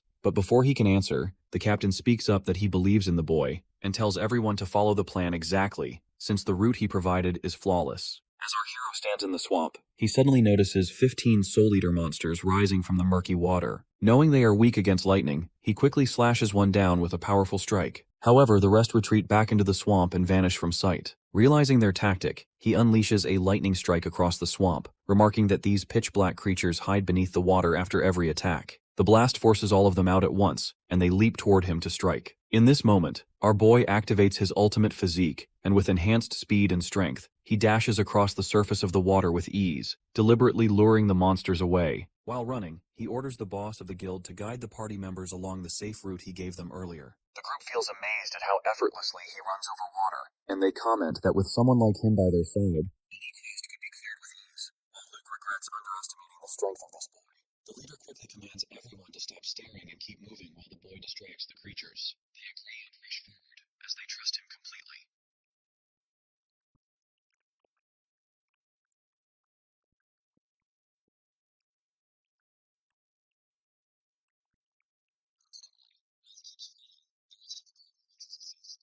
Feeling excited, they cheer that they've never made it this far before.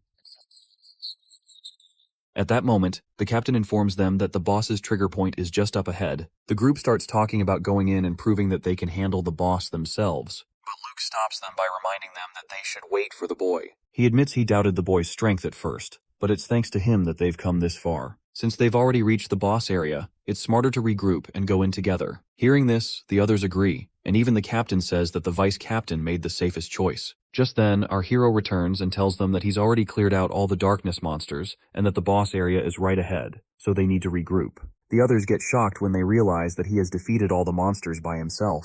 They finally understand just how strong he really is. Even the boss admits that once the quest is over, they should recommend this boy to the guildmaster. Then they hide behind the bushes and watch as the boss appears in front of them, a swamp watcher at level 18. Our hero quickly notices its weakness: fire, lightning, and magic attacks. However, what surprises him is the absence of a boss gate. The vice captain explains that in hard mode, a boss gate isn't guaranteed. Whether a gate or trigger point exists depends not on the quest's difficulty, but on the boss's actual strength. Our hero then realizes that the true key is the boss's power, and the massive one-eyed gate he once saw in Kaidiolus's dark area must be unique to dark-type bosses. At that moment, the vice captain commands the party to head for the trigger point, but our hero stops him and tells the big goat to gather the magicians and the agile members. Once everyone is in position, our boy gives clear instructions that the big goat and the vice president will lead the warriors in direct combat, fighting as usual. The magicians will form pairs and prepare their strongest high-impact spells, but only cast them when he gives the signal. Lastly, he orders the party's debuff items, those that cause bleeding or poison, to be collected and evenly handed out to the agile members for the fight. The guys look surprised when they hear about the debuff items,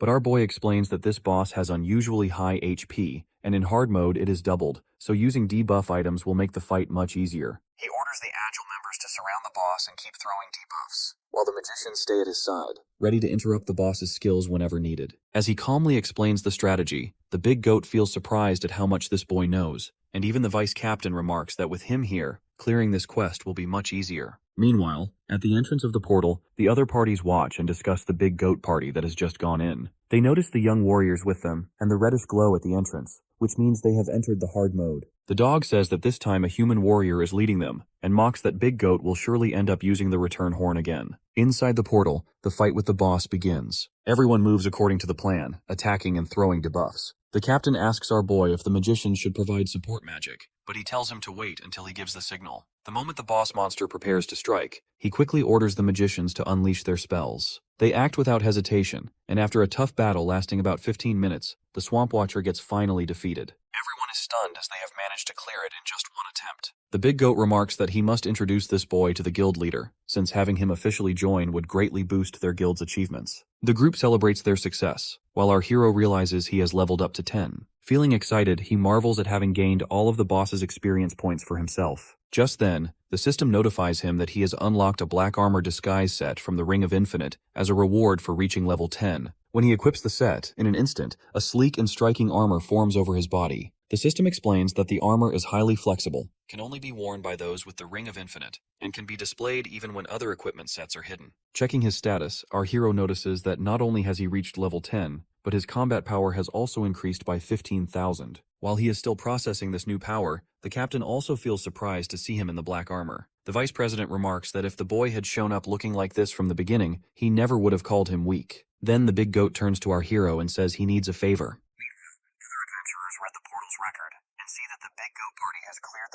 hard mode in just 150 minutes. The dog gets shocked, wondering how that's even possible. Just then, the party emerges from the portal, with our hero walking proudly at the front. Everyone around stares in surprise and begins whispering about him, asking which guild he belongs to. The captain steps forward and tells Dog that their party was the one who cleared the quest. But Dog replies that it was only possible because they had a powerful newcomer with them. Our hero steps closer to Dog and asks what he said about him earlier. Dog quickly apologizes, admitting his mistake, and even asks to join their party. He realizes this boy is no ordinary person, and if his power is real, he would be an incredible asset. Soon, adventurers from all of the guilds gather around our hero, each offering him a place in their parties. Our boy notes to himself that talented people are always in high demand. Even in his old world, big guilds would fight over powerful heroes. Strength is wanted everywhere, no matter the place. Just then, the big goat tells everyone to step aside, declaring that this boy is already joining their party. After that, the party takes our hero back to the Beastman city. As they walk through the streets, everyone stares at him in surprise because of his uniform. The Beastmen whisper among themselves, recognizing the famous goat party,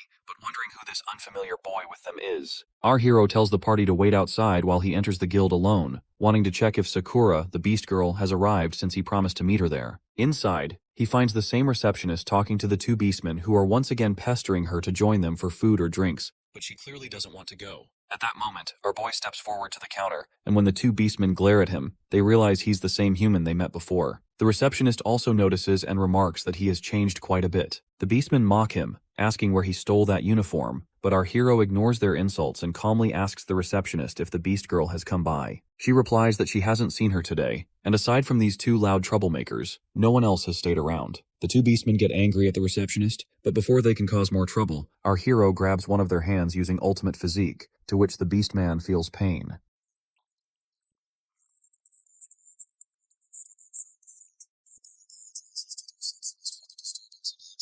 She quickly warns him not to go, saying they'll beat him if he leaves, but he calmly assures her that he'll be fine. The big goat sees the commotion and asks about the problem, calling our hero the captain.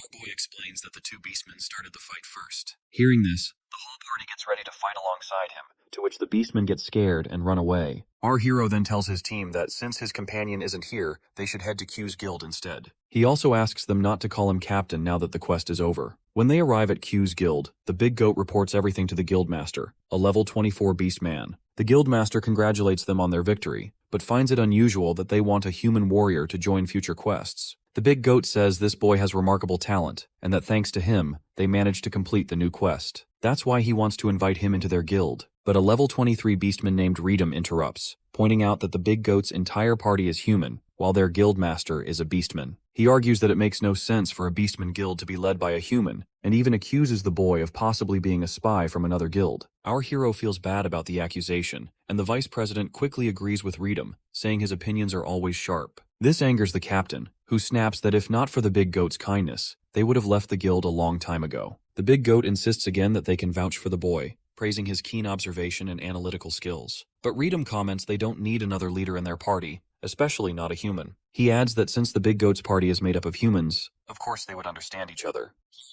The big goat feels angry and argues that his party has worked hard to earn great results for the guild. Still, the beastman counters that if other guilds discover they accepted a human as their leader, they'll be mocked, and the guild's reputation could collapse. The big goat asks the guildmaster for his opinion, and the guildmaster agrees with Redum's suggestion, saying they should send this human off with proper hospitality. Hearing that, the big goat looks disappointed and our hero steps in, saying he only came here because of the big goat, but if that's how things are, he'll leave. He reassures the big goat, telling him it was fun fighting together, and adds that they'll meet again if possible. As he walks away, the big goat mutters that they just lost a huge opportunity since this boy could have changed the guild's future. Then he leaves with his entire team as well. Outside, our hero feels unsure whether he should focus on leveling up or start looking for the beast girl. At that moment, Dog, the beastman who mocked him earlier, approaches. This time, he politely asks for help, explaining that their guild accepted a difficult request, and the president told him to find someone strong. He promises that their guild will welcome him gently, with rewards and conditions entirely up to him. Feeling encouraged, our hero asks what kind of request it is, and Dog explains that it's a mission to rescue the kidnapped daughter of a wealthy merchant. Our boy asks if the guild really accepts requests like this, to which Dog explains that a guild needs more than just honor and income. Requests are also a big part of their revenue. He adds that the Adventurers Guild usually competes with them for high-paying jobs, and while their own pace guild is well known in this city, they barely manage to secure this one. Hearing this, our boy realizes that if it's a matter of competition, the reward must be huge. He recalls how the farm request with the beast girl already paid 3 gold coins. However, Dog says it's not that simple, as the one kidnapped is the daughter of a very wealthy and well-known family in the city. The reward is about 100 times higher than a normal urgent request, a staggering 500 gold coins. When Dog mentions he'll give half to him, our boy gets stunned, thinking the beast girl will be thrilled to see so much money. After some time, they arrive at the Pace Guild's entrance. Inside, the wealthy merchant named Wenton is scolding the guild members, as it's already the 3rd day since the kidnapping, and tomorrow is the final deadline for the kidnapper's demands, yet they still haven't found his daughter. He clearly states that if they fail again, they'll have to pay 10 times the reward as compensation. Hearing this, the guildmaster Pace and the vice president Hugh get surprised. They admit the demand is too high but promise they'll find his daughter tomorrow, and then suddenly Dog arrives with our hero. Our boy asks Dog if the guild hasn't sent a rescue team yet, to which Dog explains that they did, but the target's location is deep in the mountains, making it difficult to move without drawing attention. At first, they sent a team of 15 with an average level of 20, even including the vice guildmaster. They were confident, but they never even made it to the enemy's base, let alone the rescue. He continues that the team was caught in countless traps in unfamiliar terrain. The enemy group has around 20 members with an average level of 19, and their leader is a level 25 berserker. The guild sent out 3 more rescue teams with anyone who could fight, but every attempt ended in complete failure. After hearing this, our boy remarks that since the first attempt failed, the enemy is likely waiting for them fully prepared, to which Dog admits that they realized this too late. They stopped trying to force their way in, but too much time had already been wasted. That's why the guild called him here. He starts crying, worried that the guild's reputation will be ruined, but our hero reassures him by thinking about the situation carefully. He knows he has the Divine Eye skill that duplicates abilities, so he can manage this, but he also realizes he'll need to switch out the sacrifice skill for something else. Just then, the merchant once again orders the guild members that if they fail, they'll have to pay 10 times the reward as compensation.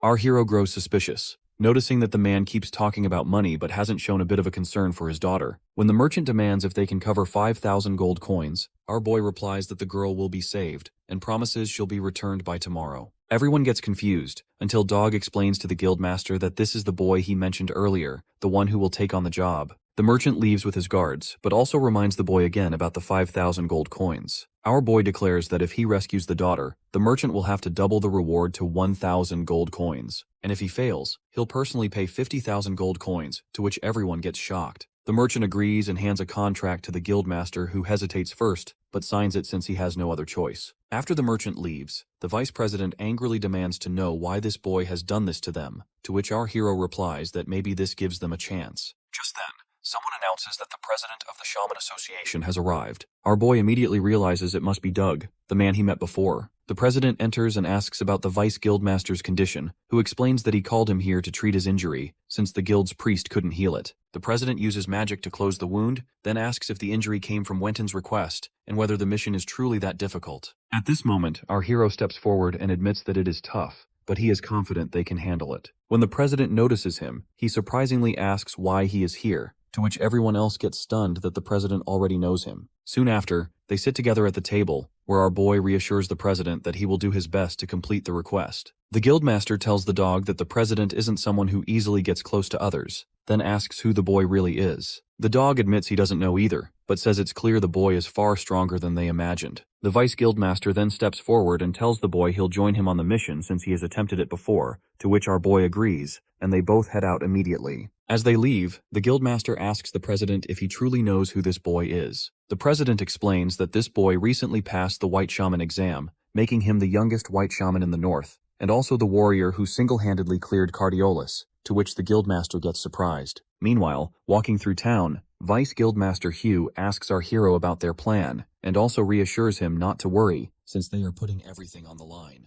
The boy calmly replies that preparation is important, and requests him to guide him to the location, as he already knows about this area. The Vice Master tells him they already have 2 sets of medicine and basic supplies, so there's no need to buy anything else. When he asks where they should go next, the hero replies that he wants to head to the arena, to which the Vice Master feels confused but agrees. Once they arrive, the Vice Master asks another man what kind of matches are scheduled for the day, but our hero quickly clarifies that he isn't here to watch. He wants to participate, to which the Vice Master gets surprised, while the man points him toward the registration desk and explains that he just needs to pay the entry fee. As they walk, our hero thinks about using the divine selection system to shift his attributes toward those of an assassin. This mission requires stealth, someone who can move unnoticed and eliminate the target without drawing attention. He plans to study assassins by fighting in the arena, learn their techniques, and duplicate the most suitable skills. Inside the arena, the crowd's attention is fixed on a cat-like warrior named Narado, a level 21 shadow assassin. Across from him stands a beastman, who notes that the cat guy has only one arm, but he moves with incredible speed. The cat guy commands him to attack, to which the beastman leaps forward, but in a flash, the cat guy uses his ambush attack skill, slipping behind the beastman and driving his dagger into his back, which causes the beastman to get defeated instantly. Actually, ambush attack is a specialized skill designed for close-range combat, allowing the user to strike a fatal blow with precision.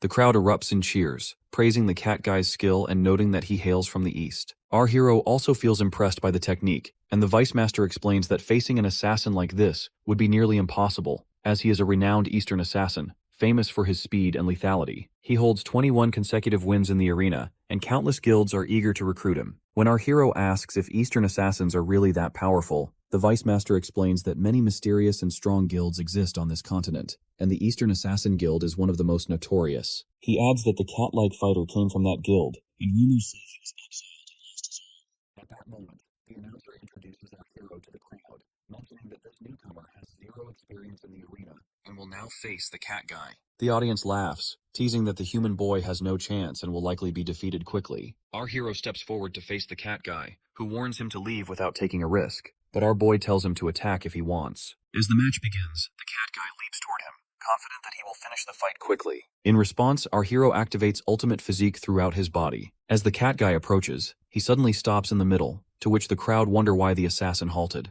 However, the cat guy gets stunned as he realizes that the seemingly weak human is now radiating an overwhelming and powerful aura that commands attention. He realizes that this boy is no ordinary opponent, and our hero calmly asks if the cat guy has already given up on the fight. At that moment, the system notifies him that he can now replicate his opponent's skills through combat. Feeling excited, he leaps toward the cat guy, pulling out his blade from the inventory. The cat guy immediately senses the threat and knows he has to be careful. As our hero swings his blade to attack, the cat guy quickly activates his Z-step skill, moving behind him to launch a sneak attack. But our boy senses his movement and activates ultimate physique on his neck, and when the cat guy tries to stab him, the dagger doesn't even leave a scratch. The cat guy and the entire crowd get surprised, and then the system displays all of the cat guy's skills to our hero. He selects the ambush attack skill, and immediately the system enhances it into thunderous ambush attack, adapting it to our boy's weapon and attributes. At this moment, our hero leaps at the cat guy and unleashes his new skill, striking him with a thunderous attack, to which the cat guy gets defeated instantly, and the hero remarks that now he can move on to rescuing the merchant's kidnapped daughter.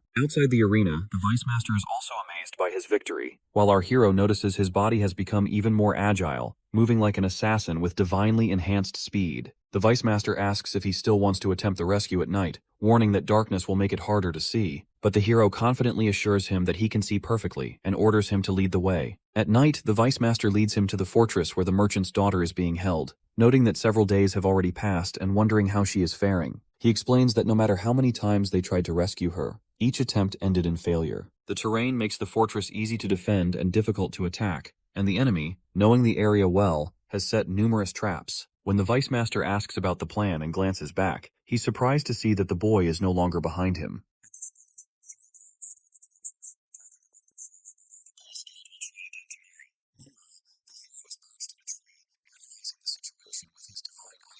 The system reveals 9 large trigger-type traps and 6 automatic traps at the main entrance. He feels relieved that the Divine Eye has even identified the trigger points. The system then highlights the location of the automated traps behind the 3 guards. Our hero readies himself to strike. He leaps from the tree, and the face mask from his equipped set automatically activates. With swift movements, he easily navigates through the large trigger traps and realizes his next task is to take down the 3 guards one by one. He whistles to draw their attention, to which one of the guards steps forward, convinced it's just an animal making the noise, and tells the others he'll deal with it. As he searches the area, our hero seizes the chance. He pulls out the knife given to him by the Vice Master and drives it into the guard's heart using the power of his ultimate physique, to which the guard collapses instantly. Our hero then moves ahead, carefully using a rope to bypass another trap. When the other 2 guards notice their companion hasn't returned, one prepares to check, but his senior warns him to hurry, reminding him that if the boss finds them wandering too close to the traps, he'll be furious.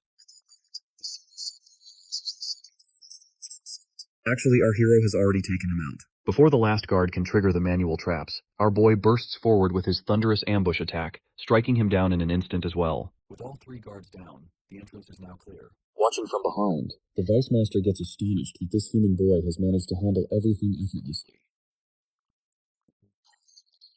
The Vice Master follows carefully, reaching him without incident. When he spots the manual triggers for the traps, he angrily wants to destroy them all, but our hero stops him, knowing they will be useful later. Together, they move deeper into the fortress, navigating past additional traps safely, and finally reach the innermost chamber. Inside, heavily armored level 24 warriors patrol the area. The Vice Master remarks that they all look extremely strong, and admits that without the boy, he would have died many times already. Our hero reassures him, saying he has done everything correctly, and instructs him to distract the warriors. The Vice Master agrees, and our hero makes sure to clarify that he isn't using him as a pawn, because the traps they left behind will now serve a crucial purpose. Realizing this, the Vice Master understands why he was told not to break the triggers. At that moment, the system alerts our hero that there are 24 enemies in total, including 4 archers, 5 mages, 8 warriors, 6 heavily armored soldiers, and 1 leader. The Vice Master moves forward to distract the warriors, firing arrows into the back of one of them while taunting him, to which all the warriors leap at him to kill him, but he begins running to lure them toward the traps. Getting the opportunity, our hero moves forward, knowing he must first confirm the girl's safety. He carefully peers into one of the tents and gets surprised to see the little girl sitting with the boss, Savage Leopard, who appears to be telling her a story. At that moment, the leopard senses someone spying on them. He quickly covers the girl with a cloth and delivers a powerful kick to our hero, sending him back. The leopard glares at the intruder and asks who he is, noting that he seems to be from the Pace Guild. Our hero then demands why he is telling fairy tales to the girl if he has kidnapped her. The leopard looks surprised and comments that an assassin who bypassed the traps and silently eliminated the guards is truly impressive. The hero explains that he is here on behalf of the Pace Guild to rescue the merchant's daughter who was kidnapped by his group. He demands that the little girl be handed over without a fight, but the leopard refuses and leaps at him with a powerful kick. Our hero knows he can't waste time, as the return of his allies could complicate things. When the leopard strikes with full force, the ground cracks from the impact, but our boy swiftly dodges with incredible speed. He counters with a thunderous ambush attack using his sword, but the leopard blocks it with his hand and is thrown back by the incredible force. Examining his hand, the leopard sees a deep cut and realizes that this human assassin has perfect speed, power, and timing, as he is clearly not weaker than the leopard. Still, he is puzzled why the boy wields a broadsword.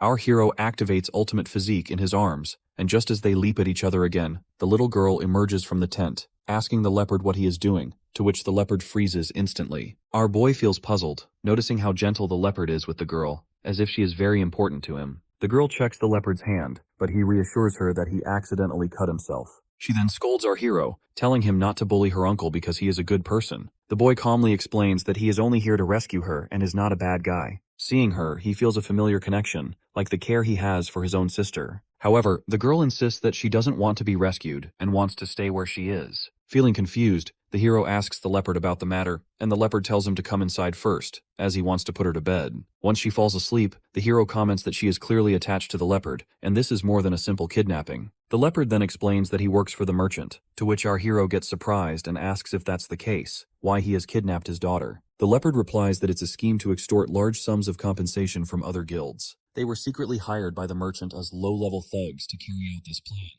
They kidnap the girl, and the merchant creates an expensive rescue request, knowing that ordinary adventurers would hesitate to take on such a dangerous mission. Hearing all this, our boy begins to understand the full situation, but asks if it wouldn't be dangerous to return the girl safely to her parents once the compensation is collected, as if anyone discovers she is unharmed and back with her family, it could cause serious trouble. The leopard explains that the merchant actually stole the girl as a newborn and raised her for this scheme. To him, a child he has already used has no further value, and there's no reason to keep her alive. Our hero then asks why this little girl is so attached to him, to which the leopard reveals that he was the one who secretly stole her from the merchant and cared for her. Our boy asks if, now that the merchant has achieved his goal, there is any hope for the girl's future. He adds that he could easily take her and escape, but the leopard says he was homeless before that merchant took him in, and he cannot betray him now. Our hero points out that her so-called father seems completely indifferent to her, and that the leopard is the one who truly cares for her. He urges the leopard to cut ties with the merchant and run away with this little girl, as it would be best for both of them. Saying this, he moves back to exit, but the leopard comments that if he defies the merchant, he will never forgive them, and will hire as many assassins as needed to hunt them down. But our boy reassures him that he understands the pain of living while trying to protect others. He adds that if he cannot handle it alone,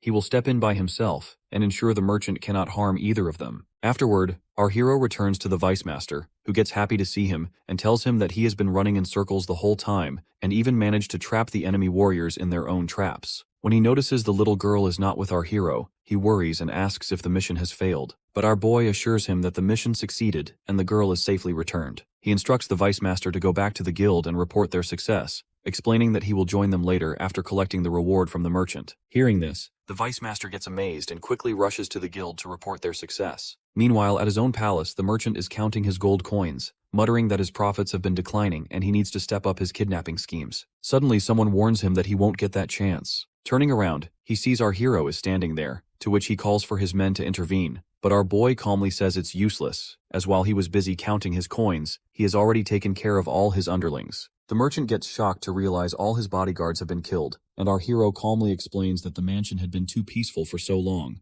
leaving everyone unaware of danger, so he quietly crept in and slit their throats before they could react. Then the merchant offers him any amount of money he desires, to which our boy orders him to return the 5,000 gold coins to the guild, and reminds him of their bet. He should receive 1,000 gold coins for completing the request. He also mentions that he has heard the merchant is raising children and asks if they are being used to make money. The merchant admits it and even offers to sell the children's organs on the black market, promising to give him half the profits if he helps. Hearing this, our boy feels angry and tells the merchant that there is still one more thing he wants. When the merchant insists he will fulfill any wish, our hero activates the thunderous ambush attack skill and strikes the merchant, to which he gets defeated instantly. The next morning, news spreads that the merchant has been killed. People examine the scene and remark to each other that it must have been a surprise attack. They note that all the guards' backs and necks show fatal wounds. The merchant himself is found in his bedroom, his body in a horrific state, pierced through the heart by a single strike from behind. A confession letter lies next to him, detailing all his crimes, including fake kidnappings and other illegal activities, suggesting his death isn't unexpected. Observers conclude that whoever carried out the attack forced him to write the letter before killing him,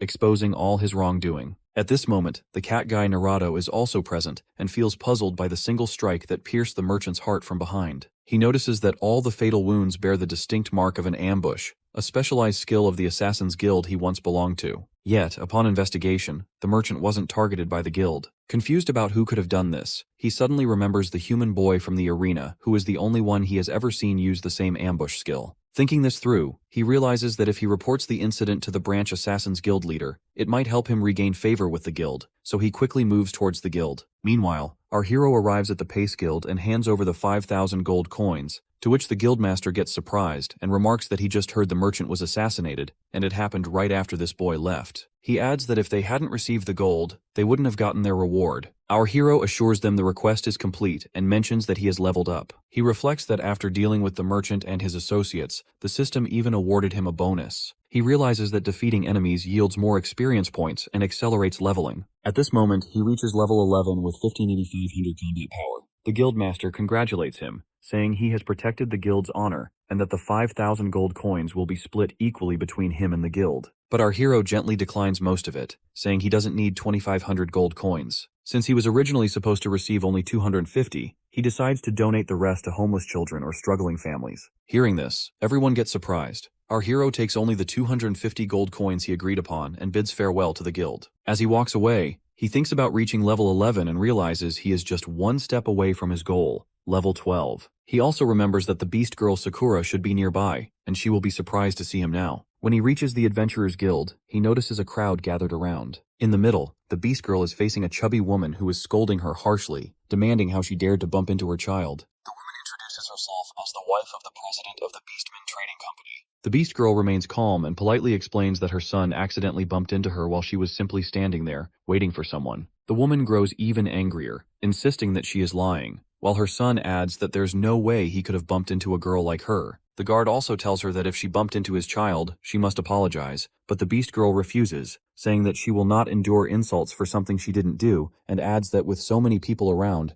there must be witnesses to what really happened. But when she looks around, she realizes no one is willing to speak up for her. At that moment, the woman slaps her, and she falls to the ground, yet she firmly declares that she will never apologize for a wrongdoing she didn't commit. Feeling angry, as she is going to pull out her sword, she reminds herself to endure the situation to avoid ruining her master's plan. Suddenly, our hero jumps in, delivering a powerful slap to the chubby woman, to which her son gets shocked, but our hero also pushes him aside. By looking at them angrily, he asks how they dare lay a hand on Sakura, warning that no matter who they are, they will face the consequences. Meanwhile, the cat guy arrives at the Assassin's Guild, feeling that even in daylight, the place is as dark and cold as ever. Suddenly, two human assassins, the guild's leaders, one level 30 and the other level 27, stop him by putting a knife to his neck. The cat guy quickly explains that he used to belong to the guild and has come to share critical information. One of the humans points out that he is no longer part of the guild, while the other mocks him, saying this is the assassin who embezzled a target's money, got caught, lost an arm, and was expelled. The cat guy ignores him and states that he has discovered a warrior in the city who has stolen a skill from the assassin's guild, which is why he came here. The humans get focused and demand all the details, to which the cat guy explains that he fought this warrior alone and wants to relay the information. He adds that if his intel proves accurate and he helps eliminate the skill thief, he hopes for a chance to return to the guild. One of the humans responds that his proposal is reasonable and assures him that if the information checks out, they will forward his request to the higher-ups. Meanwhile, the Beast Girl is completely shocked to see our hero in this gear. The guard warns him that he just struck the wife and child of the trading company president, and he won't get away with it. The chubby woman adds that she will kill both of them and orders the guards to gather troops and arrest them immediately, or her husband will cut off funding to the city. The guard agrees, but our hero calmly responds that the woman started the fight and he only defended himself. The woman refuses, insisting she never hit this filthy half-beast girl and claims there is no one to testify against them. Our hero warns her that if she keeps talking, he will break every one of her teeth. The Beast Girl admits there really is no one to support them, and she apologizes for causing so much trouble, and explains that she had hoped someone would speak up for her,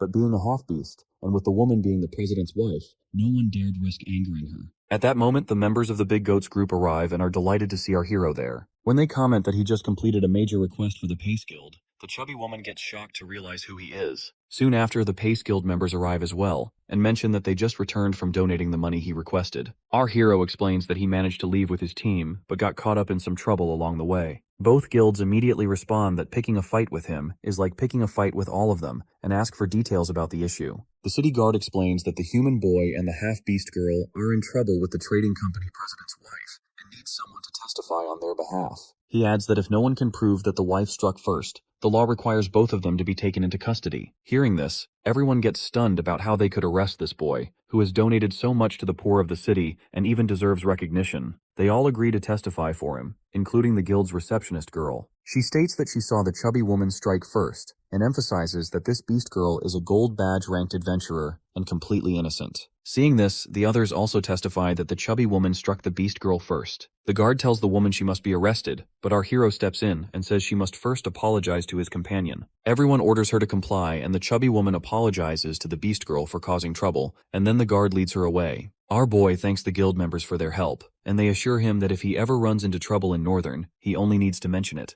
Then he and the beast girl leave the town together happily. Along the way, she comments that he looks so different, as she almost didn't recognize him. He explains that he got some special equipment that slightly changed his appearance, and that the clothes she made for him were torn during a quest. She notes that he seems more mature now, and by noticing the aura around him, asks if he has leveled up. He confirms, explaining that he helped resolve a dispute between a party and a guild, the same people he had met earlier, and shows her a small bag, mentioning that he leveled up and earned an extra 250 gold coins. Hearing this, she gets amazed and remarks that he could buy some excellent gear at an auction with that amount. He adds that he had planned to get her some new equipment, but now they'll have to check the auction in the next town. She mentions that the next town has a medium-sized auction hall and that the genius shaman Kevin lives there. At that moment, our hero remembers he needs to meet the genius. After the recent battles, he feels a stagnant sensation in his blood, like a stone buried inside him. Realizing it is a side effect of the sacrifice skill, he knows he needs the genius's healing. As they walk, leaves suddenly begin falling around them from the trees. She quickly draws her sword by sensing the danger. When she commands the thugs to show themselves, two human assassins from the Assassin's Guild suddenly appear. They demand to know if he is the one who stole their skill and warn that they have come to claim his head for it. They explain that this boy doesn't seem to belong to the Assassin's Guild. The senior adds that if the cat guy's story is true, this boy is a skill thief who stole their guild's ambush technique. The junior notices the girl with him and remarks that both are hiding their levels. Based on the cat guy's account, the boy doesn't seem very high level, but the girl appears stronger,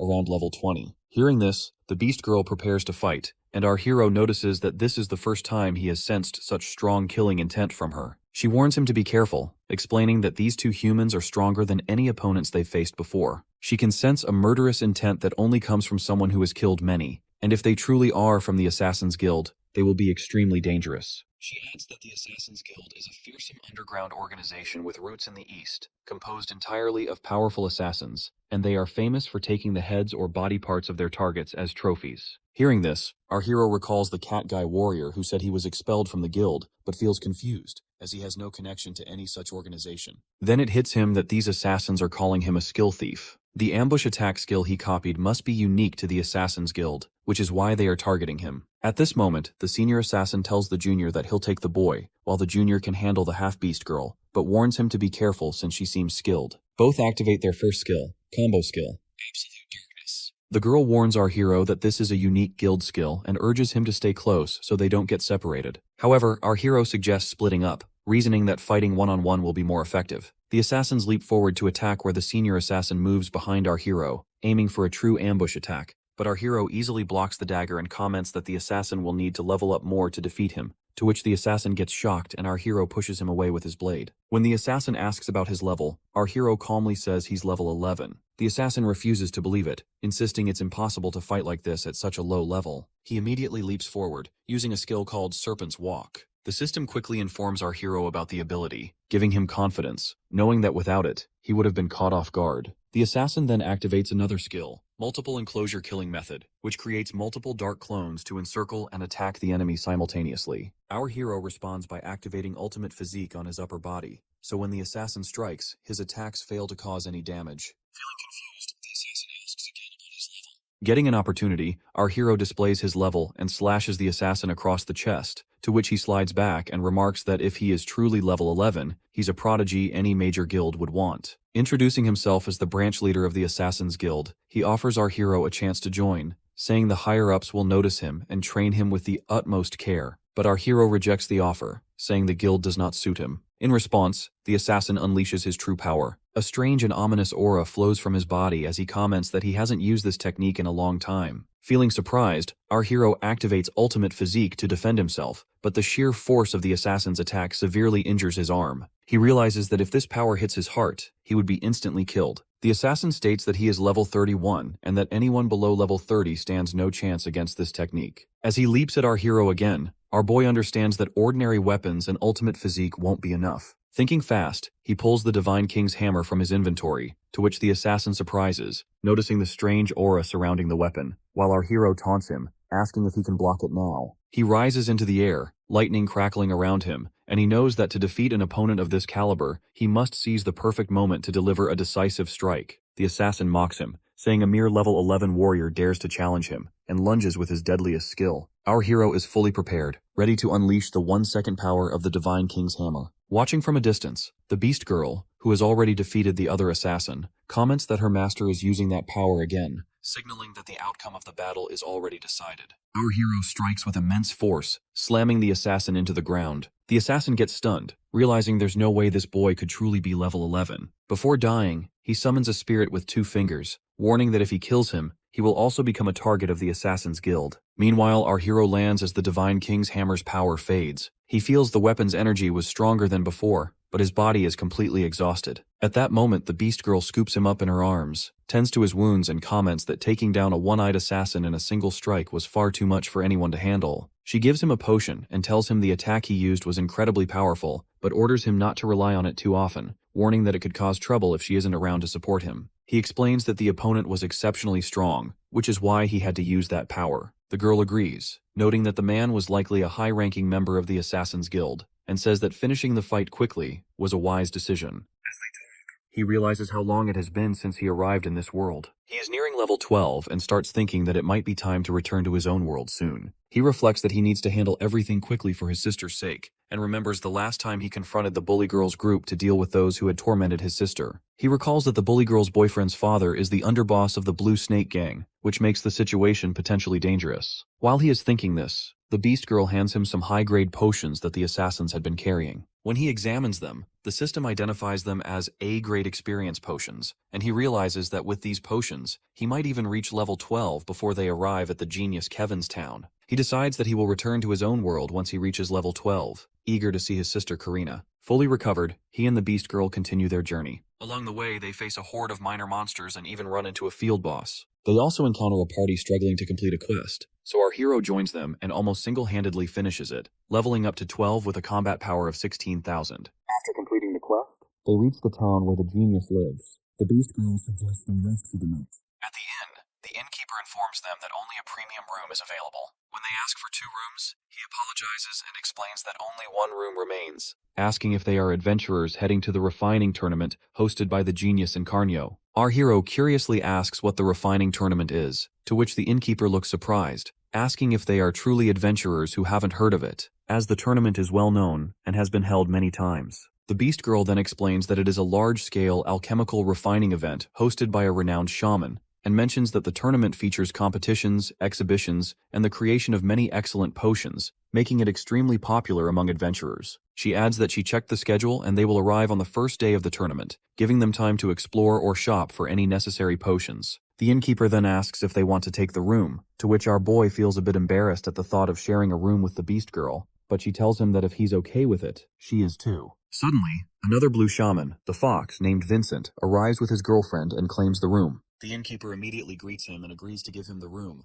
to which our hero feels frustrated and asks the fox if there isn't some order to who gets rooms first. The fox asks if the boy knows who he is, clearly stating that the last premium room is his. The Beast Girl protests that they arrived first and deserve the room, but the innkeeper interrupts, explaining that the fox is one of Genius's disciples and it's better not to cause any trouble. Hearing this, our hero still refuses to back down and orders the innkeeper to show them the way to the room, insisting that it belongs to them. The fox laughs and warns that if they keep acting this way, they won't be welcome in Carnio. Without hesitation, our boy throws him hard to the floor, to which his girlfriend and the innkeeper get stunned. He strides toward the room, and the Beast Girl hesitates, asking if he's sure about this, since this fox is the genius's disciple. Our hero calmly replies that he treats people the way they treat him, as there's no reason to respect someone who disrespects him, even if they are the genius's disciple or not. Later, as they rest in the room and the Beast Girl falls asleep, our hero activates the power of the ring to return to his original world. When he teleports back, he finds himself lying on his bed and notices that his sister is still sleeping peacefully. He recalls the moments when she looked sad before, and when he sees her canes, he realizes that she has repaired them by herself. He realizes that she is incredibly strong and thinks that now he has become stronger too,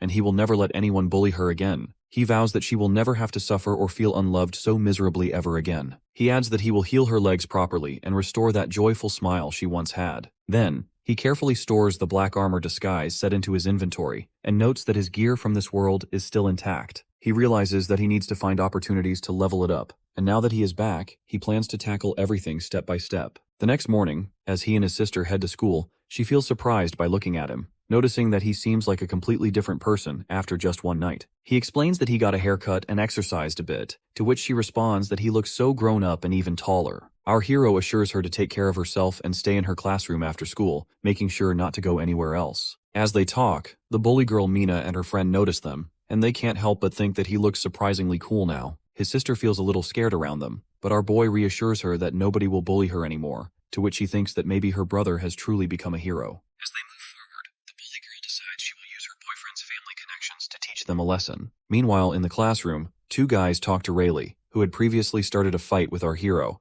asking if he plans to play nice with him now since he had almost killed them before. The bully angrily orders them to shut their mouths, commenting that they only got into trouble because they underestimated that boy, and states that he himself is not afraid of him at all. His friends argue that they were waiting for that boy to beat him up, but he ended up defeating them instead, to which the bully dismisses it as carelessness. While they're talking, they suddenly notice our hero entering the classroom, and everyone realizes how completely different he looks now. Shortly after, the teacher addresses the class, announcing that the Future Star Tournament is coming soon, and asking if anyone wants to participate. She explains that this year, the tournament is a joint event with several nearby schools, and their school encourages everyone to participate as it's a chance for both the students and the school to shine. However, Rayleigh says the Future Star Tournament is meant for hero class students, and it's pointless for regular students to enter. He adds that ordinary students compete every year, but none ever win as the top spots always go to hero class students, so it's just a waste of time and an embarrassment. The other students also agree, but the teacher comments that this year's prizes are incredible. Even teachers would want to participate. Since the event is hosted by the Hero School Association, famous hero guilds are watching,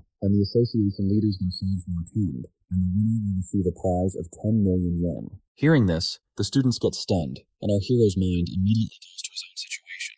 He recalls borrowing 1,000 yen at high interest from the Blue Snake Gang, and if he wins, he can pay off the debt and move his sister to a better apartment with an elevator. He also considers the school's hero association, realizing he doesn't know much about the hero system, but if they notice him, he could even gain additional support. He realizes that money here is more useful than the gold coins from the other world, and both he and his sister need it to live a better life. While everyone else argues that it's pointless for regular students to enter, our hero raises his hand to declare that he will participate in the tournament. Riley laughs, saying this boy has gotten arrogant just because he beat them once, and the other students mock him, insisting that this is a hero class students tournament, and he has no chance. The teacher asks if he's serious about entering, to which he confirms. When the bully mocks him again, our hero challenges him to a bet that if he loses, the bully can do whatever he wants, but if he wins, everyone must stop acting high and mighty toward him. The bully says the whole class will be witnesses, warning him to do his best as they watch him embarrass himself. The teacher then says she will submit his entry form and explains that there will be a pre-tournament test for all participants that afternoon,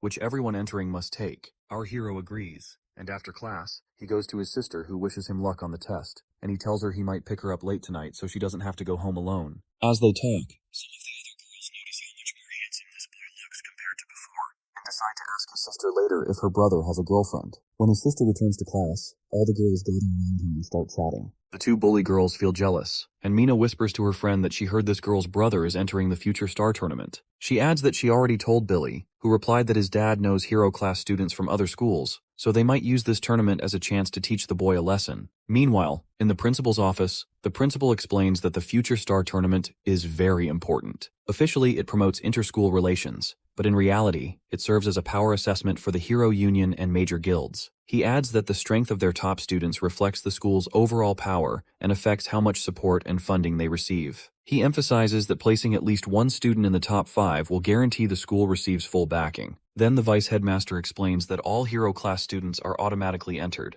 while participation for regular students is optional. As expected, almost no regular students have signed up, which pleases the principal. He instructs the vice headmaster to ensure thorough preparations for this afternoon's test, as a Hero Association representative will be attending. The vice headmaster assures him everything will be ready. However, when he mentions that a regular class student named Tsuyoshi has applied to join the tournament, the principal gets surprised. At the pre-competition test area,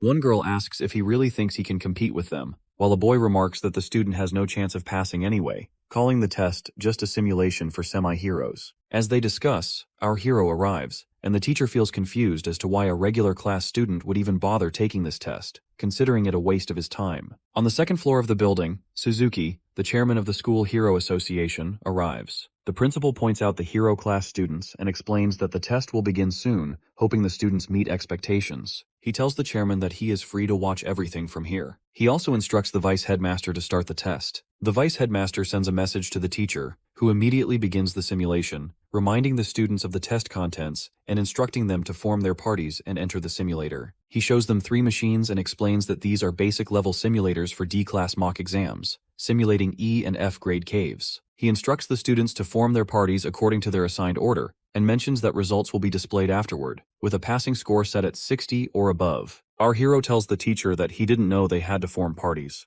The teacher, thinking this boy probably can't pass anyway, says it's not a problem and tells him to wait, as his test will be done last, just him alone. Meanwhile, the parties begin entering the simulators, and the chairman observes that this inspection is designed to identify outstanding semi-heroes. He reflects that the School Hero Association exists, so the Hero Union can recruit talent before other schools or factions get the chance. He also considers that during this time, powerful guilds compete to claim promising semi-heroes, and any slack could mean losing top candidates. Inside the simulator, the semi-heroes enter a forest-like area, noticing how realistic it feels.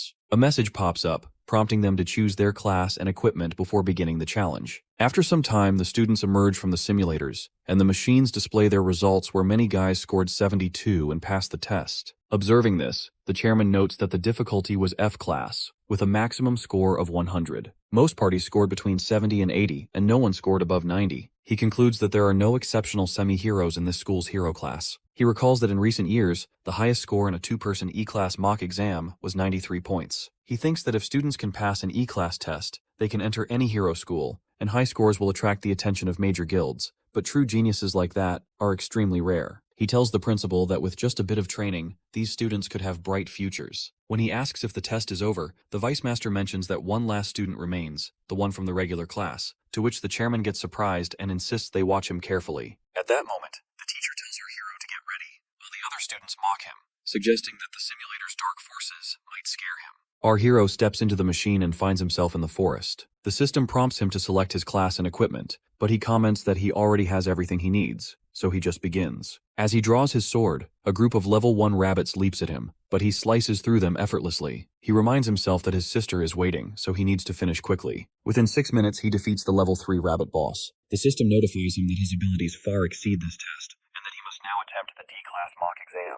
A new portal opens in front of him, and he steps through, noting that with his current level, there is no real difference between the D-class and F-class exams. Meanwhile, the other students grow restless, commenting that he hasn't emerged yet as maybe he is scared of the monsters. The teacher is confused that 12 minutes have passed, while the chairman remarks that the principal should reward the boy for his bravery, given how much time he has taken inside. Finally, the machine signals the end of the test. Our hero emerges, and the machine announces that he has passed with a perfect score of 100 in just 12 minutes. Everyone gets shocked, and the chairman asks if this student might actually be from the hero class. The others protest, saying it must be a mistake as no ordinary student could clear 2 exams in just 12 minutes. The results even show he completed the D-class exam, something they believe is impossible. Our boy says he doesn't know anything about that, and adds that as the test is over, he's going to pick up his sister.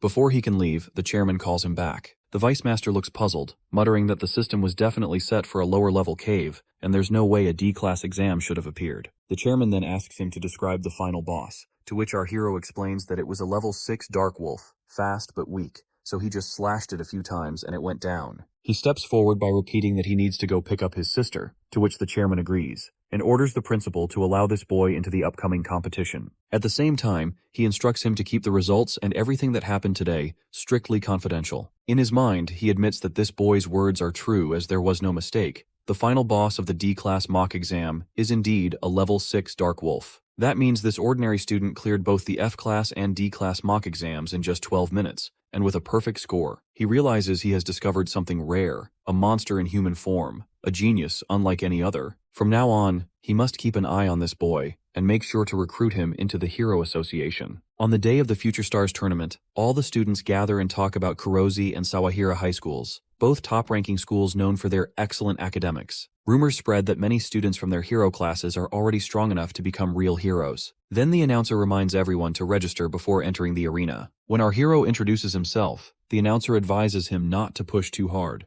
warning that the hero class students are formidable opponents. At the same time, the chairman arrives and asks the principal if all the regular class students have been registered. The vice master confirms, adding that they should already be in the arena. The chairman realizes that this means Tsuyoshi is serious about the tournament. He worries that if large guilds and factions notice that boy, they might try to recruit him. The vice master then informs the principal that representatives from major guilds and factions have also arrived. The principal orders him to ensure that all guests are properly looked after. When the vice master mentions that both Kurozi and Sawahira high schools have sent their strongest students this year, the principal gets stunned and admits that while their school will do its best, it will be nearly impossible to win against such opponents. Then the announcer calls the students to the testing area, announcing that the practical ability test will begin soon. When the hero looks at the screen, he sees the rules. Participants must use minimal movement while maximizing their power. Each strike will be measured, showing a body score and a power score, both capped at 100. He quickly understands that the scores will reveal each student's true ability,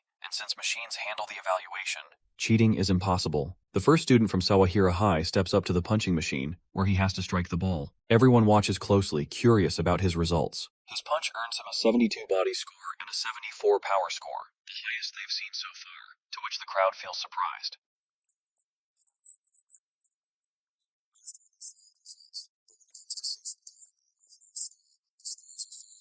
Students from other schools start mocking them, sneering that Seishin even brought along a regular student just to fill the numbers. Many representatives are seated, closely watching the tests. They believe that Kurozu and Sawahira schools have the strongest heroes, so they plan to add them to the list, but they don't feel good about Seishin School. The principal feels disappointed, while the chairman grows curious about how well Tsuyoshi will score. The classmates of our hero and his sister are also watching. They mock him for not showing up yet, saying he must be too embarrassed. When the bully girl makes a harsh comment about him, our hero's sister speaks up, saying she believes in her brother, to which the girl snaps back that she'll enjoy watching him fail. At this moment, a student from Sawahira High named Vince steps forward. He is level 4 with a combat power of 580. Everyone whispers that he will surely be the winner since he's the ace of his school. He strikes the testing ball with a punch, and the crowd gets shocked when the results show a body score of 86 and a power score of 90. Seeing this, the chairman thinks that this guy truly is the strongest and decides he wants to speak with him after the event. Next up is Boniface from Kurozu High School, a level 4 student with 620 combat power. When he punches the ball, his body score shows 89 and his power score 92. The others watch in amazement, saying he's on a whole different level and might be this year's winner. As the strongest contenders chat, our hero steps forward. Once again, the others mock him, but he ignores their words. He reminds himself to use the least movement possible while maximizing his strength. To do that, he decides to activate both his ultimate physique and the divine selection system. He channels the ultimate physique into just his index finger, boosting it by 600%, while keeping the rest of his body completely calm. With a single strike of his finger against the ball, the entire machine shatters, and the ball shoots high into the air with incredible force,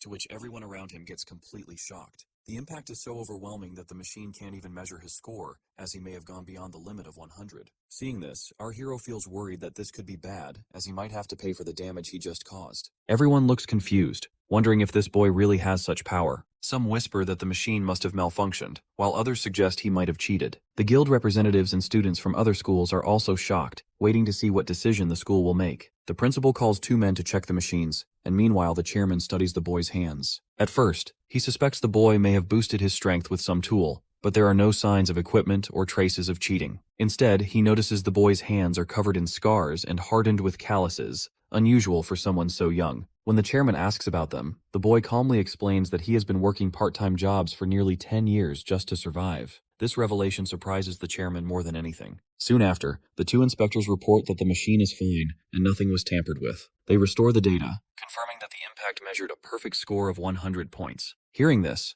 everyone gets stunned, and some still insist that a strength capable of breaking the machine can only be the result of cheating. The principal looks troubled, unsure of what to do next, but the chairman assures him that, on behalf of the School Hero Association, he recognizes the boy's results. He personally confirms there are no signs of cheating, and declares that the boy has scored a full 100 points in both categories. Hearing this, a student from Kurozu School suddenly realizes he has never paid much attention to this boy, but now suspects he might be the one Billy asked him to target. He remembers that Billy's father is the young head of the Blue Snake Gang, a business partner of their school, so he must honor the request. At that moment, the announcer reveals the results that Tsuyoshi from Seishin High School is the winner of the round, taking first place. Our hero's sister gets amazed and can't resist mocking the 2 bully girls. This makes Mina furious, and she immediately messages her boyfriend, demanding to know why he hasn't taken action, to which her boyfriend replies that his friend from Kurozu School will handle the boy. The chairman then adds that our hero is the only student from Seishin High School to reach the top 10. He explains that the top 3 students will earn 10, 5, and 3 points, while the rest of the top 10 will each receive 1 point. The announcer calls out to all students, telling them to form parties for the next round. The second match is a team competition, a destruction race, where groups will enter a mock dungeon and try to defeat as many darkness creatures as they can within 10 minutes. Excitement spreads through the crowd as everyone prepares. A teacher reminds our hero that according to the rules, he needs at least 3 members to form a team, otherwise he cannot take part in this round. Our boy decides it's fine to sit out since Seishin School is already in first place with 10 points. Meanwhile, the student from Kurozu School rallies his teammates, boasting that they have done this kind of training many times before. He claims they are the strongest team in their school, specially prepared for this exact situation, and that they will surely take the top spot. At the same time, the team from Sawahira School also gathers, determined to give their best. The Seishin School students form their own party as well. Though they admit the other schools look powerful, they agree that their goal is to earn as many points as possible and secure a place in the top 10. With all preparations complete, seeing our hero standing alone without a team, the bully and the others laugh, saying no one wants to partner with him. But our boy calmly thinks about how the ultimate star will be decided by the highest overall score, and that the player with the best performance in any match will also earn the title of MVP. Deciding to take it easy for this round, he sets his goal on becoming the MVP. If he can achieve high scores in the individual matches, the 10 million yen prize will be his. All the schools enter the machines and give their best. Sawahara School manages to defeat 48 creatures, while Kurozu School's team goes even further, slaying 62 monsters. The crowd is impressed, though the chairman thinks he had hoped to see Tsuyoshi shine, but in a team competition, he can't stand out as much. Then, The students from Seishin School emerge from the simulator after defeating 33 monsters in just 6 minutes, as one of them is injured. When they compare their results to the other schools, they get shocked to see they are behind. They quickly ask the organizers if they can continue, explaining that while one teammate is hurt, the remaining 2 are still able to fight. However, the organizer tells them that they cannot continue unless they have at least 3 members. Feeling discouraged, they suddenly notice Tsuyoshi standing quietly in the corner. They quickly ask him to join their team, needing only one more person, to which our hero agrees, and together they re-enter the simulator. With only 3 minutes left, the 2 teammates rush forward, attacking monsters as fast as they can. They tell our boy to help if he's able, but insist they can manage on their own since they only need to defeat 10 more monsters to secure a spot in the top 10. Our hero studies the monsters by using the Divine Eye skill and tells them to close their eyes, saying it will be better for them. Trusting him, they do as he says, and our hero draws his powerful sword from his inventory and equips the Black Armor Disguise set. In a flash, he activates Ultimate Physique and unleashes his Thunder Chain Fall skill, and with a single devastating strike, 330 monsters get wiped out at once. When his teammates open their eyes, they get stunned that he achieved such destruction with just one blow. Soon after, all the teams exit the machines, and the results are announced that Seishin School claims first place once again with an overwhelming 330 monsters defeated. The chairman surprisingly asks if the boy really managed to defeat 300 monsters. The 2 teammates admit they have no idea what actually happened. They explain that this boy told them to close their eyes, and all they could sense afterward were flashes of light, thunder, and vibrations. When they opened their eyes, every monster in front of them had been wiped out by a single strike. Hearing this, the chairman realizes the truth that this boy is no ordinary student, but a monster-level genius who will one day shake the entire hero community. Meanwhile, the bullies are also completely surprised, unable to understand how the boy has taken first place again. Some of the students also claim that Seishin School must have tampered with the machines to secure victory. At that moment, a group of judges from an external school union approaches the principal. They explain that the record looks highly suspicious and request permission to examine the data. Confident that nothing dishonest has happened, the principal allows them to proceed. After reviewing everything carefully, the judges get confused as the data shows no sign of tampering or forced adjustments, which proves there was no cheating involved. The principal insists that Seishin School always competes fairly, yet he still struggles to understand how a 3-person team managed to score so high. At that moment, our hero steps forward and calmly suggests that if Seishin fails to take first place in any of the upcoming matches, the judges can treat their earlier result as cheating. But if they continue winning every event, then there should be no doubts or complaints. Hearing this, a student from Sawahara School remarks to his teammates that he originally thought the fight for first place would be between their schools. But now, after passing the hero test, they have been completely overshadowed. Even so, he admits that facing someone this confident is strangely exciting. The judges accept our hero's proposal, and the next events begin: long jump, short sprint, and disc throw. In each competition, our boy easily takes first place, relying on his ultimate physique skill. The crowd watches in disbelief as he breaks record after record with overwhelming power. Meanwhile, Mina's boyfriend stands at the entrance, scowling as he watches the results. Getting frustrated, he quickly sends a message to his friend Boniface, warning him that the final event is coming up and urging him to take action. By now, the top students from the other schools are completely exhausted, realizing just how impossible it is to compete against Tsuyoshi. When Boniface reads the message, he grows worried, knowing there isn't much he can do. Then he suddenly remembers the P2P mental interference device that Billy's father secretly gave him. He decides this is the moment to use it against the boy. Actually, the item releases a powerful shockwave into the target's mind, causing unbearable headaches for a short time. It's extremely dangerous and strictly banned from circulation. Meanwhile, the announcer declares the final event of the day, the tug-of-war lift. In this match, 3 players from each school must pull ropes with pure strength to lift a female student to the top. Once she reaches the bell and rings it, she must then lower her school's banner to claim victory. A teacher approaches our hero, explaining that the principal wants him to compete in this event too, so Seishin can secure first place once again. Our boy replies that he doesn't have a female student for the lift, to which the teacher reassures him not to worry, and quickly announces to the crowd that they need a volunteer to partner with Tsuyoshi for the match. Instantly, many girls step forward, eager to help, but they also get nervous, unsure if they can truly support him in reaching first place. At this moment, our hero's sister gets ready to help him, but another girl quickly stops her, reminding her that her legs are still injured. Then Mina, the bully, suddenly gets an idea. She decides to volunteer, planning to sabotage the match. Even if Seishin fails, she can make it look like the boy's fault instead of hers. When the teacher brings her over, our hero gets surprised to see her and asks why she came. She sweetly claims she volunteered because no one else wanted to. Together, they head to the stage and she climbs onto the lift, pretending she wants to help him secure first place. But her intentions are far from genuine. Our hero, seeing through her act, simply ignores her. Meanwhile, the other teams prepare for the match. Boniface feels angry, determined not to let this boy win so easily. Assistants double-check the ropes for safety, and soon the announcer signals the start of the final event, to which the competitors begin pulling with all their strength. Our hero knows that with his ultimate physique, he could finish this in an instant, but moving too quickly would look suspicious, so he decides to build his strength gradually, planning to secure first place at the very end. Watching him,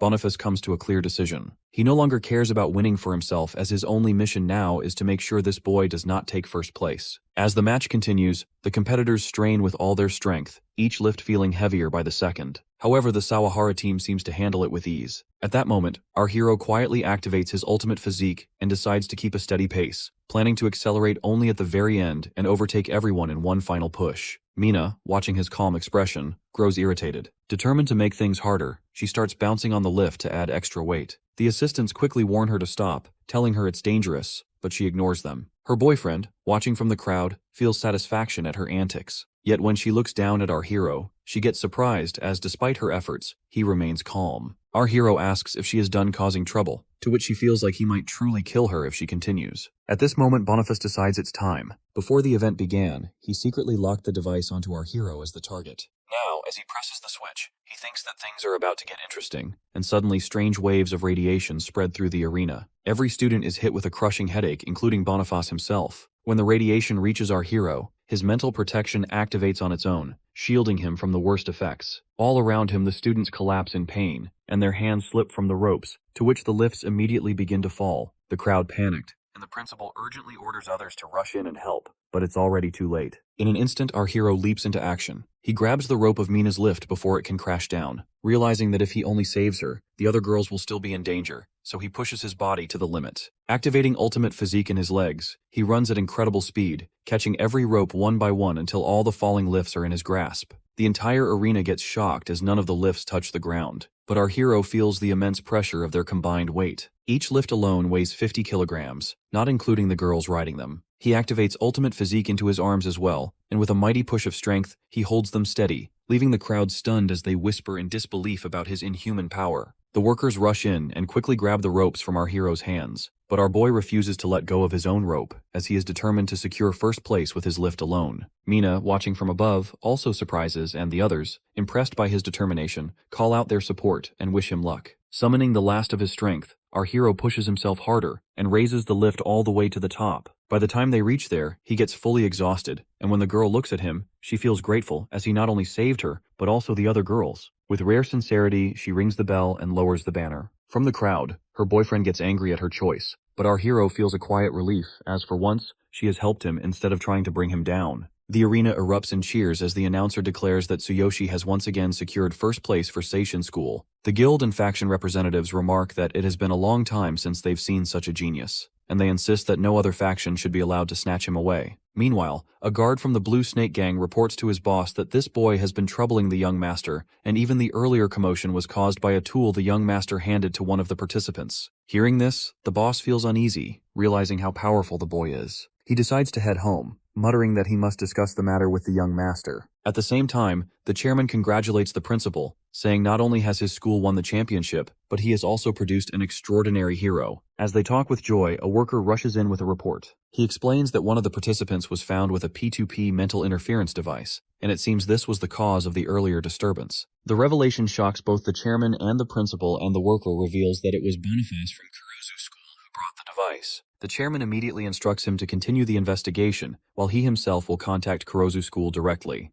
Then our hero arrives, and the principal greets him by calling him the star of Seishin School. He praises his incredible performance and declares that from now on, the school will cover all tuition fees and expenses for him and his sister. Our boy politely thanks him but insists he doesn't need any special treatment. The chairman then invites him to join the elite hero team. He explains that there has never been a case of a high schooler joining before, but he has the talent and qualifications to make history. As the future star champion, he will also receive prize money and a private unit in the #1 hero mansion. Hearing this, our boy gets amazed that he has even been granted a mansion. Meanwhile, Mina is walking away when her boyfriend suddenly drags her to a secret spot and angrily demands to know why she helped that boy when she was supposed to bring him down. She tells him that the boy saved her and everyone else, and without him, she would likely be lying in a hospital bed. Her boyfriend snaps at her again with disrespectful words, but she pushes him back and orders him to stay away from her, to which he raises his hand to slap her. But then suddenly our hero arrives there and grabs the guy's hand, saying he didn't want to get involved. But now that he knows the truth, he has no choice. He slams the bully to the ground and demands if he realizes what he was about to do, as it was a matter of life and death. The bully comments that he is the son of the young head of the Blue Snake Gang,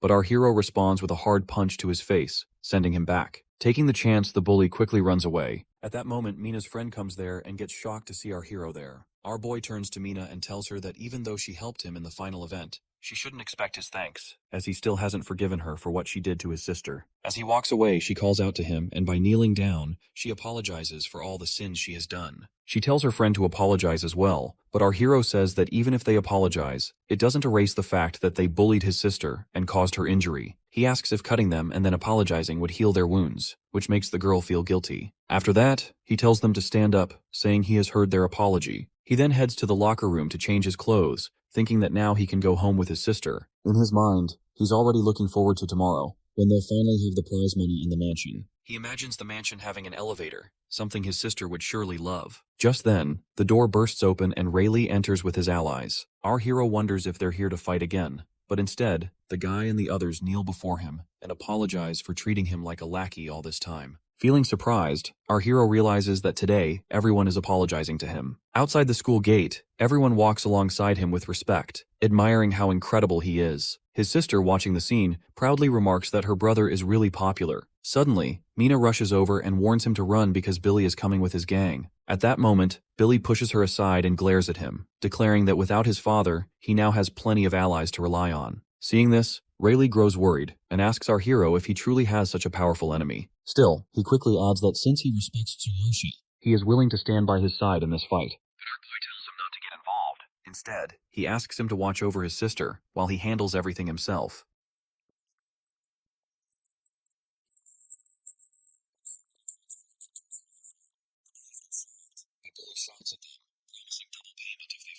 A few of his men charge forward, but our hero swipes them away effortlessly. The bully orders all of his allies to attack at once. One of them strikes our boy with an iron rod, but to everyone's shock, the rod bends while our hero remains completely unharmed. He responds with a powerful punch that sends the attacker crashing into Billy, to which everyone gets stunned. As more bullies gather, he realizes their numbers are growing. He grabs an iron rod himself and summons the lightning strikes from the sky. On top of the building, two men watch the scene. They are heroes as well, and the older one, Dane from the Final Glory Guild, remarks that this boy must be the most gifted D-rank hero they've ever seen, and they should recruit him into their guild. The second man, Sandor from the Dragonkeeper faction, says their faction has not fought over talent in a long time, but this time they will not back down. He adds that during this boy's awakening test, there was a strange data anomaly, as the entire area suffered a blackout, proof that his talent is far beyond ordinary. The old man remarks that this boy has already made waves this year by winning the Future Star event, and even now preventing a major accident. He adds that with the Supernova tournament approaching, this is exactly the kind of talent everyone is looking for. He explains that this year's tournament will be more intense than ever, with rankings directly tied to resource distribution,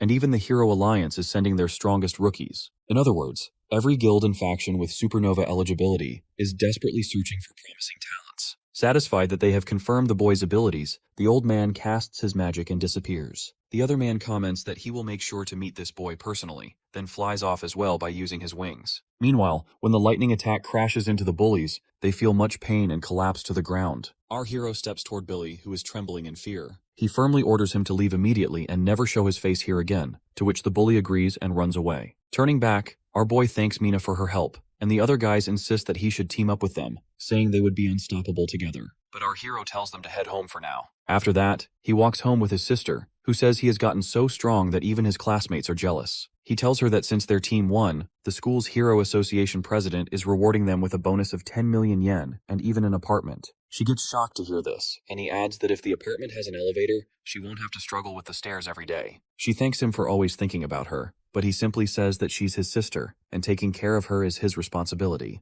As they continue talking, the chairman suddenly appears and comments that he wanted to meet him sooner and also discuss the upcoming Supernova tournament. He takes the chairman to his home and offers him tea. When the chairman asks if he lives here with his sister, our boy explains that ever since their parents passed away, it has just been the two of them. He mentions how the stairs are always difficult for his sister because of her legs, then asks if the new mansion has an elevator. The chairman confirms and even suggests they can move in right away since the mansion is already fully equipped. But our hero assures him, saying they should wait until they are fully prepared. When the chairman asks about his sister's condition, the boy explains that years ago she was attacked by darkness. Their parents died in the same incident, and both of her legs were crushed. With 98% of her nerve cells damaged, the chance of her walking again is almost zero. Still, he adds that his sister is strong and keeps living her life to the fullest. The chairman apologizes for bringing up painful memories, but then tells him that next month the Golden Rebirth Elixir will be up for auction, and with it, there may be hope for his sister's recovery. Our hero gets shocked to hear about the item, as it's a rare treasure that can restore lost body functions. But the chairman explains that there are two strict requirements to enter the auction. First, he must hold at least a C-rank hero status. Second, he needs a minimum of 1 billion yen, since every auction sets tough conditions based on power and status. The chairman continues, saying he can qualify for C rank by placing in the top 3 of the upcoming Supernova tournament. If he achieves that, he can apply for promotion.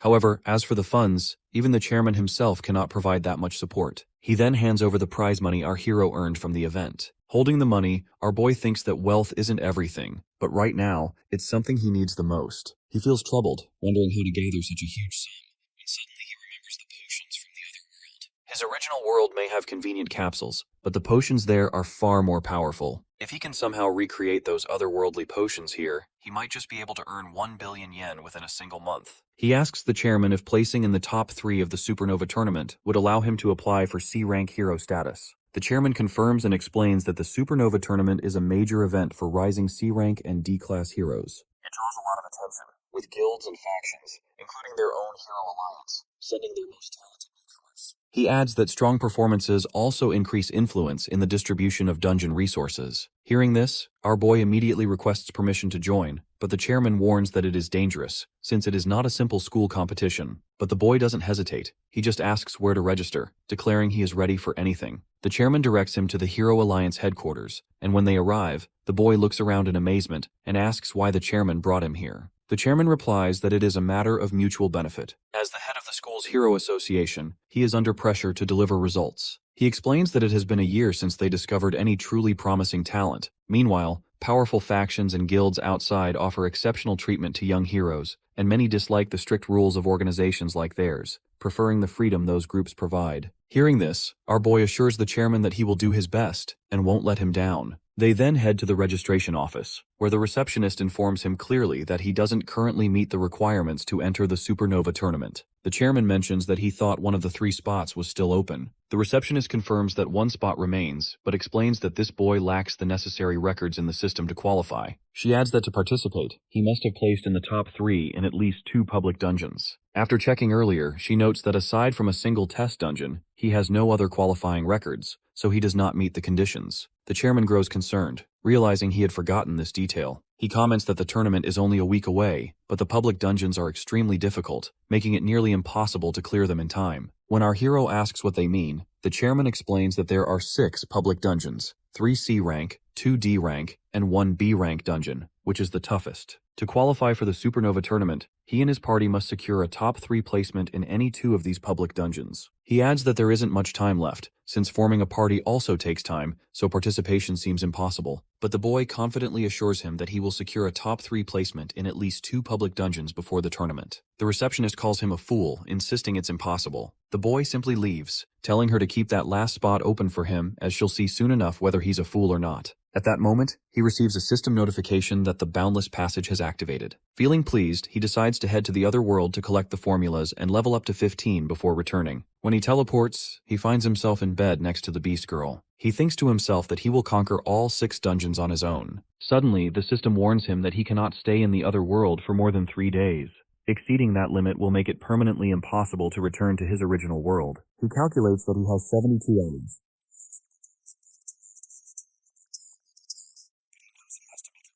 The next morning, when the Beast Girl wakes up, he tells her that things are about to get busy. She agrees and says she'll start preparing for departure immediately. After that, they walk through the bustling town, and he comments on how lively it is as always. She mentions that recently, the genius Kevin has been hosting a refining tournament with extravagant prizes, attracting young shamans and adventurers seeking rare medicine. When he asks about the prizes, she explains that 3rd place receives a basic potion formula, 2nd place comes with an apprenticeship, a normal potion formula, and a level-up potion formula, while first place grants becoming the genius's direct disciple 1 basic potion formula and 2 level-up potion formulas. She adds that a single basic potion formula can sell for 300 gold coins. He realizes that if he can collect enough formulas, he could easily make 10 billion yen back in his original world. He tells her he will enter the refining tournament and aim for first place, since he can't just shamelessly beg the genius for the formulas. He leads her forward to register, and she thinks that their plans might be delayed once again. When they reach the entrance, the same cat girl, Fulin, who once competed with our hero in the potion-making contest,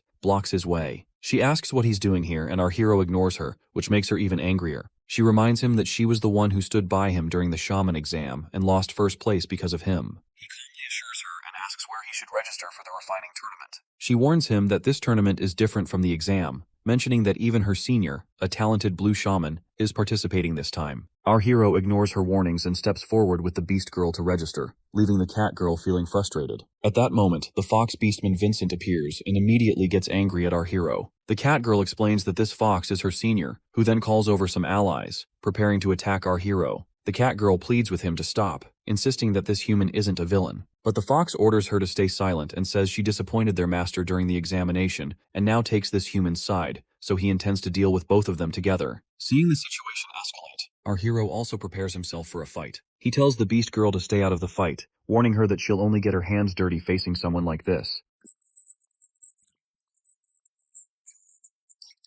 At a level 18 berserker. He comments that the fox's enemies are his enemies too, so he's joining the fight. The fox agrees, giving him permission and even joking that he can do whatever he wants with the half-beast girl. But the pig says that he isn't interested in her but finds the little cat girl amusing to mess with. The cat girl protests that she'll report this to their master, but the fox assures her he'll handle the master later. The pig beastman lunges at them, and our hero reassures the girl that he won't let them escape. He leaps forward as well, striking the pig with a powerful blow from his sword. The pig beastman immediately feels the overwhelming force, and when our hero activates ultimate physique to push him even further down, everyone watching gets stunned. Even the fox realizes that the pig can't even lay a finger on this human boy. At that moment, the pig beastman decides to unleash his full power, even if it costs him his life. He activates a devastating skill, creating massive destruction and pushing our hero back slightly. Seeing the danger, our hero quickly forms an isolated area around them and uses the thunderous ambush attack, dashing behind the pig to deliver a fatal strike. The pig realizes he can't dodge it and thinks this may be the end. Suddenly, a strange blue flame collides with our hero, which nullifies his skill. Feeling surprised, he sees the genius Kevin, a level 36 red shaman, standing nearby. The genius says the tournament is about to start and they need to stop causing a scene. Actually, the blue flame came from the genius, who scolds the fox beastman and the cat girl for bringing shame to the shamans. The fox beastman immediately apologizes, and the genius turns to the other fighters, including the pig, who quietly retreats. The genius then asks the cat girl why she is here, since she failed the shaman examination. She explains that she is guiding the human shaman who defeated her in the exam to the refining tournament. At this moment, our hero hands the genius the recommendation letter and explains that he came with a recommendation from President Doug. He heard about the refining tournament and thought he'd give it a try. The genius reads the letter and immediately notices that this boy has lingering issues with his body. He comments that since his respected senior Doug recommended him, he will handle him with care. He tells our hero to follow him and orders the fox beastman to prepare the tournament materials. Our hero then notices the beast girl isn't showing up, and the genius points out that the letter mentions the boy was afflicted by darkness and uses forbidden elixirs to manage the symptoms. He asks if he has been refining some special potion to maintain both his mental and physical strength under these conditions. Our hero explains that his body might have been naturally resilient, or maybe he was just lucky not to be fully consumed before taking on the challenge. When he adds that he ventured into the dark area alone, the genius gets surprised. He continues, saying he is a warrior, but at that time he had a request from President Doug. Since the shaman examination was happening, he decided to give it a try. The genius becomes even more stunned, realizing the boy defeated the cat girl so easily. He asks how much the boy has studied potion refining and who his mentor is. Our hero replies that he has no mentor and hasn't formally studied it, to which the genius confuses, suspecting this boy might be a genius even greater than himself. He realizes he cannot allow the existence of someone more talented than him. The genius tells him that perhaps the president mentioned his control over the laws of earth and wind. He adds that the potion he plans to refine can harness those laws and might be able to purge the darkness from his body. He leads him to his refining chamber, filled with countless medicinal herbs. He proudly explains that he loves collecting these items and knows more about herbs than anyone else. When our hero notices the refining platform and asks if it also boosts refining effects, the genius realizes this boy doesn't even recognize premium herbs or understand the value of a high-quality platform. He takes a small bowl and says he needs a drop of his blood to examine his condition. Our hero agrees, and as the genius channels a blue wind magic over the blood, he gets surprised to detect traces of darkness in the boy's body. He notes that if this darkness had entered an ordinary adventurer, they would have long lost their sanity, but this boy remains completely fine. He explains that now, potions alone won't be enough. He must use the power of the laws to purge the darkness from his body. As he channels his magic along the boy's back, he feels a burning pain, and the genius warns him that the aura is extremely stubborn, and he'll need to inject even more power. The boy endures the pain, and as the genius intensifies the magic, the agony grows, but the hero activates his ultimate physique, which gives him some relaxation. The genius gets surprised to see a strange power within the boy resisting the laws. Realizing this human could cause trouble later, he discreetly places a magical mark on him, a precaution that would allow the genius to neutralize him if necessary. After finishing, he declares that every trace of darkness has been erased and asks how he feels. Our hero feels much better, but curiosity strikes him. He knows the genius wielded the 12th law of the legendary ruin laws and wonders what the first law might be. He offers the genius some gold coins, but the genius refuses, saying that since the president recommended him, he can't accept payments. He then asks if the boy plans to join the refining tournament, and when our boy confirms, the genius says that ranking first in the shaman examination already qualifies him. He adds that the tournament is about to start, so no special preparation is needed, but he won't go easy on him just because of the recommendation. Summoning his uniform with magic, he heads out, telling the boy to show his full talent in the tournament. Afterward, the cat girl guides our boy to the main venue, where the crowd is already gathered.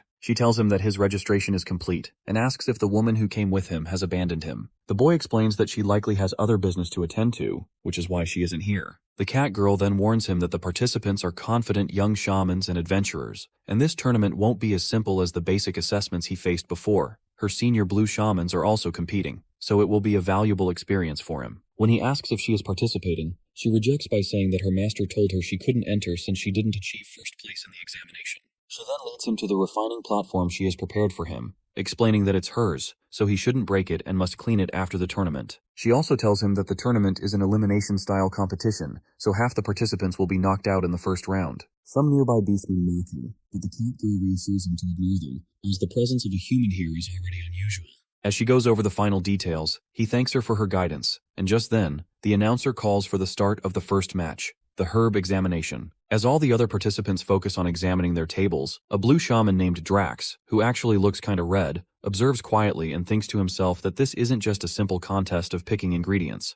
It's a test of judgment, and a great shaman must have exceptional discernment. Scanning the competitors, he realizes that only a handful of blue shamans might even come close to challenging him, and the greatest threat is likely the Fox Beastman, the genius Kevin's disciple. Drax considers the Fox Beastman's skill in final refinement. The disciple must have been taught countless secrets by Kevin, making him a formidable opponent. Other than him, no one else poses a real challenge. While he is thinking this, our hero accidentally bumps into him, to which he scowls in anger, but our boy quickly apologizes, explaining that he was distracted while trying to find his place. By looking at him, the blue shaman recognizes that this is the human everyone's been talking about, a warrior rather than a shaman. At that moment, the Fox Beastman steps forward and tells him that this human boy is only here because of his connection with the genius, to which Drax comments that it's a shame the boy relies on connections to participate. Hearing this, our hero comments that if this weren't a public venue. Then the announcer girl begins explaining the rules that they will announce the name of a potion, and the participants must identify the ingredients needed to make it and collect them within the time limit. Failing to gather the ingredients on time results in disqualification, and the participants will be scored based on the quality of the ingredients they choose. As several girls carry buckets filled with ingredients to their tables, the cat girl stands in the corner, worried about our hero. She knows this isn't like the previous shaman exams this time. Skilled blue shamans are competing as well. Meanwhile, a senior named Conte, a level 33 red shaman, an old beastman, sits beside the genius Kevin. He remarks that he's glad his disciple Drax is participating in the competition. The genius replies that he simply wants to give talented shamans the opportunity to showcase their skills. The old beastman then asks about the Fox Beastman, and the genius comments that he certainly has talent, but what matters is whether he can demonstrate it in the tournament. The old beastman adds that he's heard a human participant is joining this time, to which the genius confirms, explaining that the boy, Tsuyoshi, comes recommended by the president. He explains that this boy is a warrior who has never trained as a shaman, yet he not only took the shaman exam as a human, but also defeated the cat girl to claim first place. Hearing this, The old beastman grows curious to see what the boy will do in this tournament. Meanwhile, our hero studies the buckets and realizes that half of the participants will be eliminated in the first round, which is the ingredient picking stage. He notes that each potion requires multiple ingredients, so he must select the right ones from several buckets. Rushing to grab random items or wasting time searching will mean disqualification. Thinking this through, he decides it's the perfect moment to use his skill, the Divine Eye. The announcer girl reveals the first potion, the Beginner Cooling Potion. But our hero activates his Divine Eye, instantly identifying the 3 required items: Fire Spirit Grass, Wood Core, and Withered Vine. He also notices the crowd around the buckets, realizing it will be difficult to grab the ingredients, and sees that the Fox Beastman and Drax have already collected theirs with ease. He decides to demonstrate the strength of a warrior, so he activates his Thunderous Ambush attack skill, plunging the surroundings into darkness. The other participants are stunned by the sudden display, and our hero quickly moves in front of a participant picking ingredients from a bucket. Canceling the ambush attack, he reactivates his Divine Eye, instantly identifying the highest quality ingredient. When he picks it up, the old beastman and even the genius look surprised. Using the skill, he efficiently collects the remaining 2 ingredients as well. The announcer girl then stops everyone as the time is up, and orders the inspectors to inspect the quality of the ingredients to determine who advances to the second round, and who is disqualified. As they examine each participant's selections, many are disqualified for picking the wrong items. When they reach Drax, he passes by earning a score of 84 out of 100 for ingredient quality. When the inspectors check the Fox Beastman, they give him a score of 94, and the genius remarks that his disciple is likely to take first place this round. Next, they move to our hero to check his ingredients, but they get stunned when the inspection device malfunctions. After a moment, they announce that all his ingredients are correct, awarding him a perfect score of 100 out of 100. The genius and the others get completely shocked that a human boy could achieve full marks. Our hero feels good, knowing his Divine Eye skill analyzed everything flawlessly, and he eagerly looks forward to the next event. The analyzer announces again that there is no mistake in the scoring. The old beastman wonders how skilled this boy really is, and the genius grows curious about him as well. The girl then explains that the second round is the refining tournament for an intermediate invisibility potion, and orders all participants back to their platforms. At that moment, the cat girl approaches the boy and explains that this round tests a shaman's most important skills and qualities. She asks where his staff is for refining the potion, and he admits he forgot it. Feeling angry, she quickly hands him her own staff, and he thanks her for the help. The announcer then states that they have only 30 minutes to crush the ingredients and complete the potion in a single attempt. All participants look worried, knowing the time is tight. The old beastman worries, but the genius remarks that anyone aiming to win a refining tournament should be able to handle this, and he becomes even more curious about how the human boy will manage. The girls hand out the ingredients, and the competition begins. Some participants rush angrily and end up ruining their own ingredients. Watching this, Drax mutters that even shamans can be idiots, but he and the Fox Beastman start carefully. Drax knows that crushing the ingredients means grinding them into powder using one's own mana, and the stronger and more precise the mana control, the finer the result. Observing the Fox Beastman, he realizes that his mana must be over 1,000, while Drax's own mana is only 880. The old beastman is impressed and comments that the genius must have hidden some of his talent, but the genius notes that the fox's mental fortitude still needs work. As they talk, they suddenly remember the human boy and look for him, only to find him standing on the table, not doing anything. They worry that he won't finish the potion in time. Meanwhile, our hero quietly studies the mana capacities of both the fox and Drax, figuring out what grade of potion they are likely to create. Then the cat girl orders him to start immediately, reminding him that he can't win by just standing there. Our hero begins the task, but as his mana spreads around him, the others laugh. It barely reaches 600, far below what a shaman would need. Being a warrior, he simply doesn't have much mana. Even the genius realizes he had overestimated this boy's potential because his mana is quite low. Meanwhile, Drax decides to use the special skill his teacher taught him for the tournament. Activating advanced mana amplification, his mana capacity jumps to 1,180. Waves of power ripple around him, drawing gasps from the spectators. They comment that with this, he can produce a B-grade intermediate invisibility potion. As expected, he successfully creates the potion, and the old beastman mutters that he won't let the genius take first place so easily. However, the genius is already prepared for situations like this. Silently, he signals the Fox Beastman to demonstrate his true ability, ready to show everyone the level of skill he is capable of. At that moment, the Fox Beastman activates the law of the earthly phoenix flame. Strong blue flames swirl around him, and he remembers his teacher's instructions to add this flame during the fusion stage. Now, there's no way he can lose. His mana surges to 1,530, and he easily creates an A-grade potion, to which everyone gets stunned.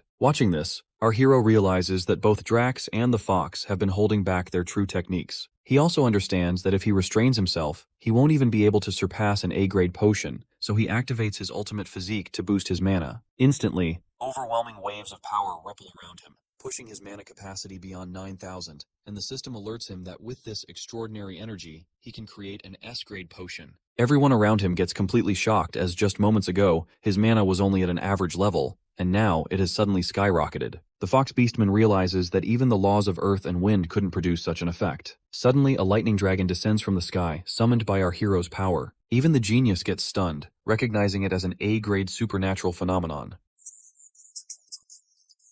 The dragon moves closer.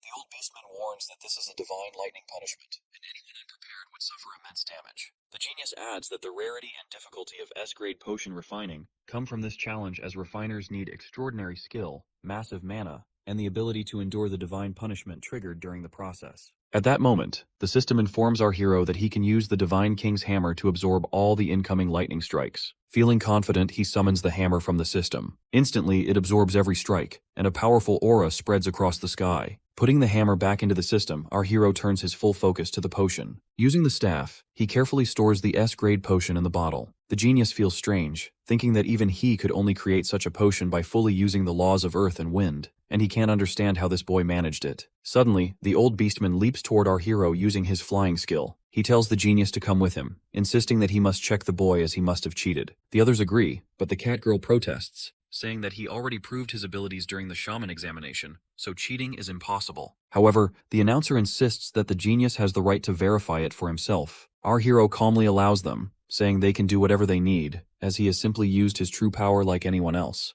The old beastman prepares to test him, activating the magic on his staff and ordering our hero to release his mana. He realizes that if he can't maintain his amplified mana, they will assume he cheated. He activates his ultimate physique to the fullest, pushing his mana capacity to its absolute maximum. As he releases his mana through the staff, a brilliant light erupts, so intense that even the old beastman's staff shatters. Then our hero asks if they are satisfied now. The genius apologizes for doubting him, but admits he has never seen anyone with such a... Turning to the old beastman, he declares that there is no need to question the boy's performance, as the S-grade potion he created is more than enough to... He addresses the other participants, saying that if anyone has objections, they can bring them directly to the boy. Everyone agrees with the genius's decision, who officially announces the boy as the champion. The cat girl gets amazed, realizing he has done something extraordinary. Yet the genius feels a surge of jealousy, thinking to himself that he will use all his connections and power to ensure this boy cannot leave the city alive. After the tournament, the cat girl hands our hero a box, saying it's the prize for winning. When he opens it, the system informs him that it contains formulas for 3 potions: a basic potion, a level-up potion, and an advanced potion. Feeling excited, he realizes that with these formulas, he could make a fortune in his original world and even cover the 1 billion yen entrance fee for the auction on his own. The cat girl then asks if he is sure about turning down the chance to become the genius's disciple. She points out that with his talent and mana capacity, studying under the genius could make him an incredible shaman. Our hero replies that he is a warrior and has his own path.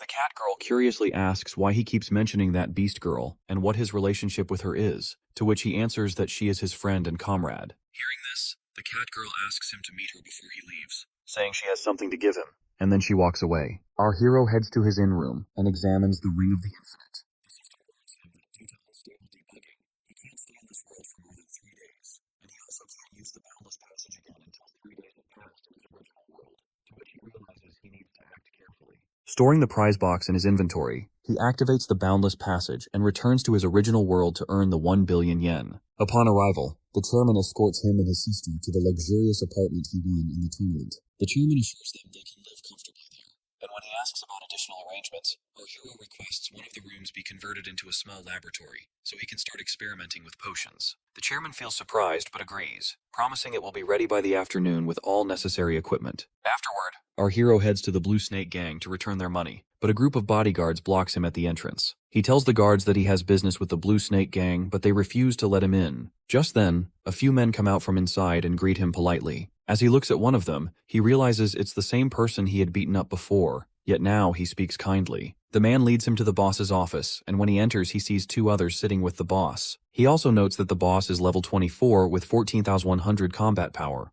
Our hero shows the boss the money he brought to repay them. The boss tells him he doesn't need to be so formal and could have sent it through someone else. He introduces the two others. One is the Blue Snake Gang's underboss, and the other is the chairman of the Crazy Wolf Gang. When our hero activates his Divine Eye skill, he examines their abilities, and when he comments on their combat power, they get surprised that he can read them so accurately. The boss explains that both the Blue Snake Gang and the Crazy Wolf Gang seem to owe him a favor. He adds that they want to leave the past behind and be friends from now on. The gang's underboss apologizes to our hero for his son's rude behavior and says he has sent him to another city to prevent any further trouble.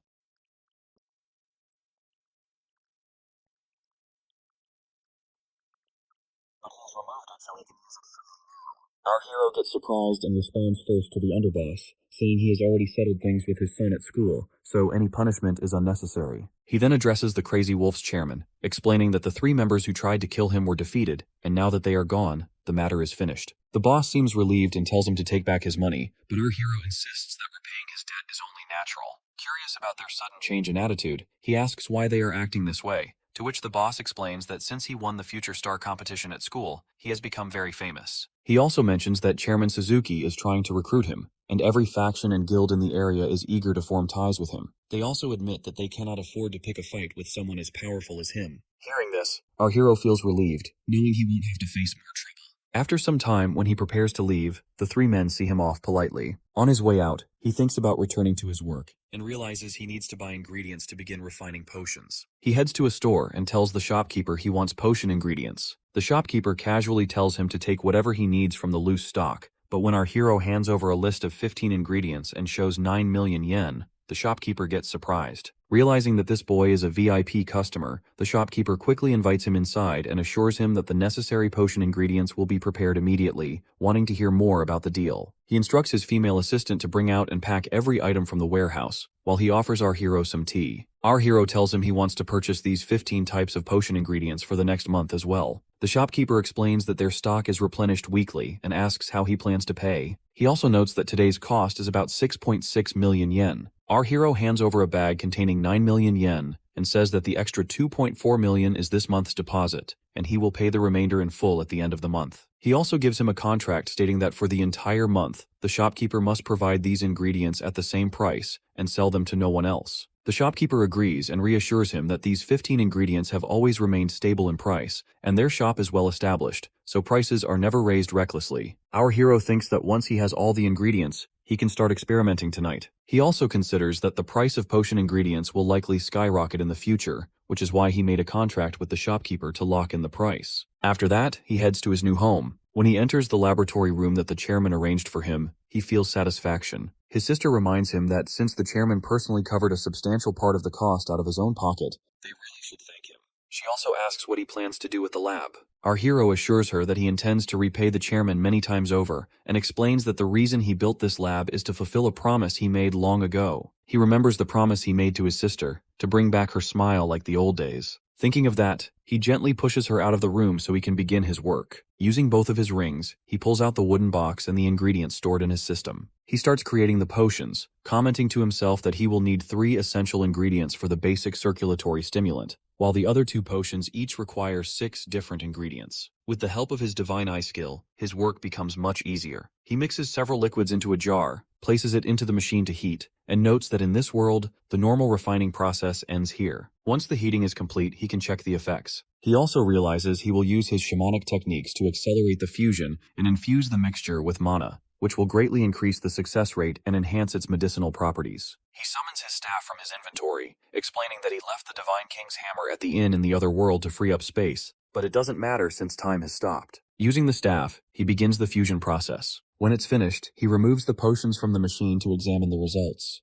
After drinking one, he notices that his HP and stamina recovery speed have increased by 45%. Damage taken is reduced by 12%, and the effect lasts for 10 minutes. Excited by this, he remembers that in this world, capsules are used instead of potions. He then begins transforming the potions into capsules using another machine and his own magic. The next day, many other heroes are gathered at the entrance of the portal, preparing to go on a hunt for the monsters. At that moment, our hero arrives, wearing a masking cloak that conceals his identity. He also carries a small trolley filled with boxes of capsules. When the others notice a traveling merchant with some capsules, they immediately comment that he shouldn't be selling these instead of the shops, as it might be dangerous for them. Our hero addresses everyone, saying that if they are dissatisfied with their current capsules, they should try his brand new capsules. The heroes look confused, wondering if these capsules are from one of the big three companies. Another guy remarks that he visits shops frequently but hasn't seen any new products. One of the heroes approaches our boy and asks what kind of capsules these are and what effects they have. He explains that they are basic circulatory stimulant capsules, which help recover HP and energy while also reducing damage taken during attacks. He adds that each box contains 6 capsules and costs 24,000 yen. The guy gets surprised and points out that blood circulatory stimulants from the big three companies cost only 20,000 yen for 10 capsules. The others also mock him, insisting that this must be a scam and telling him to leave.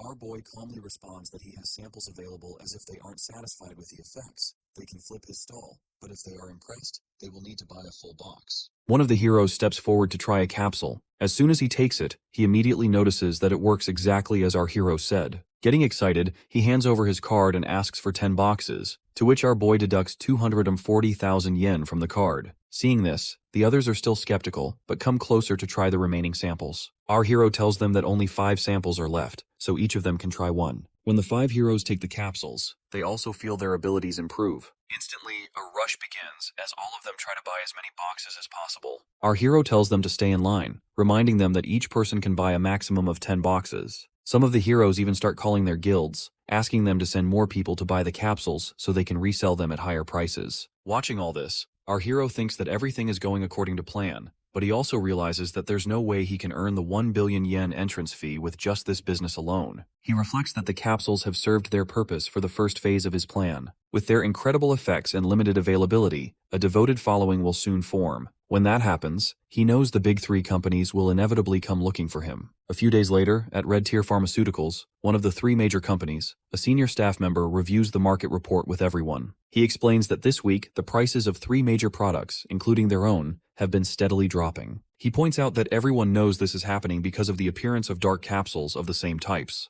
Another staff member adds that it's already confirmed these products don't belong to the other 2 pharmaceutical companies. He shows them the 3 capsules that are rapidly gaining popularity in the market and remarks that it's hard to imagine these capsules are currently so sought after by heroes. After conducting strict pharmaceutical tests, they found that the capsules could only be created by a group with extremely advanced technology. Even with their machines, they cannot determine the exact composition or ingredients, and they have no idea who the genius behind them is, or why no one knew about them until now. As they discuss the situation, the company president, a young woman named Misa, arrives with her assistant Tommy. She comments that if all of these are indeed dark capsules, then the products of the 3 major companies should be considered a failure. When she asks if they have started investigating the case, the staff members explain that no one knows who is producing these capsules and that the seller changes locations every day. She immediately orders her assistant to prepare the car, saying she will handle this personally. Meanwhile, at a random spot in the dungeon, a crowd of heroes has gathered, and our boy is once again selling his capsules. With only 3 boxes left, everyone wants them at any cost,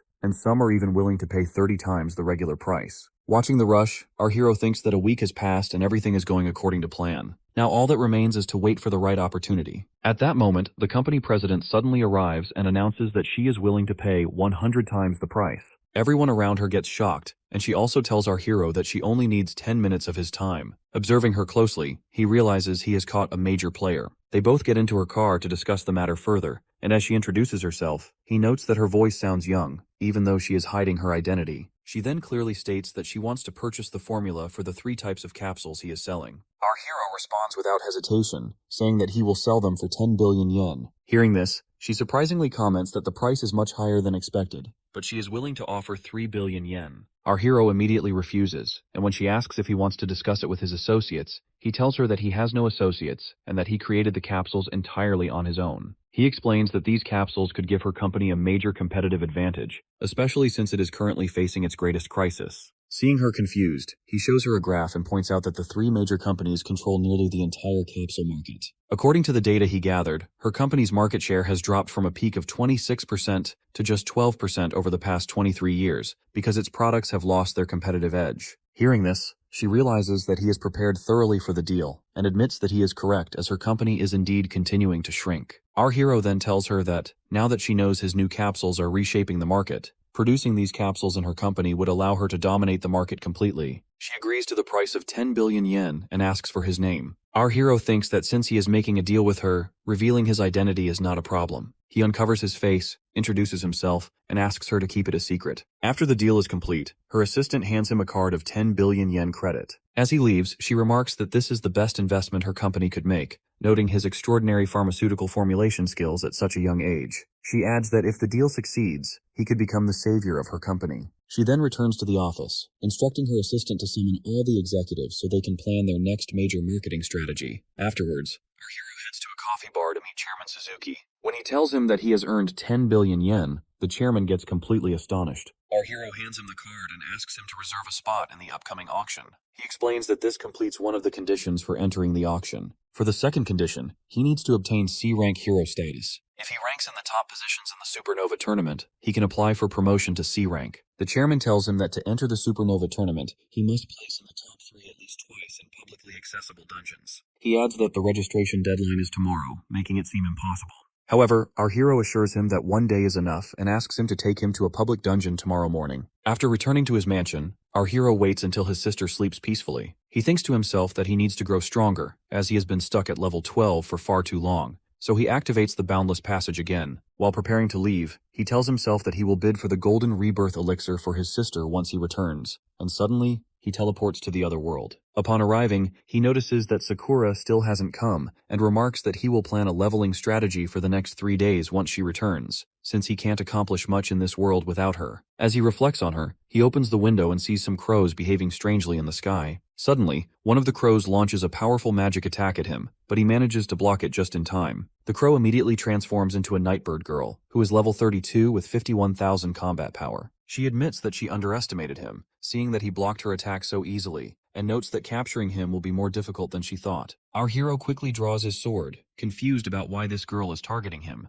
At the same time, another human attacker, level 30 with 30,500 combat power, strikes from behind. But our hero activates Ultimate Physique and blocks the attack as well. Realizing that fighting 2 higher-level enemies in such a narrow space is too risky, he quickly jumps down from the window. As he lands, he hears them declaring that they want to kill him, and he feels confused about who could have hired them. The human attacker asks him how he managed to block an attack with a 100% strike rate, while the Nightbird girl points out that he also dodged her strike. Without hesitation, they both leap at him, launching their powerful skills. To their surprise, he blocks both attacks effortlessly, and by activating the Thunder Chain Fall, he hurls it at them. The girl instantly raises a shield covering both of them, while the human assassin mutters that if this boy had even a slightly higher level, they would have been killed by now. As he says this, he unleashes a series of powerful strikes from the front while the Nightbird girl attacks from behind. Our hero takes some damage and realizes that he can't handle them at his current level as he needs to use the Divine King's hammer. When he summons the hammer, both of his opponents get stunned by the extreme energy radiating from him. Suddenly, our hero hears a familiar voice accusing him of hiding something.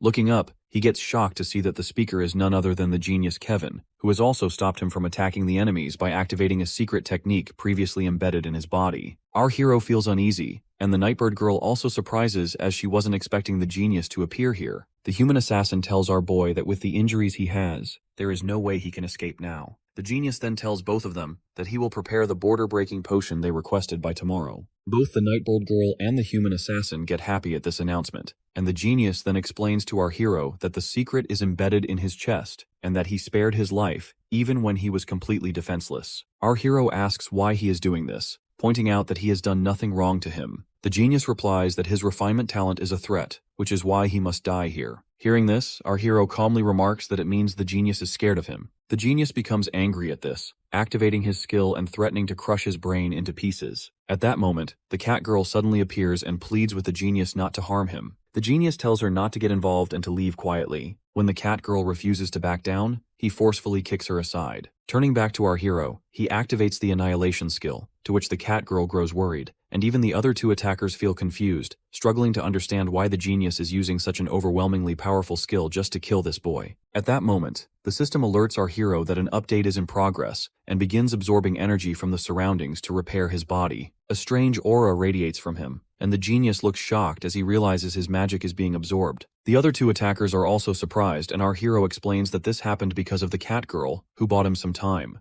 While she was distracting the genius, his system identified the secret in his chest and initiated the update, which will remove the virus from the system. He feels relief but knows that during the update, the system must continue absorbing energy. If the process is interrupted, the update will fail, and he will revert to his previous weaker form. Realizing he has no other choice, he pulls out the Divine King's hammer, thinking that no matter how much pain he must endure, even if his body is destroyed, he will kill all of them right here and now. At that moment, the system informs him that since it is updating, the Divine King's hammer will also continue repairing his body. The genius stares in confusion at the immense aura radiating from him, while the other two attackers rush to assist in defeating him. As the hammer works, our hero feels it tearing his body apart, but at the same time, the system continuously repairs him during the update. The enemies create multiple protective shields to defend against his attacks, but as he strikes, the shields shatter under the overwhelming force. Meanwhile, Sakura is chasing a Beastman warrior who is level 58. The warrior pleads for his life, but she reminds him that he showed no mercy to her father back then.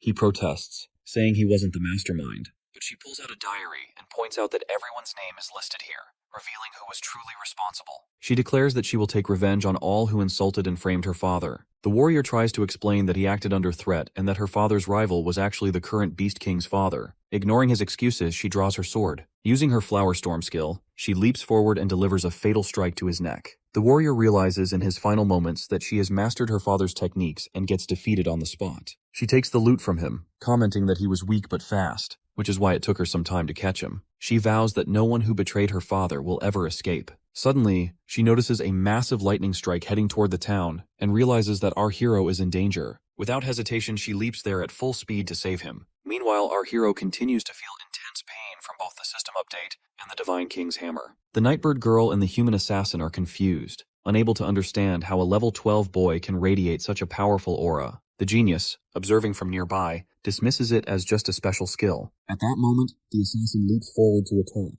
only to be shocked as he suddenly finds himself paralyzed in mid-strike. Actually, this is the hammer's ability that anyone who approaches without high lightning resistance is easily immobilized. Taking advantage of the situation, our hero delivers a powerful strike with the hammer, instantly defeating the assassin. The system then instructs him to use the energy from the fallen enemy to further upgrade itself. As our hero agrees, the system upgrade jumps to 48%, though his body has sustained 66% damage. The genius warns the Nightbird girl to avoid close combat, sensing that something is off about the energy surrounding the boy. Seeing the situation, the girl grows worried, but our hero shows no mercy, and by leaping forward, he strikes her with the Divine King's hammer, defeating her as well. The system absorbs the energy, raising the upgrade to 68%.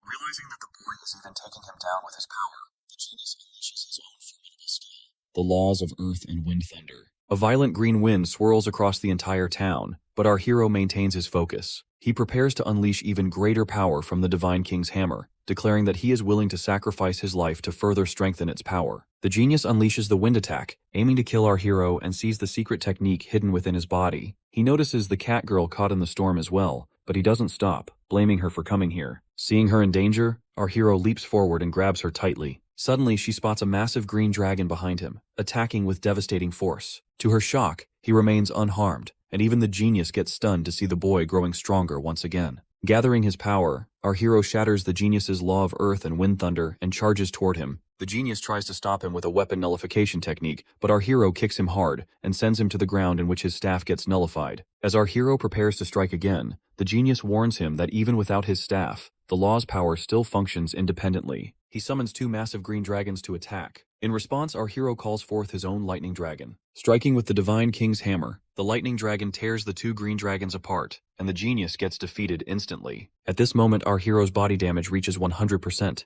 and he collapses. The system instructs him to absorb the energy of the defeated enemies to continue the upgrade. He agrees, and the system restarts, unlocking new functions. His level jumps from 12 to 18, and his combat power rises to 25,000. The next morning, the cat girl rests in a shelter in the middle of the forest. When she wakes up, she finds Sakura nearby. She curiously asks about the genius, and the beast girl tells her that he is dead, explaining that when she arrived last night, he had already been torn apart by Tsuyoshi's hand. Hearing this, the cat girl feels sad and then asks about our hero, feeling worried since he was also in danger the previous night. The beast girl responds angrily that it's not her concern and warns that if she hadn't helped him, she would have killed her along with the genius. She adds that she doesn't trust her and must leave. Just then, our hero's voice calls from outside, assuring the beast girl that she has nothing to do with what happened. Overjoyed, the cat girl runs out to see him, but gets shocked to notice that he now wields the same law of earth and wind power that the genius had. He explains that when he woke up, he already had this power. What seemed like misfortune turned into a blessing.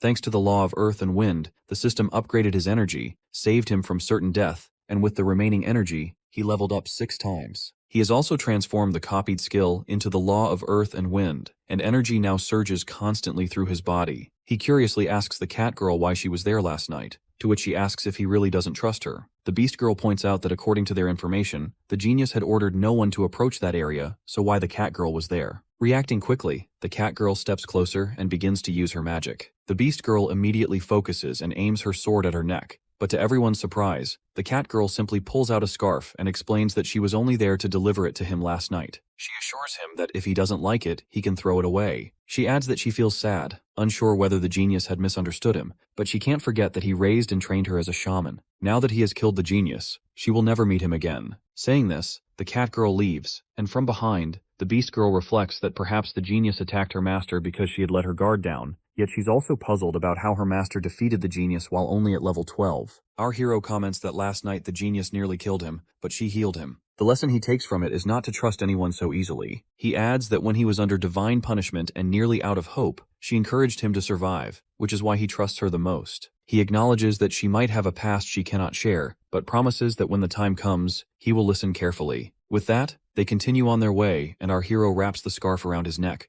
the one the cat girl gifted him. Later, he returns to his original world, where Chairman Suzuki brings him to the public cave application center. Heroes from all over have gathered there. The chairman asks if he's sure about entering the cave alone, warning that once the application is submitted, there's no turning back. He adds that while there are many people, each has their own party. Our hero simply replies that he will be fine as he's strong enough now. Meanwhile, an S-class hero named Sandor, who has been observing our boy, talks on the phone with an older man named Dan while his team fights behind him. He explains that Chairman Suzuki scouted the boy recently, and that they've underestimated how quickly the hero's alliance moves. He adds that if the boy joins the alliance, they'll see his true strength in the rookie tournament. As he talks, another S-class hero from his team, Luca, arrives dragging an enemy. Sandor warns the enemy that if he had accepted their conditions before, none of this would have happened. However, the guy comments that even if they take them by force, they will gain nothing in the end. Sandor responds by launching a fatal strike, instantly defeating the enemy, and instructs his team to deal with the others alone. Meanwhile, our hero goes to the receptionist to register for solo entry into the dungeon. The girl gets surprised, warning him that he might not even make it out alive. He calmly replies that there's no rule against entering alone, and insists that she register him immediately, as he doesn't have much time to waste. At that moment, another girl arrives and agrees to his request, explaining that there are currently 6 public dungeons, 3 C-class, 2 D-class, and 1 B-class, which is the highest difficulty. Hearing this, he turns toward the entrance, aware that he has only 1 day to clear all 6 dungeons. As he approaches, he notices another party standing at the dungeon entrance, looking worried. One of their team members, a girl, has left her expensive wand inside the dungeon and is crying. The team comments on how exhausted they are and mentions that they cannot enter the dungeon again, so they need to offer a reward to anyone who can retrieve the wand. Seeing this, our hero asks them to step aside so he can enter. They agree, but the girl begins pleading with him to return her wand.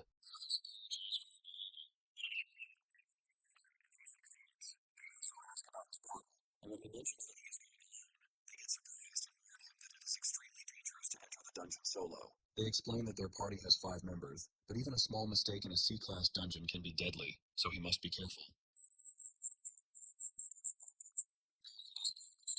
Looking around, he realizes it is a stalactite dungeon, something he has never seen before. He uses his divine eye skill to scan the area and detect the monster's weaknesses, noting that while the system has been upgraded, he doesn't see any major changes. Drawing his sword from the system, he spots a level 22 monster, but notices that this dungeon feels calmer than those in the other world. He activates the copied skill on his sword, the law of earth, wind, and frost, and delivers a powerful strike, to which the monster gets defeated on the spot. As he works through the dungeon, he realizes he might be able to rank in the top 3 for all 6 caves at once. He also considers that the law he could gain at the end is the legendary law of destruction, and if he absorbs more laws, he could take on even higher level challenges. 15 minutes pass, and the other party is still waiting outside, growing confused since he hasn't emerged yet. Suddenly, they get shocked to hear that a new record has been set. A C-class dungeon cleared in just 15 minutes. The receptionist girl checks the details and realizes that the achievement belongs to the same boy who went in alone.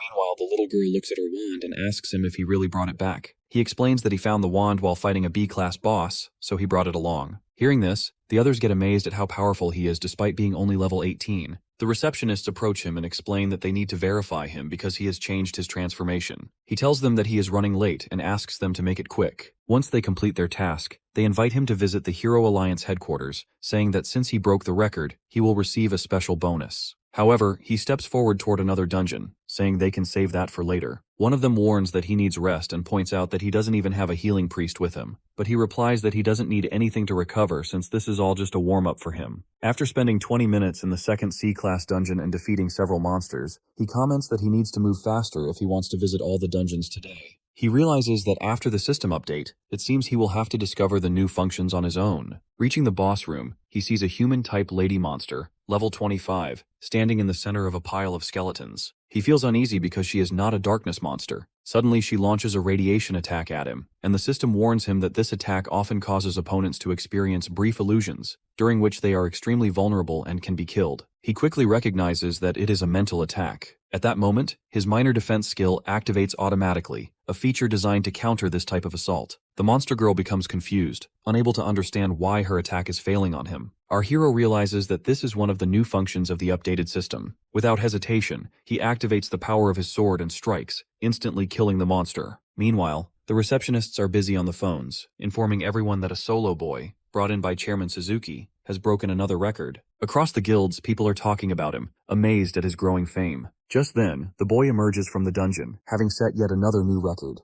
Guild members rush forward, pleading with him to join their guilds and become their companion, but he calmly replies that he is used to working alone and cannot join them. Some of the men suggest that he might need healing and offer to use magic to help him before entering the next dungeon together. Our hero politely declines, assuring them that he is fine. He reflects on his new passive skill, minor exhaustion reduction, which prevents him from feeling tired in dungeons of this level. Still, he knows the upcoming B-class dungeon will likely be a greater challenge. He moves on to the 3 D-rank dungeons and, after setting new records in each, clears them with ease. The receptionist notices that he is now heading toward the final B-rank dungeon on his own. Meanwhile, Chairman Suzuki waits outside for a message from him. Suddenly, he sees 2 men rushing toward the public dungeon. He stops them and asks what is happening.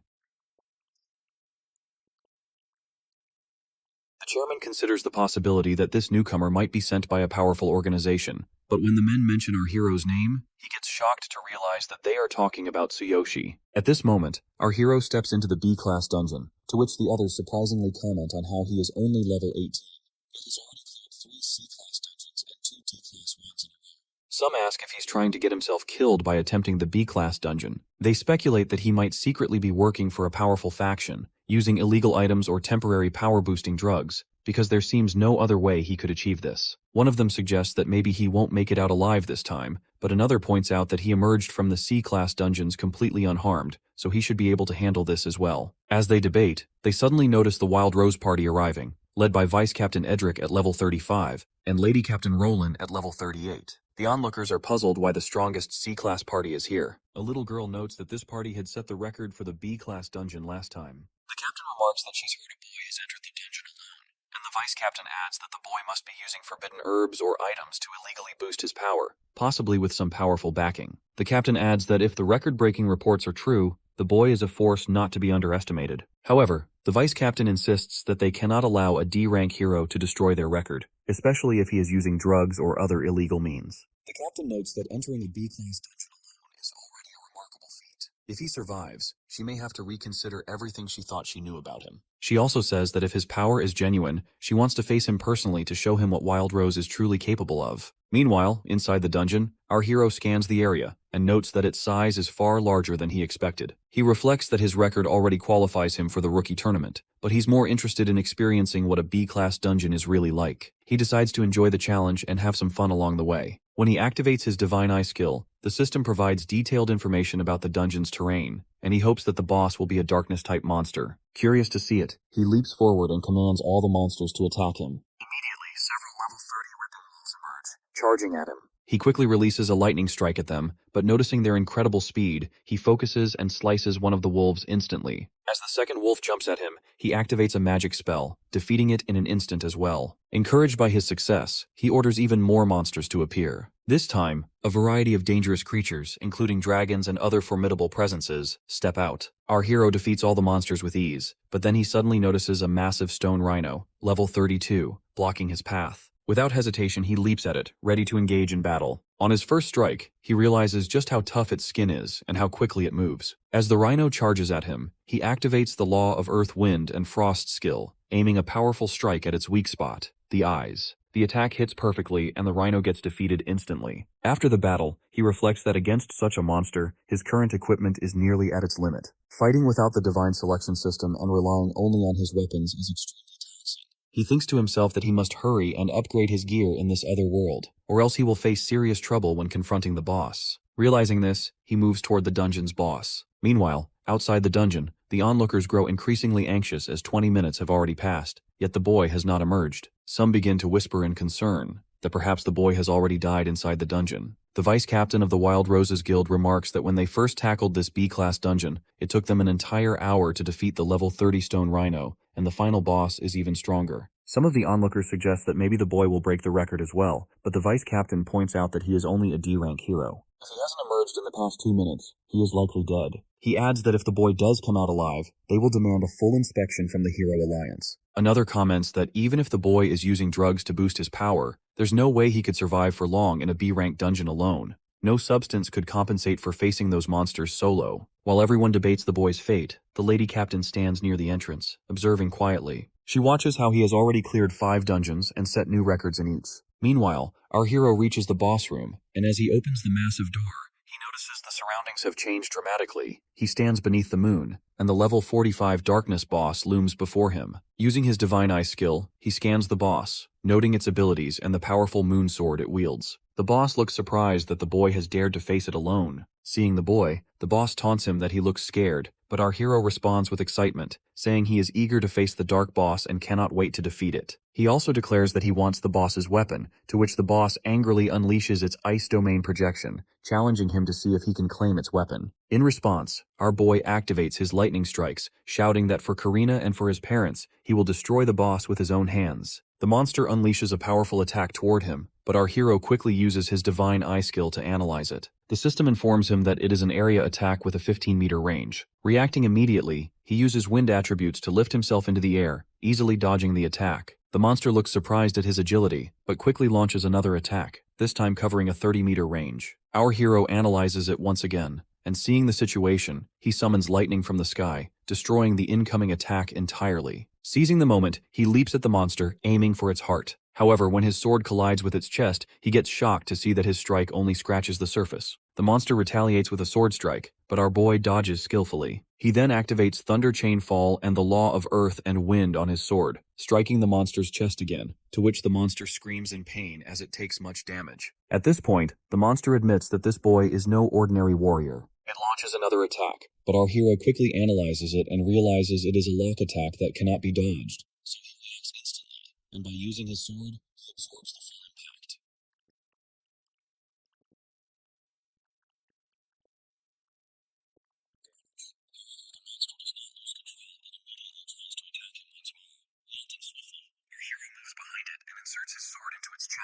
The monster feels confused by his ability to anticipate its moves, and our hero remarks that its attacks are too easy to read. Realizing he has underestimated him, the monster transforms into its final form, becoming even more dangerous than before. Our boy shows no fear, and commands the monster to attack and prepares to draw the Divine King's hammer from the system, ready for the decisive battle. Outside the dungeon, the lady captain still feels uncertain, wondering if the boy has really broken the records. She realizes that if it's true, their party's reputation could be ruined. When one of her party members offers her some tea, she asks for his opinion about the boy. He replies that the boy must be incredibly strong. He points out that when the boy entered the other dungeons, people mocked him, but after he emerged having set new records, everyone's perception changed. He adds that if the boy were merely using drugs, he wouldn't be able to perform like that. There must be genuine skill behind it. However, the vice captain doesn't agree, while the other party member remarks that the quietest beasts are often the most terrifying. Inside the dungeon, the monster senses the powerful aura emanating from our hero because of the Divine King's hammer. It recognizes that this presence does not belong to the world and admits that this boy is the strongest hero it has encountered. Our boy comments that the monster will be even more surprised once he attacks. The monster lunges forward, aiming for fatal strikes,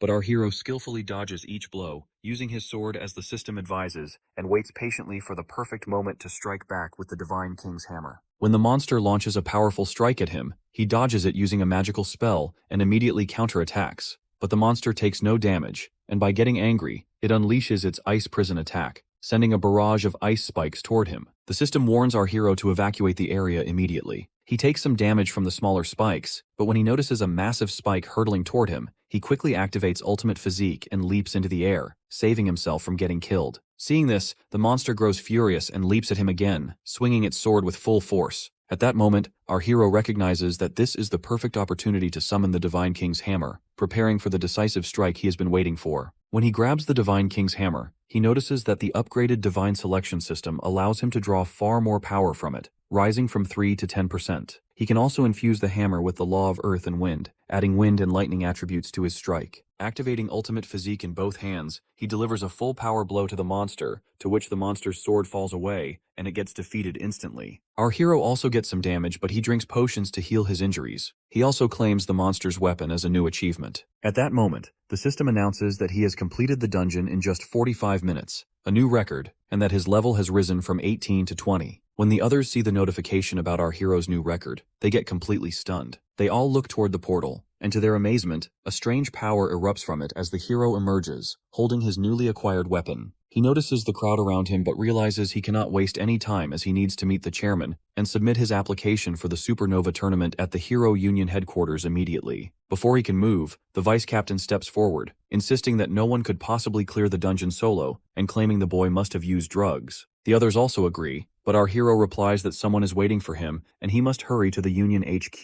The vice captain accuses him of making excuses and running away, demanding that if his power is genuine, he should face him in a one-on-one fight. The lady captain adds that if he truly achieved his feat through real strength, she respects him, but she admits it is difficult for anyone to believe that a D-rank hero could accomplish such a task. She tells him that he must prove his strength to remove all doubts from everyone's minds. Hearing this, our hero asks about the time and the receptionist replies that it is 5 in the evening. Realizing he still has some time, he agrees to the one-on-one duel. The crowd grows even more astonished as he has just emerged from clearing the dungeons, yet he is already preparing to face the vice captain of the Wild Roses Guild. The vice captain thinks to himself that he will use the elemental explosion, a skill he has recently mastered. Even if the boy is only a C-rank hero, he doubts the boy could withstand its full power. Both combatants ready themselves, and the announcer explains the rules that there is no killing allowed in this battle. The vice captain proudly announces his level and combat power, while our hero calmly states only his level, now 20. Knowing that revealing his combat power could complicate matters further, the vice captain mocks him, claiming he now understands why the boy is hiding his combat power, as it must be very low. Our hero replies that if he revealed his true strength, everyone would be completely stunned. As the match begins, the vice captain immediately activates the elemental explosion magic on his staff. The lady captain watches nervously, feeling that using such a powerful skill right away seems unfair, but the attack has no effect on the hero. He stores his sword back into the system and activates Ultimate Physique in his right hand. With incredible speed, he leaps toward the vice captain, declaring that he is only a D-rank hero because he hasn't had the chance to level up yet. He delivers a powerful punch, sending the vice captain backward with many injuries, to which everyone watching gets shocked, including the lady captain, who wonders how she herself would have fared in his place. Then our hero turns to the crowd and asks clearly if anyone else wants to challenge him. The lady captain realizes that the boy's power is far from ordinary. One of her team members comments that this is exactly why he said the boy was strong. She orders him to hurry and take the injured vice captain for treatment. At the same time, she openly acknowledges the hero's strength, and he thanks her politely. The receptionists then announce that there is nothing suspicious about Tsuyoshi's skills or powers, and no objections will be accepted from now on. Afterward, our hero steps outside the public caves, where the chairman greets him, amazed by his accomplishments. He remarks that he was the first to receive notice of his results and feels confident that he has discovered a truly exceptional talent. The chairman adds that the Supernova tournament starts tomorrow, and that today is the final day to register, so they need to hurry to the Adventurer Union headquarters. Our hero agrees, and when they move quickly toward the venue, the receptionist girl notices that this boy has cleared a B-rank cave solo in just 45 minutes, and gets surprised. The chairman asks her to confirm the data and quickly register him. She completes the usual procedures and announces that he has been officially approved for the tournament. She also reminds them to arrive at the venue on time tomorrow. The chairman gets happy and tells our hero that the future of their school's Adventurer Association rests on him. Our boy thinks to himself that he must win this tournament to qualify as a C-rank adventurer, which will allow him to bid on the golden regeneration liquid at auctions for his sister's leg. Afterward, he returns to his apartment and sees that his sister has already gone to sleep. He goes to his own room and opens the system. Since he leveled up to 20 in the cave, a new bonus has appeared, but he hadn't checked it earlier due to the ongoing battles. The system shows him the available bonuses, and he gets amazed as now he can choose any of his own skills to upgrade, and his ultimate physique skill can be enhanced 60 times, resolving his physical weaknesses in combat. He presses the button to upgrade, and the system quickly enhances ultimate physique. Next, he selects the Thunder Chain Fall skill to upgrade. The system transforms it into Thunderbolt, drastically increasing its range by 100 times and allowing him to continuously attack a single enemy for 10 seconds. Closing the system, he comments that he needs to get a good sleep because tomorrow is the tournament. His thoughts then turn to Sakura, who had looked worried. He resolves that once things settle here, he will return to the other world to help her. The next morning, he travels with the chairman to the tournament venue. The chairman explains that many young elites will be fighting in this tournament, risking their lives, so he must stay alert at all times. He also notices that the boy seems even stronger than before. The chairman adds that the venue is a cave inside a massive mountain, known as One Strike Mountain, because long ago, a legendary S-rank adventurer punched through it in a single blow. Our hero curiously asks if there are really S-rank adventurers in this world. The chairman replies that he has only heard about them in stories. When they arrive, our boy gets surprised by the huge size of the venue. The chairman tells him that he will accompany him for the entry process, but once the matches begin, he will have to rely entirely on himself. The organizers welcome him at the entrance, and the chairman reminds him to stay safe, to which our hero assures him that he will handle everything. When he steps into the venue, he sees many heroes gathered there, including the Adventurer Union Party, which will be his team for the tournament. Using his Divine Eye skill, he scans their abilities and notices that 2 men and a woman are all at level 36. When he introduces himself as a substitute for the Adventurer Union, the 2 men immediately mock him, questioning how a low-level hero like him could even participate. The woman comments that he probably got in through connections, and that they will need to work hard, so the substitute won't have to step in. Hearing this disrespect, our hero simply sits aside, understanding that the tournament's purpose is straightforward: support the party and secure a smooth victory. He also realizes that performing well here will allow him to apply for C-rank adventurer qualification. While he considers this, the others continue mocking him. Then he notices another party, the Heido group, entering the venue. All their members are level 37, making them clearly stronger than his own party. When the Heido group hears that the boy is only a D-rank hero, they laugh and comment that the Adventurer Union will be defeated soon. Fabian, one of the union's members, feels angry and tells them to watch their words and not get ahead of themselves. Hearing this, the Heido group's senior Gon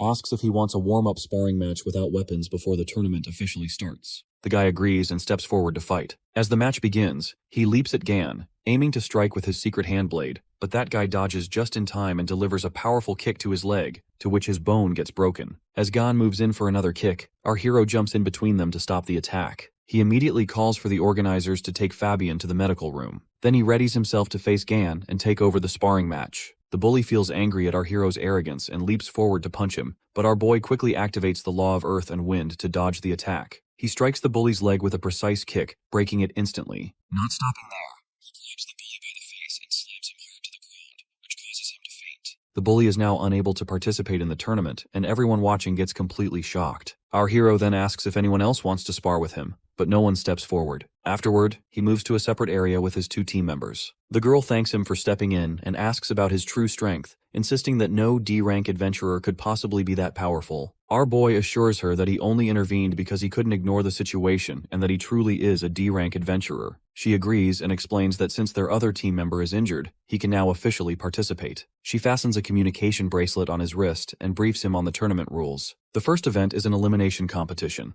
a basic trial to remove half the participants. She explains that all contestants must defeat monsters in a mock cave, scoring at least 150 points within an hour to pass. Anyone who fails to do so is eliminated. She explains further that there are specific rules because there are currently about 120 participants. Even if more than half meet the passing criteria, only the top 60 based on points will advance, and the rest will fail. This means contestants need to defeat as many monsters as possible to maximize their score. The other team member adds that he can choose between 2 difficulty levels, normal mode and dark mode. In normal mode, defeating one monster gives 1 point. In dark mode, only darkness-type monsters appear, and defeating one grants 5 points. He also warns that every 30 seconds, the number of monsters doubles automatically, and cautions him not to choose dark mode at his current level, because level 20 monsters will appear. Our hero curiously asks about the highest record, and they tell him that long ago, a contestant from the Adventurer Union chose dark mode, lasted 45 minutes, and scored 1,500 points, defeating 300 monsters of the same level. That contestant later became an S-rank adventurer, and is now one of the prideful members of their Adventurer Union. After that, they move to the spot where the real cave has appeared. The girl asks our hero if he's heard that this mountain cave was supposedly created by a legendary S-rank adventurer's single blow. She adds that the cave still contains mysterious energy that even modern science and S-rank adventurers can't fully analyze, which is why it naturally generates the mock caves for the tournament. At this moment, our boy notices his ring start to glow, but he ignores it. His team members advise him to stick with normal mode as long as possible and to maintain distance when the number of enemies increases, defeating them one by one. Then our hero notices the ring glowing again, as if it is reacting to something. When the selection screen appears in front of him to choose the cave's difficulty, he comments that normal mode would be safer, but instead, he confidently selects dark mode. In that case, the system gives him the details about the monsters. Since he is level 20 darkness monsters will appear, and every 30 seconds, the same number of surviving darkness monsters will be generated. Our hero realizes why dark mode is called a nightmare. Ordinary contestants have no chance, but he is different, and this is perfect for testing his new skills. He pulls the moon sword from the system, and a huge monster appears before him. Using his divine eye skill, he sees that the monster has 8,000 combat power, and its attacks include mental damage. He also checks his own skill, Thunderbolt, which has a range of 300 meters and allows him to attack a single enemy continuously for 10 seconds within that range. Deciding to test the monster's reactions, he looks at the mountaintop 283 meters away. Using the law of earth and wind, he swiftly flies to the top. At that moment, the darkness monsters double in number, and our hero comments that now he will take them all down together. Using the Thunderbolt skill with the moon sword, he unleashes powerful lightning strikes from the sky, hitting both monsters. Their health drops rapidly, and he notices that from this distance they haven't detected him. He realizes it's safe to defeat all the monsters while keeping his distance. When the 10 seconds of continuous lightning ends, both monsters get defeated, and he earns 10 points. Outside the dungeon, the A-rank judges sit in a separate room, carefully observing all the heroes' performances. They comment that this basic trial will eliminate half the participants, and if everything goes smoothly, should conclude in about 30 minutes. They also note that only 18 out of 100 participants have chosen dark mode. Suddenly, they realize that 10 minutes have passed, and the eliminations officially begin. At that moment, one of the judges gets shocked to see the data of our hero that this boy has defeated 98 darkness monsters in just 10 minutes, earning 490 points. When the others check, they also get confused. Noticing that he is from the Adventurer Union, they turn to the union's representative, a girl, and ask her to explain. She admits that she hasn't heard of anyone named Tsuyoshi, but when she checks her own tablet, she sees that he applied late and is registered as a substitute member of the Adventurer Union. Hearing this, the judges speculate that he must be using some special high-grade item, and some even suggest that this boy might break the record for the youngest S-rank adventurer. Meanwhile, our hero continues defeating the monsters in the cave using the Thunderbolt skill. After clearing the third wave, he drinks a potion to restore his energy, and notes that during this recovery, he only needs to wait for more darkness monsters to spawn, so it is still relatively easy to manage. He thinks about the Adventurer Union's S-rank adventurer record, which was 300 monsters in 45 minutes for 1,500 points, and decides that he will break that record now. 50 minutes later, another member from the Adventurer Union emerges from the cave after defeating 560 monsters. He considers that if he wins, he might receive better treatment in the Adventurer Union, and possibly even get direct guidance from an S-rank adventurer. He also feels curious about how many monsters Tsuyoshi and the girl have defeated by now. Just then, he notices a large crowd gathered in front of the results screen. When he approaches, he looks at the girl from his team standing nearby. He asks her how many monsters she has defeated, and she replies that she has earned 386 points in 30 minutes. When he asks about our hero, she explains that he chose dark mode, which makes the guy angry since he had told him not to select it, and he wonders if that disqualifies him. The girl reassures him that he is still in the middle of the trial. When the guy looks at the screen by himself, He gets shocked to see that our hero has defeated 588 darkness monsters and earned 2,140 points in just 53 minutes. She remarks that everyone is gathering because this boy has already broken the record for the youngest S-rank adventurer. 7 minutes later, our hero emerges from the cave, and his team members ask if he has seen his results. He confirms, and the guy exclaims that he has broken the highest record, achieving an astonishing 3,240 points by defeating 648 darkness monsters in 60 minutes. Our hero says that if he had more time, he could have defeated even more monsters. The announcer then declares him the winner of the round and the new record holder. The girl tells him he is truly the pride of the Adventurer Union, but warns that he has now become the greatest rival for everyone else. He reassures her that he expected this and can handle it on his own. Suddenly, their communication bracelets light up with messages announcing that the second event is about to begin, where they will enter the caves with their respective parties.